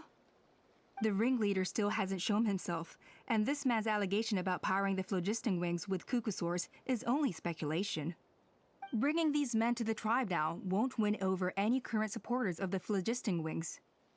In fact, it may even escalate the conflict further. Got a point. After all, many are mistrustful of the Kukasaurs after recent events. Is that why T'Pol waited until now to try to capture my sister? I don't know. I mean, he did tell us to spread negative rumors about the Kukasaurs and slip some Mora to anyone opposed to them, but... But Koya only attacked humans because they stole her child!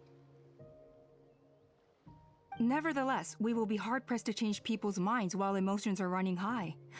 Unless we have irrefutable evidence. You mean we need to catch T'Pol himself? Bravo! My thoughts exactly. In the meantime, leave these men with me. I'll escort them back to the tribe. I'll take the other members of their crew into custody, too. They won't get another chance to stir up trouble. Fair enough. I guess finding T'Pol is going to be the key to resolving this conflict. Let's hope the Children of Echoes have some info on him.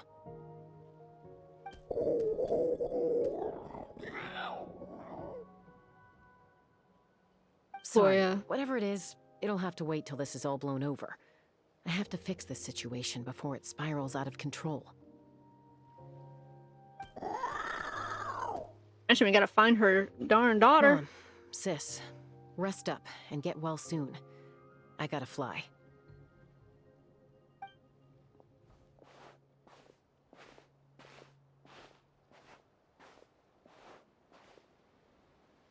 Everyone departs, leaving only Chimpu and Koya.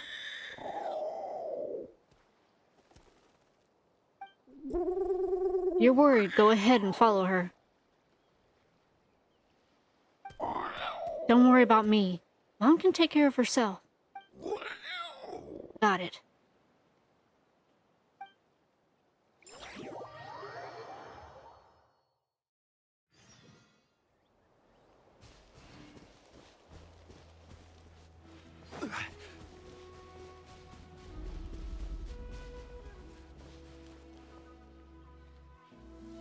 So Alpa says that T'Pol's from the Children of Echoes. But how do we track him down? Just ask around until we find him? Let's start by talking to someone we know. It'll be faster that way. At this time and place, I'll bet the easiest person to find is... Wakey, wakey, Shilonen! Oh, it's you. Shilonen and everything. Okay, give me a second. I'll come down. I mean, she's hot, but why is she in everything?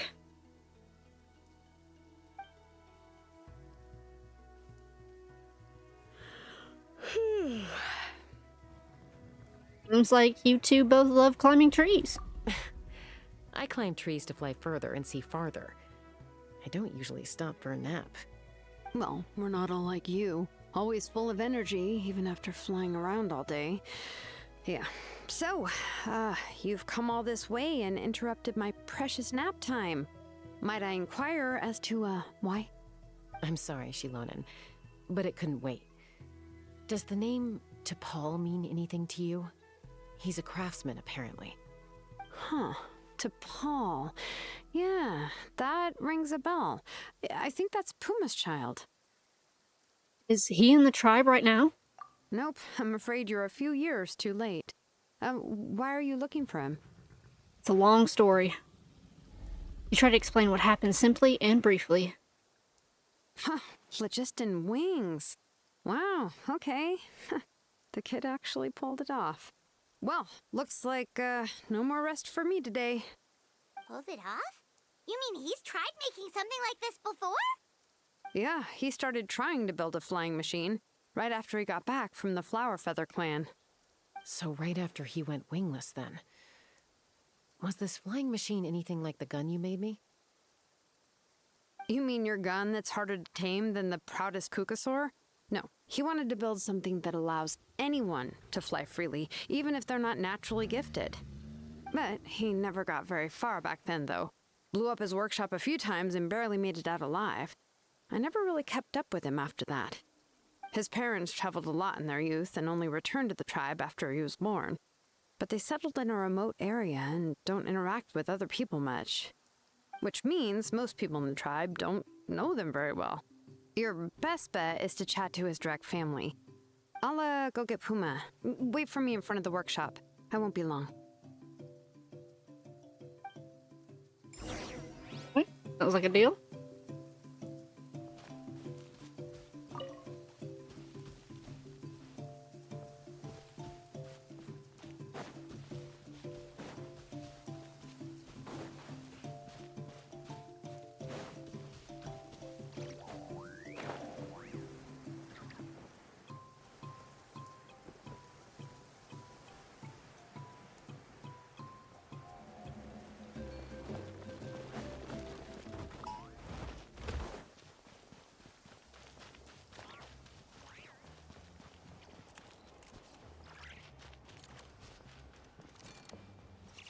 Violet grass is a plant that enjoys a moist environment and is best picked after it rains.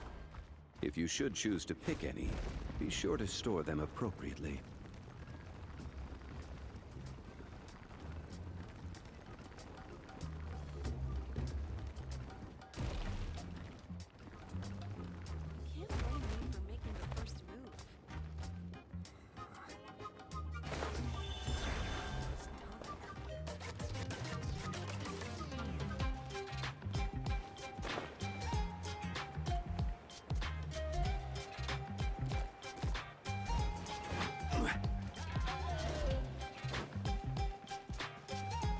What's in the pot? Iron chunks, I'll take them. Short while later, at Shalon's workshop. I'm back. Allow me to introduce to Paul's mother, Puma. Hi, Puma. Oh, save the pleasantries. I don't want to spend any longer talking about that boy than I have to. Oh boy. His mom's not even happy with him. I disowned him long ago. He is no child of mine. All he cared about was his pipe dream of reaching the sky. Oh, we tried to talk sense into him, but he was obsessed. And then when he left us, he spouted some nonsense about building a workshop in the sky to avoid the constant criticism of us ground dwellers. He left his notebook behind. Whatever questions you have, you can look for them in there. Think back. I am there done was talking a about balloon him. high up in the sky. He's no son of mine. He never called me Mom anyhow. Oh, that poor woman. What do you call her? Just our first name? Wow, they've really fallen out. I'm sure wasn't expecting that. I wasn't Her either. husband, T'Pol's father, he passed away recently, and T'Pol didn't even bother to show his face at the funeral. Yeah, sounds about right. If you ask me, that was probably the final straw for Puma. I'll go keep her company. If there's anything else you need, just come and find me. Thank you. Okay, so this notebook is the only lead we got now, right? What's in there? Alright, T'Pol's tattered notes. Ah, the balloon. Log number 97. The experiment was a failure. As expected, the technology of Natlan, I can't remember how to say that, the Cinder City is not so easily replicated. The floating device, bereft of the relic support, fell quickly. Is that a power output issue or a weight issue? It seems that we'll have to rely on components obtained from Cinder City for the time being. Log number 120. Those blasted brutish boars. How dare they question my ideals? It's just a few smashed workshops. If we cannot even take such a minuscule risk, how can we ever surpass our predecessors? Whatever. The relic remains within my possession. As long as I continue my research, I will surely make progress. Log number 133. Even Father and Puma refuse to support me now.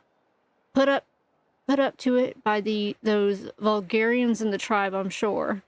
But so what? So what if no one in this world supports me? I have my own ways. It is time to leave this place. My dream is the entire sky itself. Some early designs for the phlogiston wings, and some theorizing about an airborne workshop. Natlan, the Cinder City. Looks like that's where he got his technological inspiration from. So, was he serious about the workshop in the sky? But that's such a big project for one person. Do we think he actually pulled it off? Actually, look at the balloon in the sketch.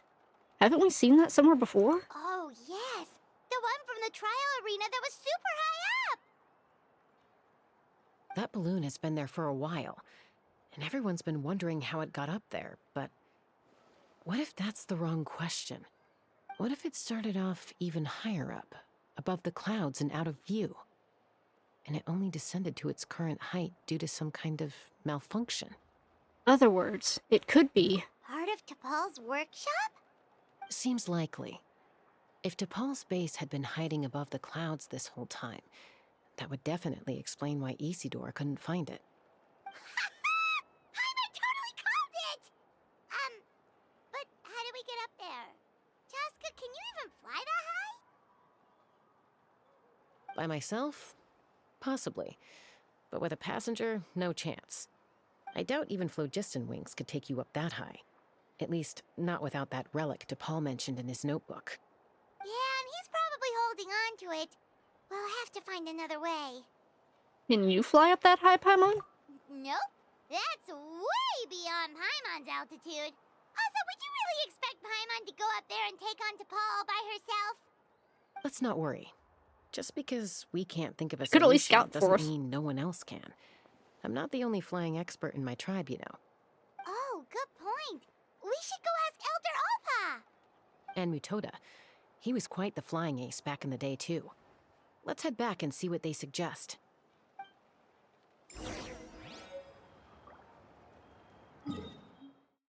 Right.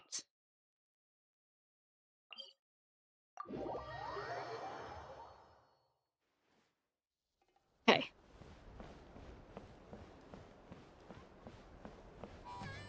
God, y'all still fighting about it? No more Kukasaurs. We want phlogiston wings. Have you gone mad? The Kukasaurs are our partners. Oh boy. No more Kukasaurs. We want phlogiston wings. Chaska, you're finally back. Things are getting really tense in the tribe. Have you made any headway with your investigation? Some people even think we arrested the merchants just to support the flying squad and crack down on the phlogiston wings. If things are still escalating, even though we've rounded up the merchants, maybe there are other parties out there fanning the flames too. We found some promising leads, but there's a major obstacle standing between us and the irrefutable evidence we need. Chaska explains what you found out about T'Pol and their theory about the A workshop. relic from the Cinder City? So Och Khan's still managing to sow discord, even after all these years. An airborne workshop and a hot air balloon above the trial arena. And that's where you're trying to get to now? Any ideas how we can get up there? Neither phlogiston wings nor a Kukasaur can take you that high up. Do you really think that's where T'Pol is hiding? You know what? There might just be a way. Really? Do you still remember those spouts in the arena? When they were all blocked, the gaseous phlogiston was trapped and unable to flow. But now, it's flowing freely. If we were to block them up again... You mean all of them except the one at the very top of the arena? To build up the pressure there? Precisely. With all the gaseous phlogiston flowing through one spout, it would create a high-pressure wind current. And then we just ride it up into the sky! Yes, it has its risks, but with Chaska's abilities, I think she could manage it. It's an extremely risky approach, but I agree that it's feasible. If you want to give it a try, check with Inkanak at the trial grounds. She can explain how to block the spouts. Chaska, if anyone has a hope of seizing this evidence from the high heavens, it is you. Ooh, okay. Isn't bad-mouthing the Kukasaurs going a step too far? Although I get where they're coming from, isn't bad-mouthing the Kukasaurs going a step too far? But without the phlogiston wings, I'll never make it. If you're so tough, why don't you take off my mask and see for yourself? Oh boy.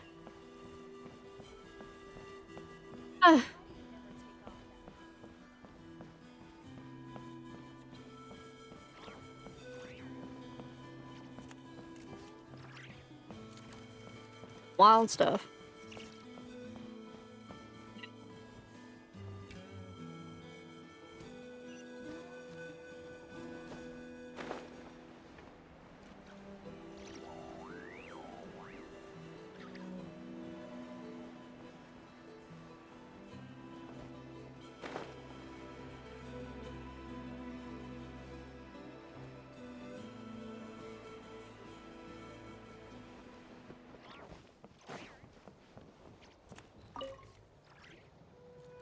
You hurry to the trial area. Goodness me!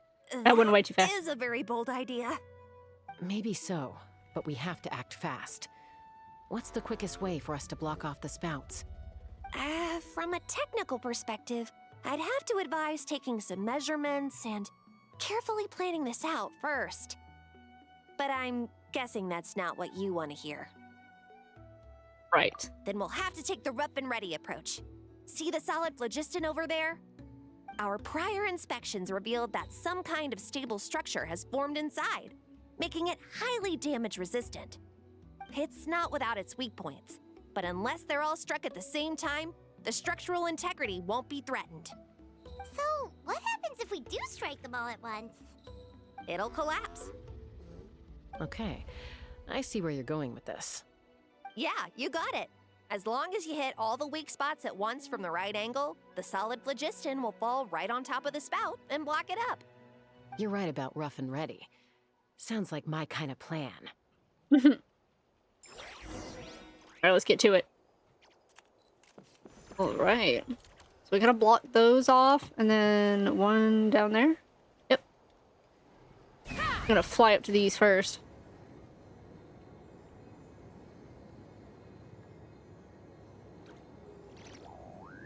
Look! There's a chunk of solid phlogiston right over that spout! There we go.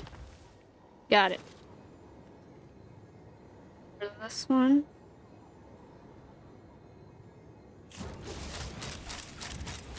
Bullseye!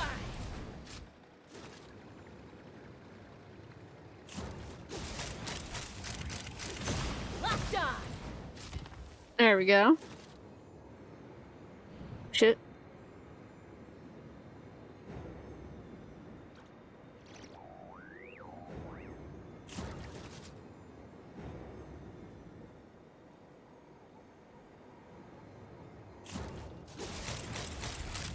Locked on! All right. I gotta go up there. Okay.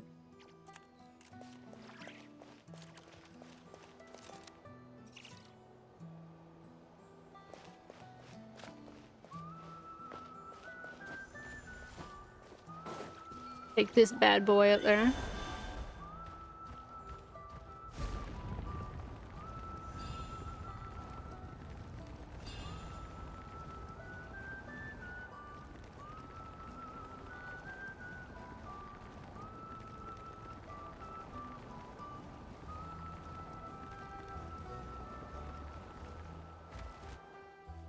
It actually worked! But wait, how are Paimon and the Traveler supposed to get up there? Koya can give you a lift. She's actually been following us this whole time. I mean, yeah, they took her daughter. Wow, I want to see this through too. Why didn't she come and join us? Well, probably because she didn't want to get too close to humans. Or maybe just me. But right now, we need her power. And she's like, bet, for my daughter. Whoa, you didn't even have to summon her!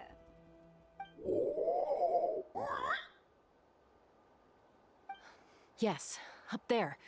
That's probably where Chime is. All right, let's go have a little talk with this T'Pol.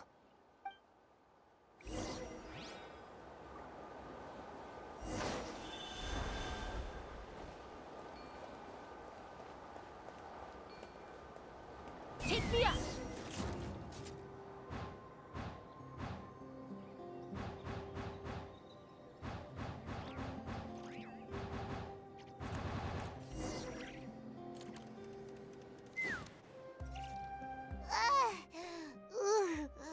Paimon's never flown that fast before.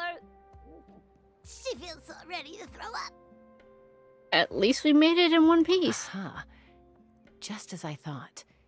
It might look like a regular hot air balloon from the outside, but up close, it's clearly been heavily remodeled. And sure enough, it only descended below the cloud line because the custom-built machinery malfunctioned. Can you tell what the issue is? I should be able to figure it out with T'Pol's notebook. Thankfully, I know a little DIY from fixing up my guns when they're having issues. That should just about do it. Now all it needs is a nice hard kick. Maybe that works on your guns, but, huh? We're really moving!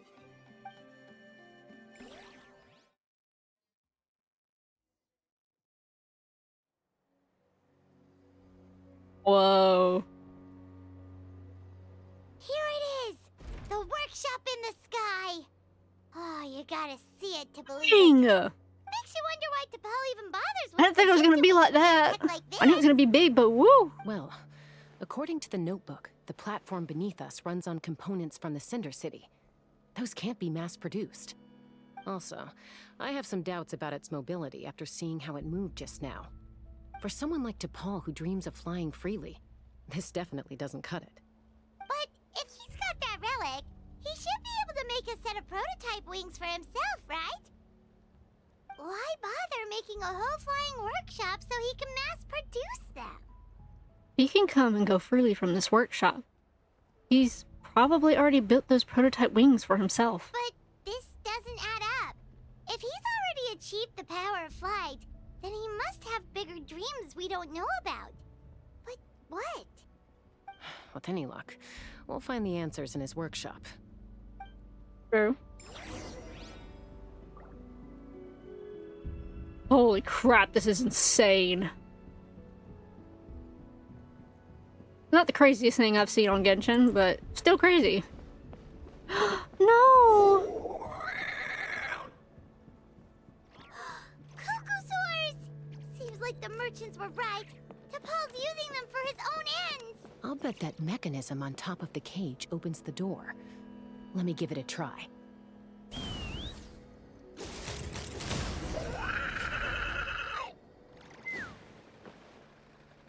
We saved it! Let's go!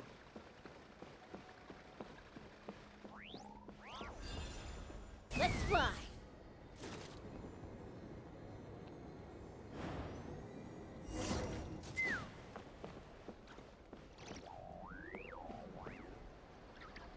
Gotta wait till I get my gun back.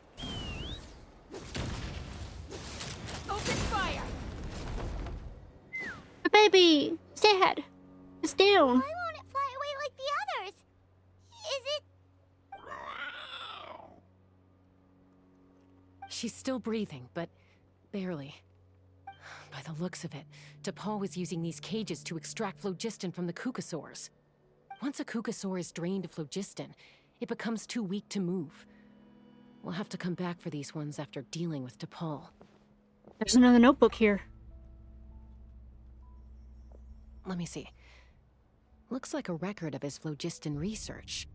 Log number 330. With the support of... I was finally able to launch the airborne workshop. Even though it relies on the relic for 80% of its power supply, I've at least taken the first step. Log number 348. Research on the relic is progressing well. I should be able to replicate the technology and scale up production very soon. Has proposed a name for this groundbreaking invention. The phlogiston wings. I think I'm getting close. Soon I will achieve my dreams. Log number 377. Encountered some issues with the new smaller model phlogiston wings. The gaseous phlogiston showed some volatility during the refinement process. Thinks we should proceed at a more cautious pace with the refinement experiments. But after so many past failures, I have to prove that I will succeed this time. Log number 114. Ran an experiment using Cucosaurs to refine gaseous phlogiston. It was a success. Log number 117. I've started recruiting merchants and hunters to capture wild Cucosaurs. Log number 121. Major breakthrough in the efficiency of phlogiston yield. Huh? So many parts have been crossed out! Based on the context, it should be someone's name. Yeah, probably the contact he alluded to in his other notebook. Guess he has a benefactor. Did anyone else notice how the numbering system in this notebook suddenly changed halfway through? Yeah, And the tones seem to change a lot, too. We haven't got time for textual analysis, I'm afraid. Grab the notebook and let's press on.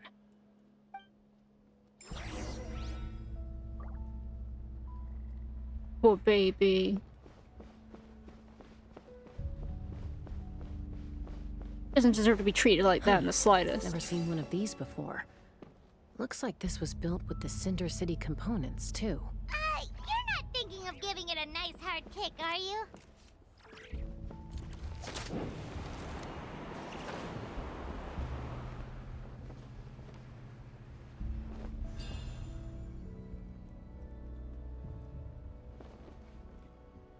Okay, so this is probably gonna want me to do this. Whoa! What's that mechanism doing? It's asking for a nice hard kick where it hurts. Aim for the weak spot.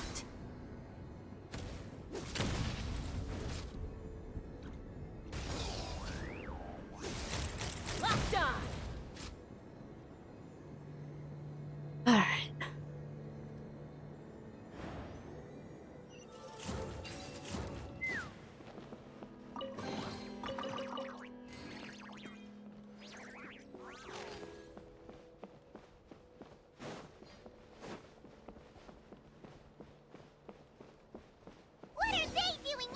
It's T'Pol's henchman. He must have brought them here using the relic in his prototype wings.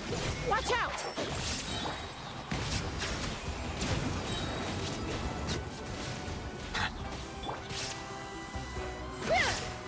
Not what I meant to do. Open fire! Open fire!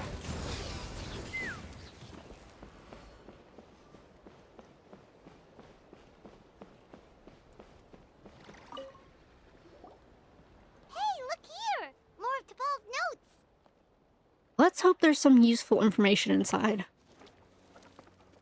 Scour T'Pol's notes for info. Log number 403. Introduce me to some new comrades who fully support my ideas.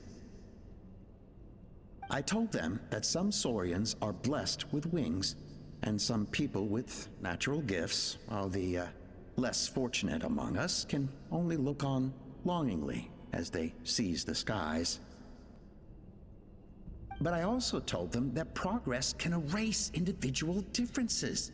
Think of the tools humanity has made to fight back against wild beasts. The law we have put in place to even the playing field between the strong and the weak. I promised them that our research will be the new frontier of human progress. With our phlogiston wings, the power of flight will no longer be for a select few to enjoy. Imagine a world where the skies are for all to share. I only hope that when we finally achieve this goal, we'll be proud of me. Imagine a world where the skies are for all to share. Yes, what a wonderful world that would be. If only it were possible. We could respond faster, and so many tragedies could be prevented. But T'Pol, what about the Saurians you're draining dry of phlogiston? You're not sharing the sky, you're stealing it! Bad move. I won't let you get away with it. He has like a good idea. Like I like his idea on it, but he's just taking it in a really bad way. That turned him into a villain, because that would have been awesome. But at the same time, it's like not like this. Chaska. So yeah, I like his ideas, but not the way he's keep moving. Implementing them, or it's hurting others. Anything else here?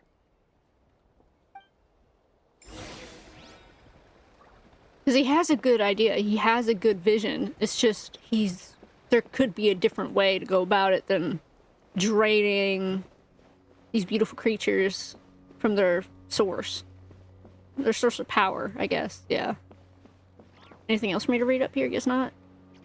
All right, moving on.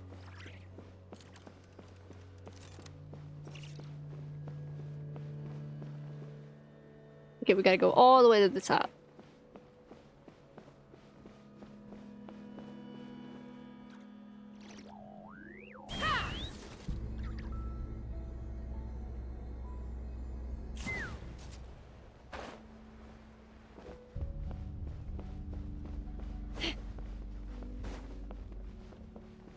Oh no. Let's fly.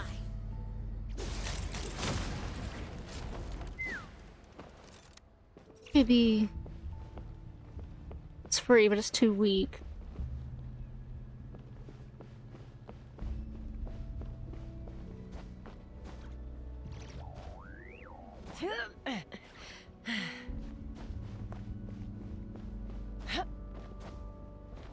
Something on the table, give it. Okay.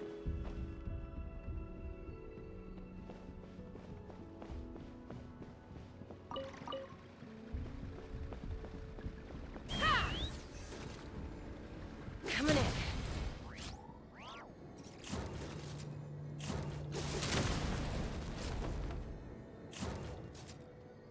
There's one over there I need to rescue. I want to make sure I get them all.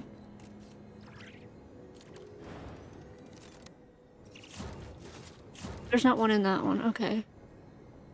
Going to die. Yeah, I fucking knew it.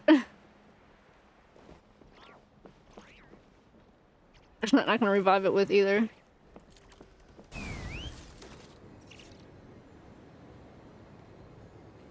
I was making sure there wasn't one in that one. I didn't want to leave a baby behind. Take me up. Open fire. Why can't I get this chest? Why can't I get it? What do I need to do? No? Why can't I get that chest? Oh. There we go.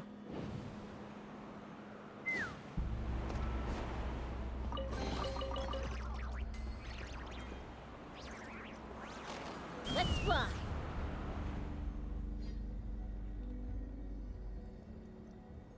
Oh, that's where I was just at. Okay.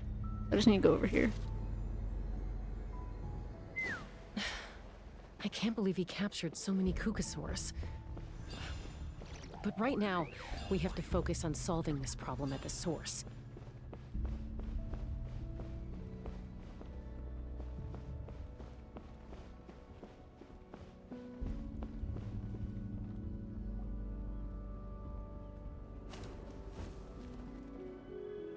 Looks like we've reached the center of the workshop.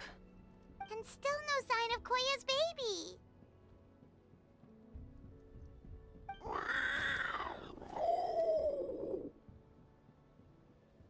Let's search this area for now. If we still can't find Chime, we'll double back. Okay. You split up and begin your search.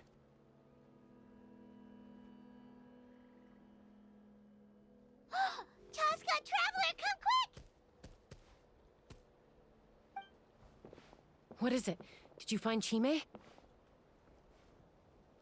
yet, but look! It's another one of T'Pol's notebooks!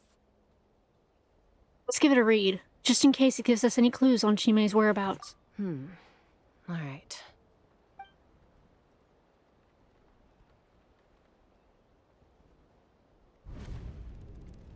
Log number 428. We decided to restart the experiments on phlogiston refinement, but without telling. What? This is the final obstacle to the success of the Phlogiston Wings project. We cannot fall at the last hurdle. Log number 436. Earlier today, suggested using Kukasaurs as an intermediary to extract refined phlogiston. It's certainly feasible, but... Anyway, as long as our secret experiment succeeds, I'm sure won't bring it up again. Oh boy. Log number 443. We will conduct the experiment tomorrow. Birthday is coming up, so hopefully we'll have a birthday surprise for her. Log number 444. Huh? Why is this log empty? I guess whoever wrote down the log number was prevented from recording the results. There's more. Let's keep reading. Log number 0. What? We lost many comrades in the accident. Among them are friends, lovers, and children. But we cannot stop now. We will keep their legacy alive and carry their dreams forward. As of today, we are scrapping the artificial refinement method. Instead, we will focus all our efforts on phlogiston extraction from live kukasaurs. They are arrogant beasts whose existence in the wild serves no one but themselves. Their true worth lies in their sacrifice for the sake of human progress. Okay, yeah, fuck this guy. To facilitate our operations, we will gradually move the airborne workshop closer to the Flower Feather clan, even as we continue to expand it. All this we do to create a world where the skies are for all of humanity to share. All this we do to make T'Pol's dream a reality.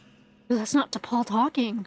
Given the way this is written, not to mention the fact that the numbering has started over from 0, it kinda sounds like this is someone new.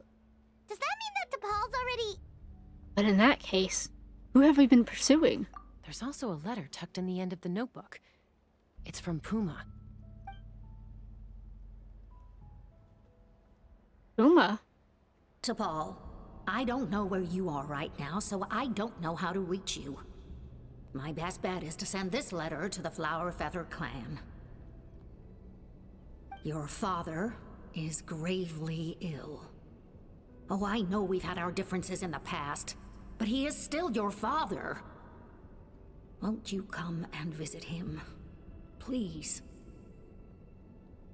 I know you never liked him and cared even less for me. All you ever yearned for is the sky. And your birth mother. But we'll still be waiting here for you if you do come back. This may be the last chance you'll get to see your father. So Puma's not T'Pol's real mom? Huh. Well, she did say he never called her mom, but I might assume she was just venting. We know that T'Pol's father passed away quite recently, and this letter looks recent. By contrast, the writing in this notebook is old and faded. It looks like the real reason T'Pol didn't attend his father's funeral is because he'd long since passed away himself. And T'Pol's mirth mother, and the benefactor who funded this workshop, then the real ringleader behind all this. If we ask ourselves why this letter was sent to the Flower Feather clan, why T'Pol always yearned for the sky, and how he got his hands on a relic from the Cinder City, it all points to one answer. That's right. T'Pol was my child. He was born during my days as a wingless wanderer. His birth gave me new hope. I wanted to become the kind of mother who spent her days as a valiant rider, soaring the skies. Oh, I'm actually kind of shocked. Not an aimless, wingless nobody. But his father wanted to settle down, to give his child a safe, sheltered life in his tribe. We fought about it constantly, until the love we once had for each other was gone. He started a new family, with another traveler who was also looking to return home. And I went back to the Flower Feather clan, alone. I had no idea that despite being raised among the children of echoes, my child still harbored dreams of the skies. Can you imagine, Chaska? The joy and surprise I felt when he showed up at my door, asking to join the flying trials. Or how proud I was when he said he wanted to prove his own worth, rather than relying on my position as elder. And then the anguish that overcame me when he was rejected by the kukasaurs and became wingless, just as I had after my injury. You've got a lot of nerve showing your face here. Don't take this the wrong way, Chaska. I'm not here for a fight. I just want to talk. Isn't that your preferred way to resolve things? I trust you've learned of Tepal's wish on your way here. A world where the skies are for all of humanity to share. If only his dream can be realized, no one will ever have to lose their wings again. Our aerial prowess will be greater than ever before. War will never again come at such a great cost. The loss of Koichi is a tragedy that need never be repeated. So tell me, Chaska, do you really wish to see the phlogiston wings forever grounded and gathering dust? Nothing you've said excuses all the conflict you've caused. You mean the argument back at the tribe? It was a necessary measure. Sometimes this is the only way to accelerate the pace of progress.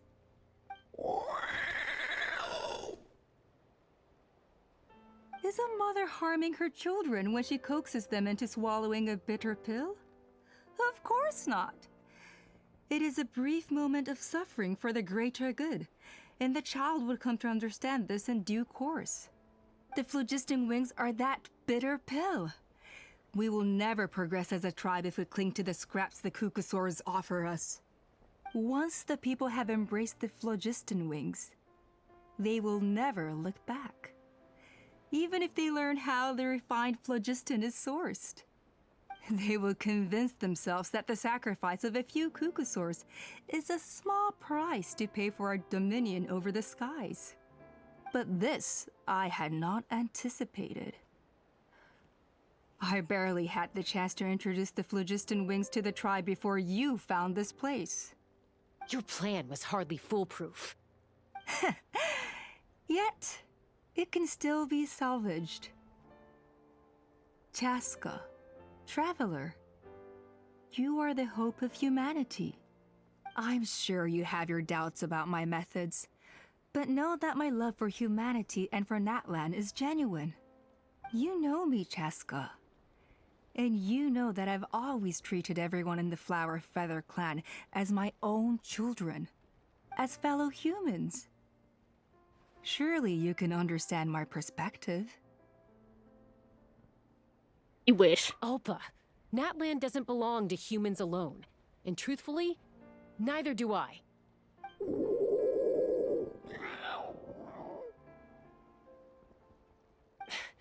How many times has the Abyss invaded Natlan now? And yet despite how much stronger it is than us, Natlan still stands as a nation of humans and saurians. Peace imposed by force will crumble in a matter of days, because social bonds are what hold a civilization together. Weren't you the one that taught me that? And yet you would break the bond we share with our saurian companions to take more power for ourselves? That's as stupid as hacking your own arm off to use it as a club. They are wild beasts, driven purely by instinct. How could they possibly understand human social bonds? How did someone like her ever become a writer? Maybe Kukusaur's instincts are not so different from ours, because clearly she had them fooled too. You overestimate them. They bow to the strong and shun the weak. That's all there is to it. They never gave Tepal a second glance when he was at his lowest, nor me when I returned injured from the Cinder City. It's all about survival of the fittest for them. Plain and simple. They obeyed me once I proved myself stronger than them, but the moment it serves them better, they'll abandon me in a heartbeat. You're wrong, Alpa. They only reject the wingless because they don't want to fly anyone to their death. Chaska, I will promise you this. Only the unruliest wild Kukusaurs will be used for phlogiston extraction. The ones who have nothing else to offer to humanity. Well, that's too bad, because I know a few unruly wild Kukusaurs who don't think that idea is gonna fly. Namely my mom, my sister, and me. And the others? To us, they're friends, family, even children. So if you want to put any of them in one of your cages, you're gonna have to go through us. You tell her. Is that right? I knew you might be difficult to convince. Maybe this will change your mind.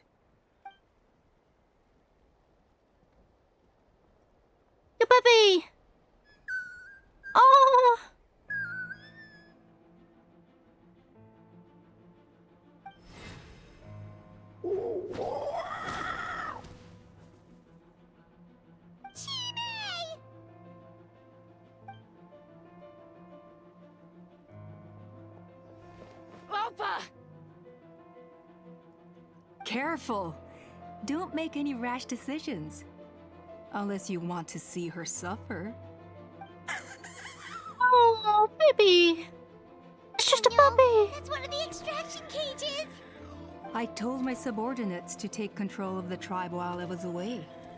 Luckily for them, our strongest warrior and our most powerful ally aren't there to stop it. Take control?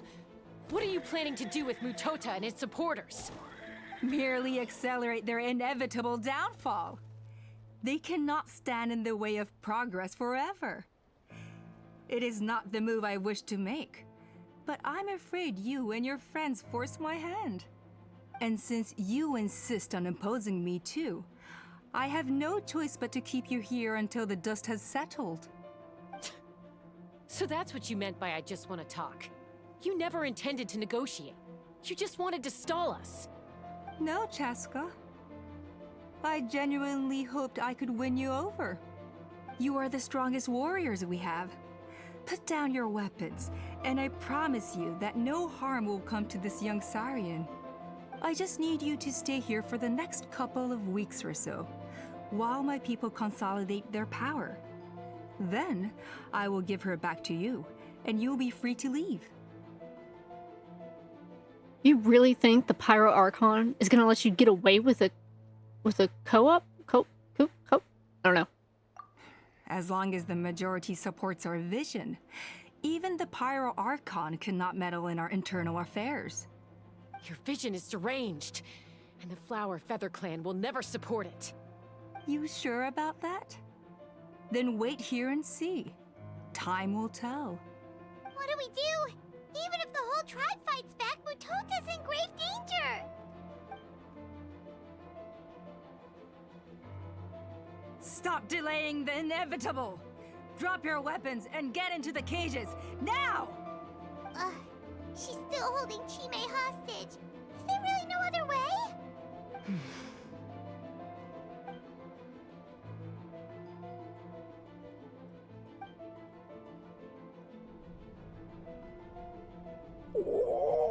Sorry, Chime. Don't you do anything stupid. I'm gonna have to do something unmotherly. What? Do it, Mom. Oh! I don't want to be a burden. What kind of warrior would that make me? Chime, you're just a baby! Koya? Huh? What are you yapping about? Stand down. Drop your weapons, now! This instant!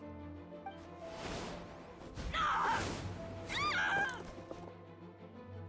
No! The relic! Now! Oh boy, I'm in fighting mode. Wait, hold on! Solidify! This is order!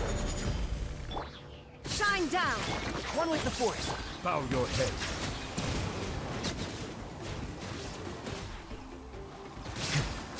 Give up, Alpha. We're negotiating my way out, and this ain't your strong suit. Hey, something's up with this relic! Bullseye!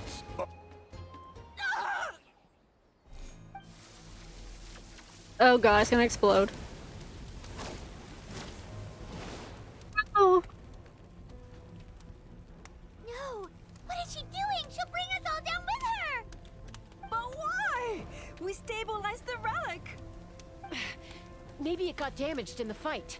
If we don't think of something fast, this whole workshop is gonna fall apart. No. They're directly beneath us. My beloved tribe! Leave the workshop to me. You deal with the relic.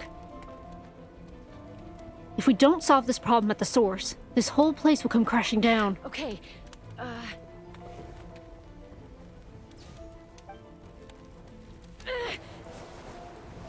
It's too powerful. This ain't a toy like last time. I don't think I can just throw it aside. Goya. But we need to get it far away before it explodes. Then the tribe will be safe, and so will this workshop. Koya, Remember when we were kids? Come on, let's take this thing high up into the sky.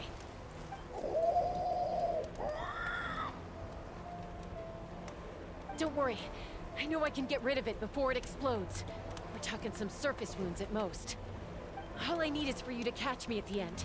Just like old times.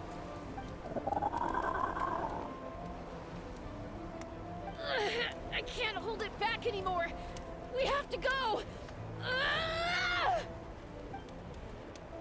Don't be insane! Alpha attacks Chaska from behind while the relic is going wild. Alpha! What are you... You're a fool, Chaska! Why would you choose such a risky solution? We cannot entrust the safety of our tribe to this wild Saurian! I'm the fool. You really think you can stand a better chance than me? Sure, it may be asking too much for an ex-wingless to escape the blast radius in time. But I can fly it a safe distance away, even if it's the last thing I do. Alpha, you don't have to do that. No! Here. This should be high enough to save the clan. What? You don't get to die a hero today.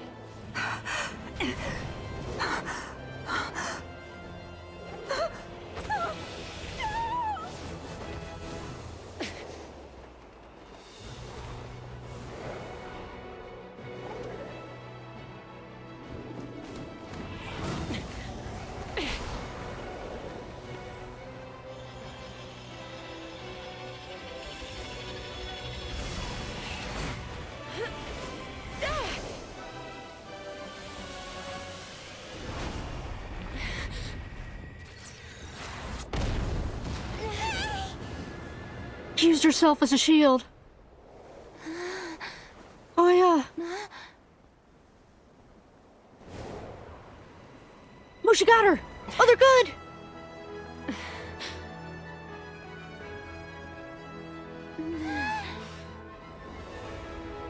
Okay, so it wasn't enough to hurt her.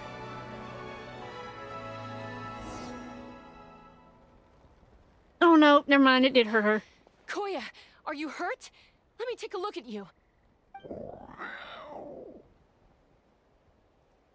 What do you mean, I'm fine? Didn't I tell you to catch me on your back? Why did you try to shield me from the blast?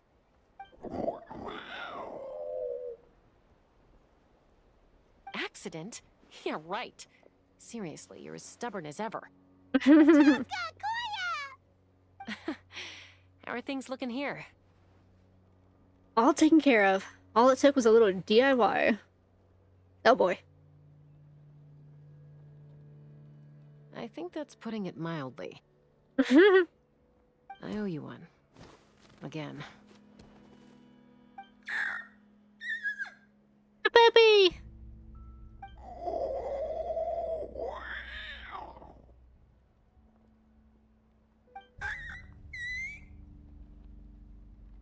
Oh, but be honest. Do you still think Kukasaurs can't form bonds? Mom, I'll figure out the refinement problem. I'll find a way. You don't need to worry about it. I just need some more time. That's all I ask. Please just trust me. Just this once. So she was the benefactor he was talking about in the notes. It was his own mom the whole time.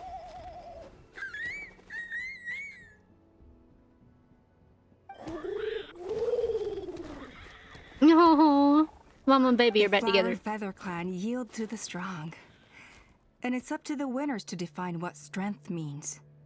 So it looks like it's my turn to yield.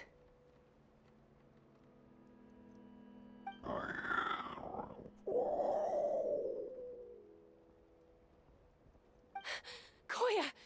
Koya!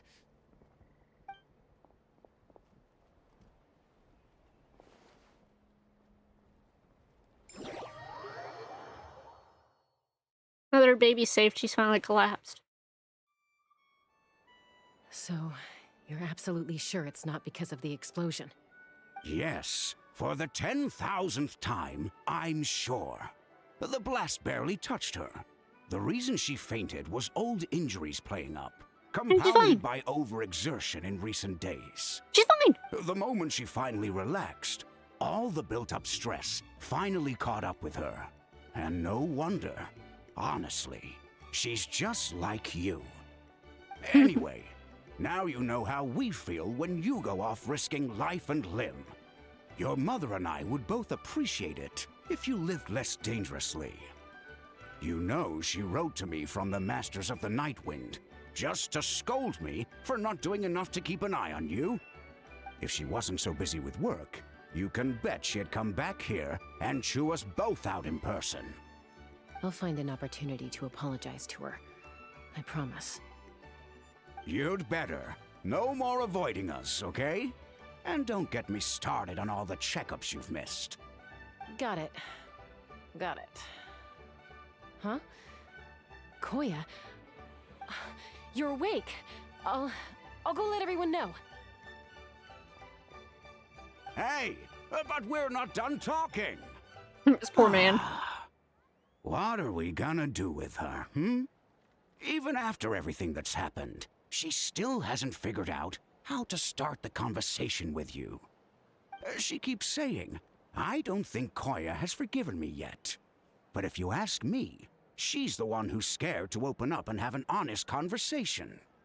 For all her confidence, she's a very sensitive soul underneath. You'd think as a peacemaker, she of all people would know how to reconcile with her family after a falling out. She must have been a handful growing up. Thank you for being there for her. Aww. And of sweet. course, thank you for keeping her safe when you were up there in the sky. Koya, Uncle Cusco, we're here! What were you talking about just now? Ha! I was just telling her that she's not to go chasing danger with Chaska ever again. Cusco, I understand how you must feel. But it's all thanks to Koya and Chaska's efforts that the airborne workshop didn't come crashing down on our heads. Oh, Paimon almost forgot to ask. They didn't hurt you while we were gone, did they? Thankfully, when her co-conspirators tried to arrest me, I was out coaching Koyer and Junan. The two of them were a huge help. They took care of things while I went around rallying the resistance. So, in the end, Alpa's would-be revolt didn't really get off the ground. And as it turns out, not all of the wingless want to see our dear Saurian friends replaced with phlogiston-powered gizmos. I'm so sorry you got mixed up in this, by the way. We should have caught on to Alpa's scheme sooner. We could have saved so many Kukasaurs from getting hurt. Most of the airborne workshop has now been dismantled. We've just left one small, harmless part intact, and repurposed it as a jail for Alpa and her cronies. Fair enough. They like being locked up in a sky prison. How the tables have turned. Time they got a taste of their own medicine. So, it looks like there's just one last conflict left to resolve. Peacemaker, you're up. I said I had to wait until things had blown over, didn't I? And now they have. But I still have no idea what to say. Koya, I just want to say, I'm sorry for how things went down back then.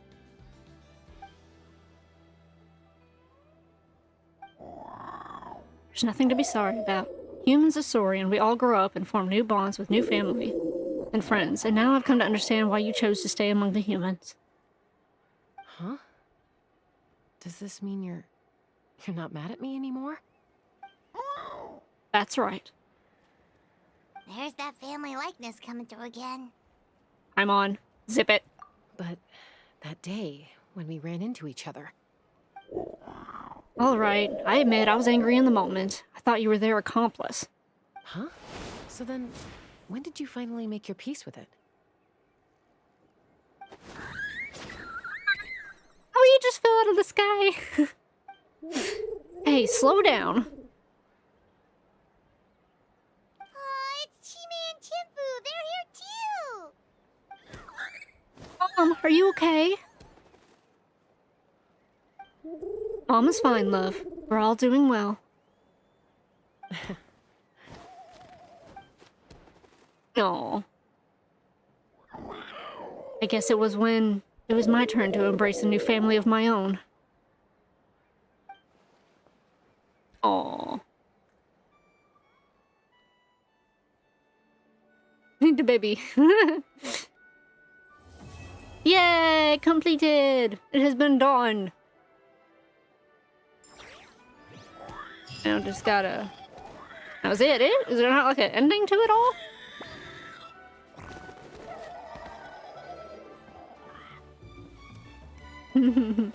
I guess that was it.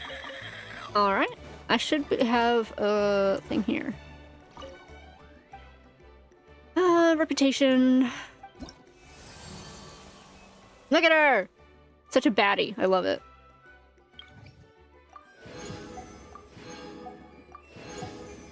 Up to level 3.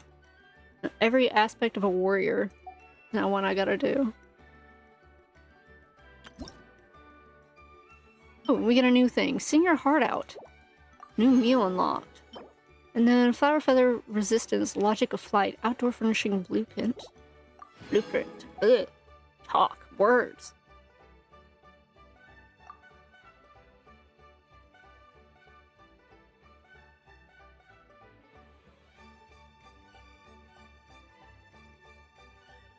Gotta max out all of them.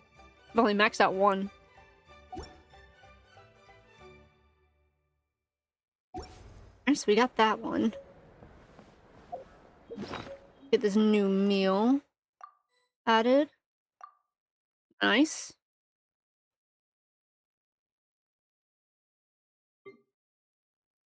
Should have added on to this one. There she is!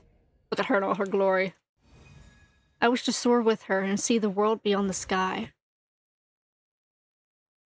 Look at them all, they're so beautiful. Okay, and then I should have the other one too that I need to claim. Hello. There he is. Let's see, claim that. Went up to 2. Master got right for trouble or to the night. What is the night's?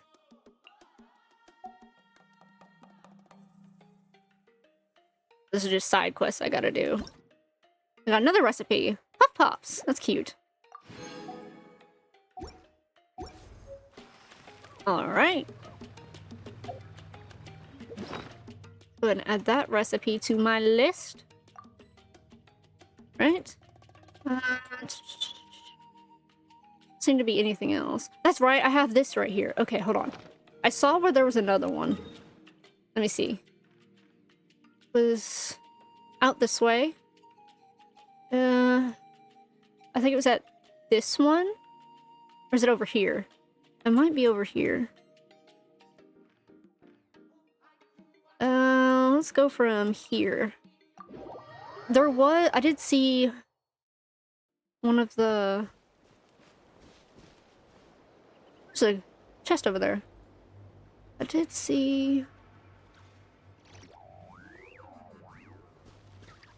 Where is she from? She's from that one over there. Way out there, I believe. Is she from here? Oh god, creepy music. Let's go... First off, let's go where this chest is.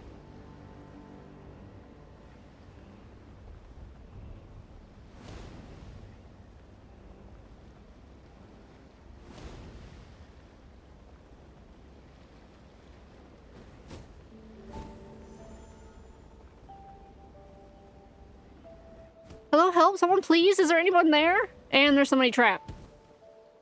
What in the world?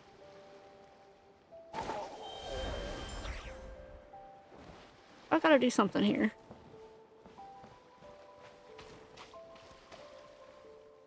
Calm Children of Echo's warrior? Odds are 1 to 1.05. Both sides are quite evenly matched in strength. But I'm hoping Gigadrill takes the win. Still, you saw how Crimson Dancer warded off Gigadrill's signature drill attacks by ducking into its feathers, launching a counterattack right after, too. The situation's looking dicey for Gigadrill, I'd say. Is this supposed to be, like, represent, like, Pokemon battles? Really? Hello. Oh, it's you again. I did not expect to be locked up in this cage. My dignity as one of the Masters of the Nightwind is all but gone now, surely. A disgrace to the tribe, a disgrace indeed. You again? What happened this time? Ah, my savior, we meet again. I'm sorry you had to see that. Did I not say previously that my name is... I'm just gonna call you Khan. Trainee priest of the Masters of the Nightwind? As the name suggests, I'm presently in training to become a priest. And, well, our tribal leaders told me that my ancestor, Sanha, probably butchered that, used to get into betting battles with people from other tribes, often tricking them silly in the process. And so the elder said, go make a win some bets. That's the only way to qualify as a true Master of the Nightwind. So when I passed by and saw a tournament taking place, I made a bet too. I mean, who cares if you've got a defeating I can't freaking champion or a Kukasaurus, the decade's strongest rookie. Or I can never remember how to say all these. Oh my gosh, would be the strongest naturally. That's what I thought anyway. But I bet on the wrong Saurian. Not only did I wind up in debt, but I got locked up in here to boot. Tell you what, they said. We'll give you 10 times your Mora back if the Ictomosaurus emerges the champ. If not, you can just stay in this cage, alright?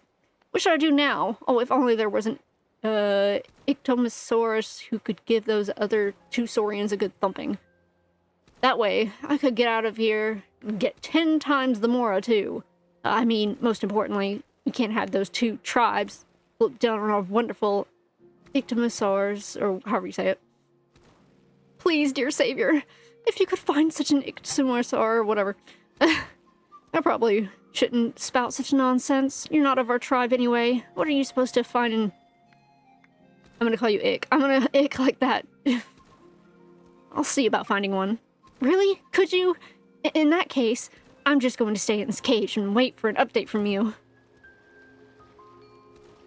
If that's what you need. Now this is a battle. You've got this, Gigadrill.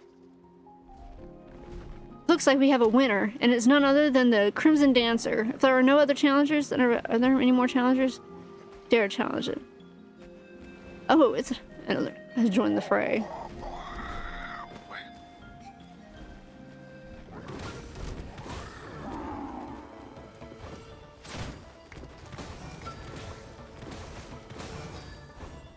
Is this what I just gotta do the whole time?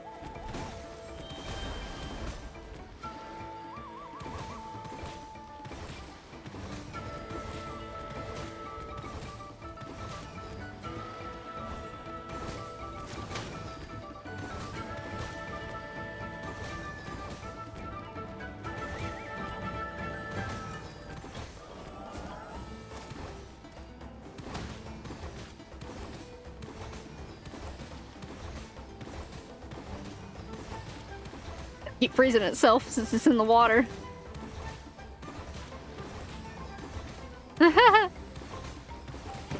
Yeah, I did it.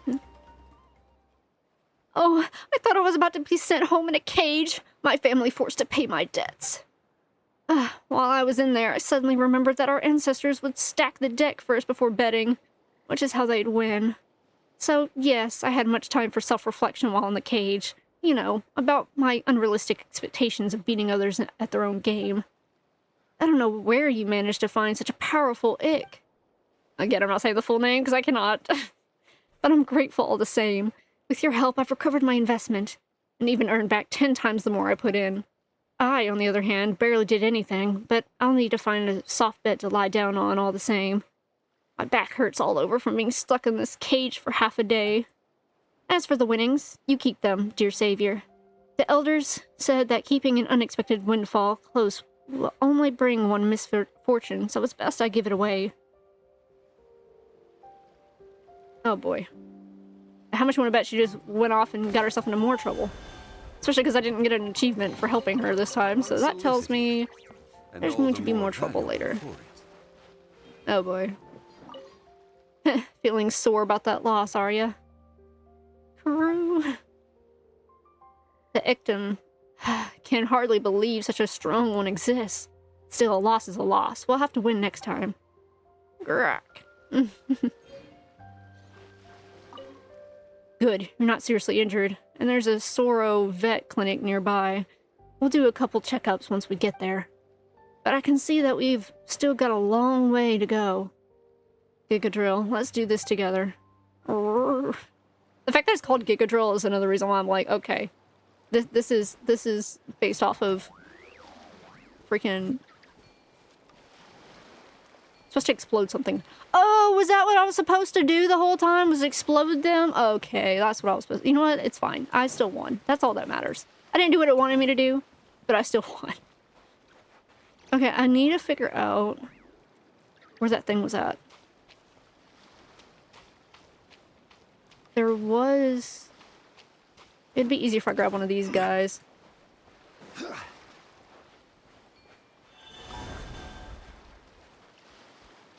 Because I gotta figure out... Oh, there's another chest. Then it was out that way. I'm way too far off.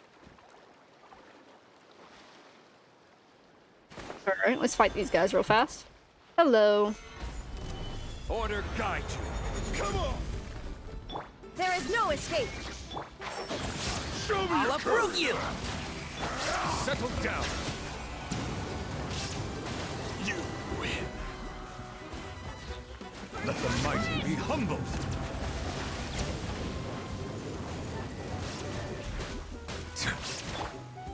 Gather. Illusion shattered. Enshroud. I got it. Cool it down a notch. Hey, you're the one who stepped in water. Alright.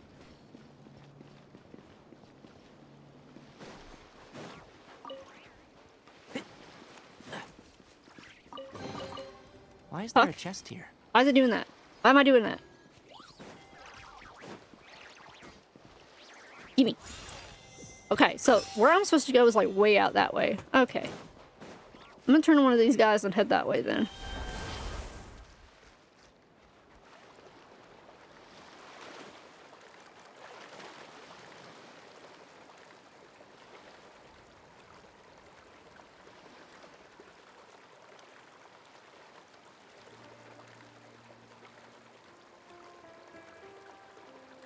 So Rashilid was out this way, and I saw it from out here. Oh, the chest. I think it was on the island over here.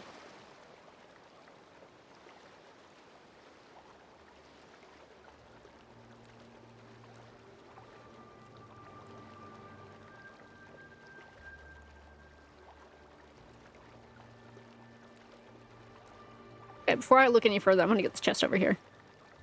I know it's over here somewhere. I remember seeing it.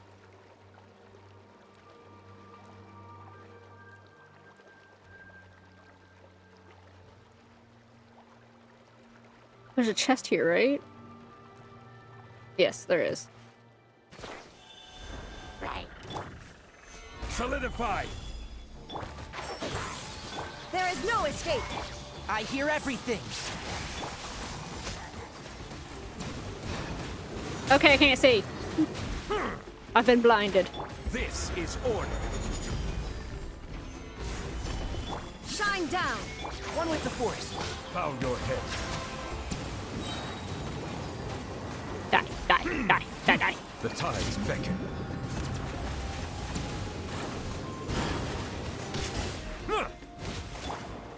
Gather. Keep up. Settle down.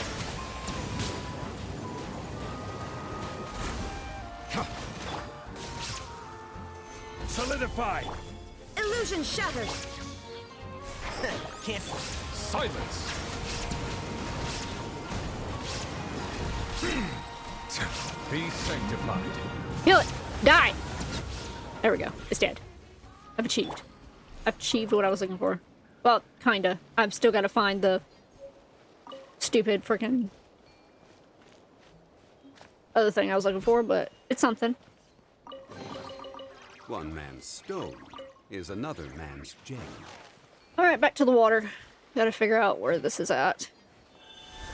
I saw it from her island, so her island's right here. If I remember correctly. There's another chest. Alright, we're going for that one next.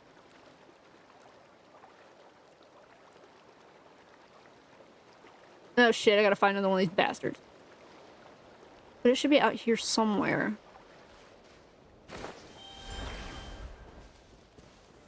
Stabilize. I will have order. Shine down! Let's nip that in the bud. Bow your head.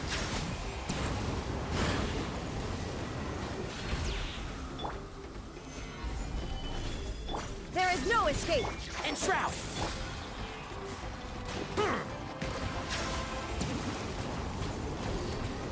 Ooh, back up. Gather! Shine down! Can't see?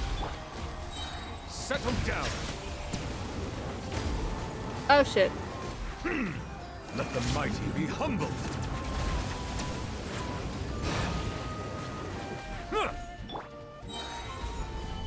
This is order! Illusion shattered! And shroud!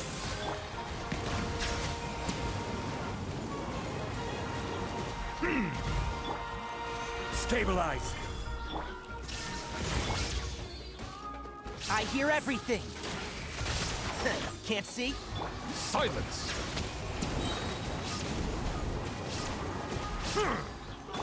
Rise! Order guide you!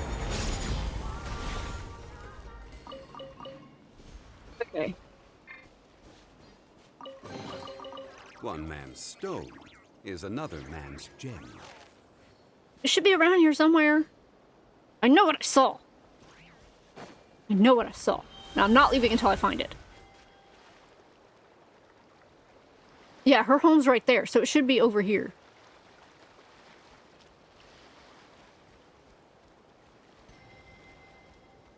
Because that's her home. So the place I was looking at has to be around here.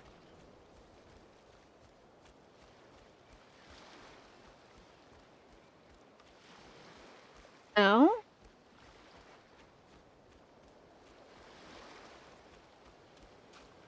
Hello? But not her home? Am I lost? I think I'm lost. I knew I should have marked it where I saw it.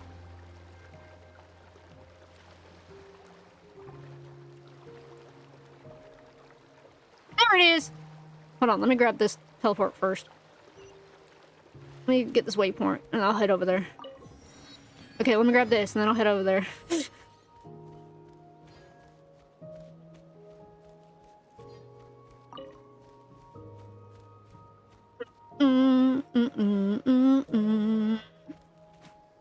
Let me up. Let me up. Let me... Gimme. Gimme. Okay, fine. Yeah. All was good. Alright, I'm not worried about everything else.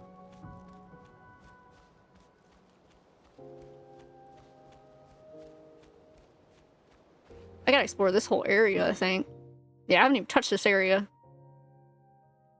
I'll do that eventually, just not right now. I'll come back eventually. Oh, there's a dude chilling there. I don't like that. There's a big dude. Big dude chilling there. Right. Go faster. I'm scared to go near those guys. I don't want them to attack me. And there's one guarding it. Okay. Uh-oh, there's a lot around here, actually. Okay. Okay. Yep. Okay. You would be guarding the shit. Gather. Shine down. I'm gonna be fighting this guy for a while. Bow your head.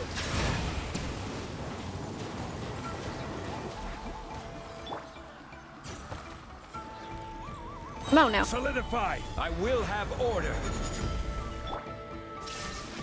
I'm nowhere even near you. Silence. Button mashing, okay? That's how I play. I button mash. That's how. I'll approve you. Because I'm nervous. Gather. Illusion shattered. And shroud. Bow your head. The tides beckon. Ah! Don't do that. Stabilize. Can't see? Settle down. Come on, you're almost there. Come on. This is order. Like how it just disappears and then comes back. Gather. Oh look, I did it. It's small again. Shine down. You're not so big and bad anymore, are you? Bow your head. Just a little guy. Just a little guy. Let the mighty be humbled. Little guy dead. I killed little guy. Okay. Oh my god, there's more. Oh, I hate this place. I hate it. Was it worth it? I don't even know. I just came for the chest, man. Let the record show that I verbally consent to relinquishing these items into your possession. Let me see. Hey, I can go cash that in. Offer this as well.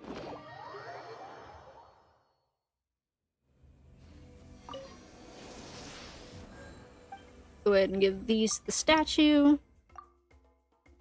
Take that off my hands. Then got enough to cash these in too. Let's go offer them over. All right. Offer.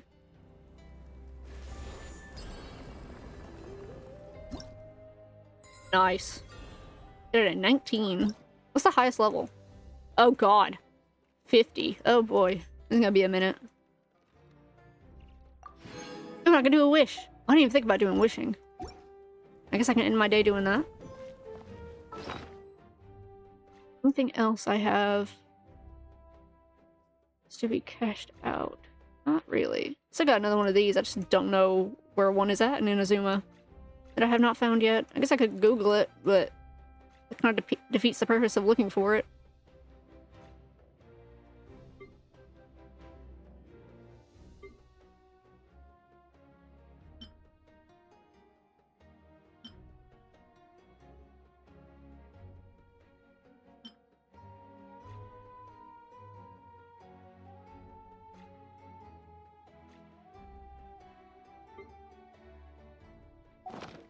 All right.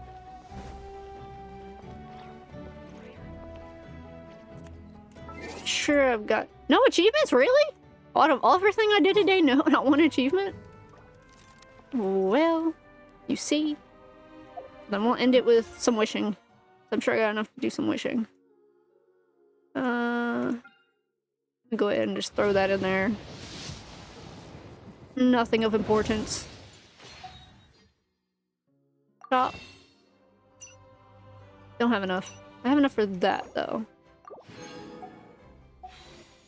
There's this one right here, and I do want him. So I'm doing this if I got enough. I don't have enough! Fuck a bitch! I still need 390 to make a wish. Oh my gosh. When does this end? In 5 days. I want him. I already got his man, now I just need him. Sad.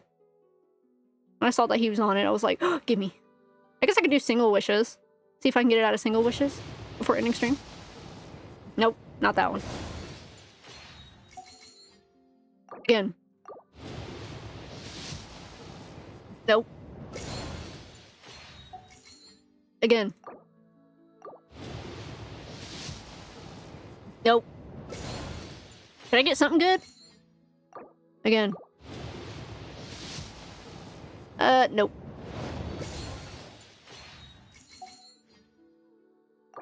Again.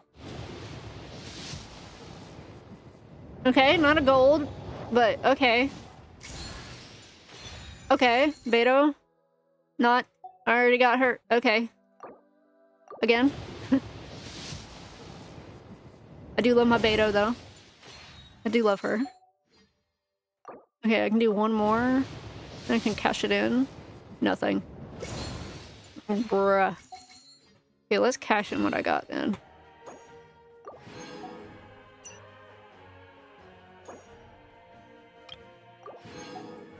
Alright, cash it in.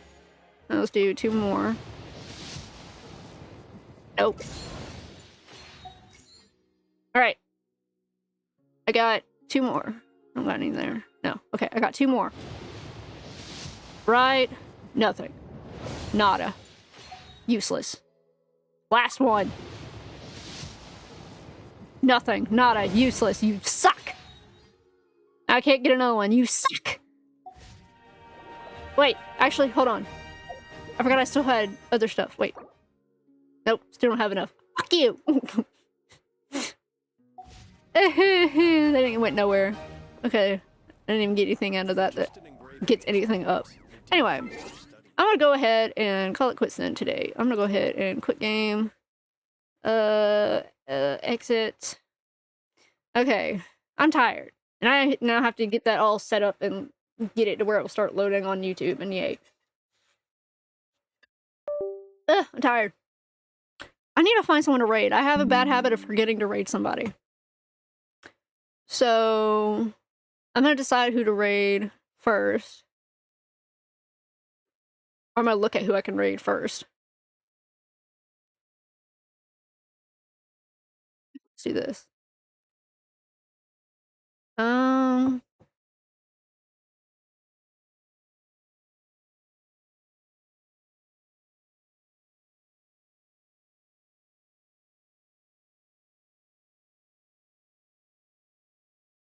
Let me see, let me see.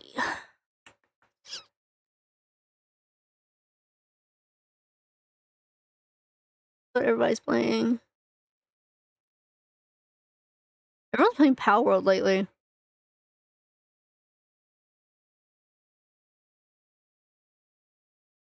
what I see everybody playing.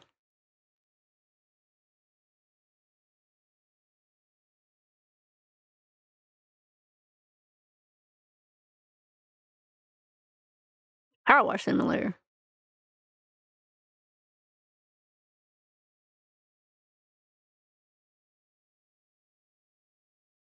I'm trying to see who's been streaming for a long time and who just started, because I don't know how much longer they're going to stream for.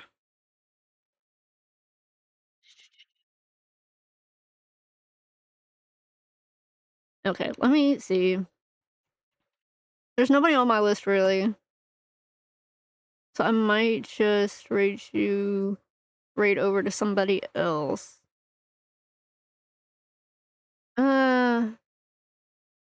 Once again, I'm trying to find someone who hasn't been streaming for a long time, and it looks like the majority of these people have been streaming for a long time. So I don't know.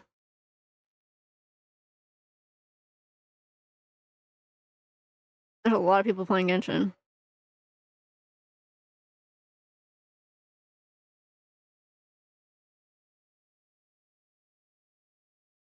Okay, this person's playing Power World. Never played it myself, but I followed them, so I guess I'll raid over to them instead.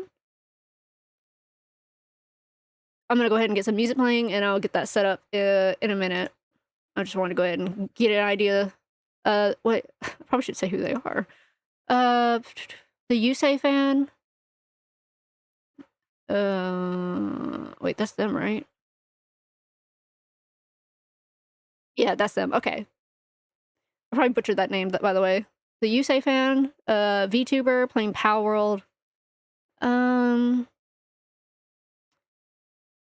Yeah, I think I'll just raid over to them, to be honest. Alright. Let me go ahead and get some music playing to end it off.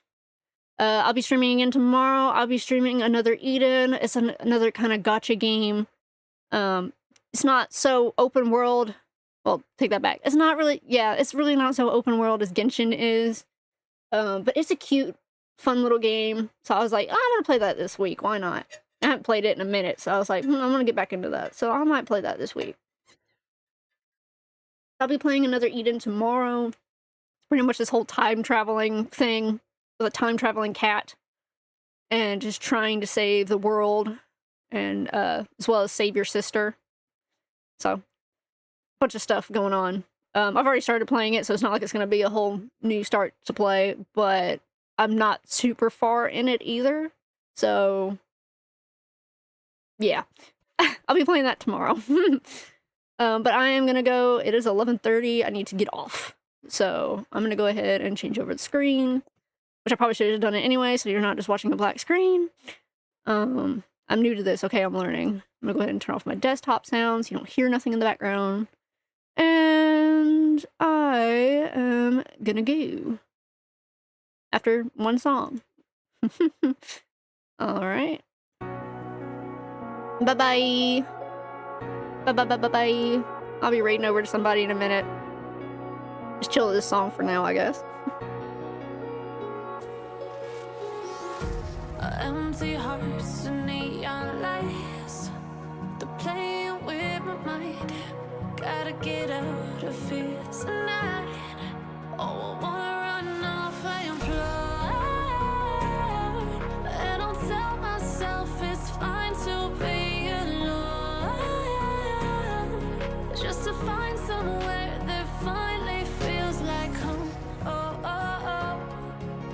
I hate all this overthinking. Oh, oh, oh, oh.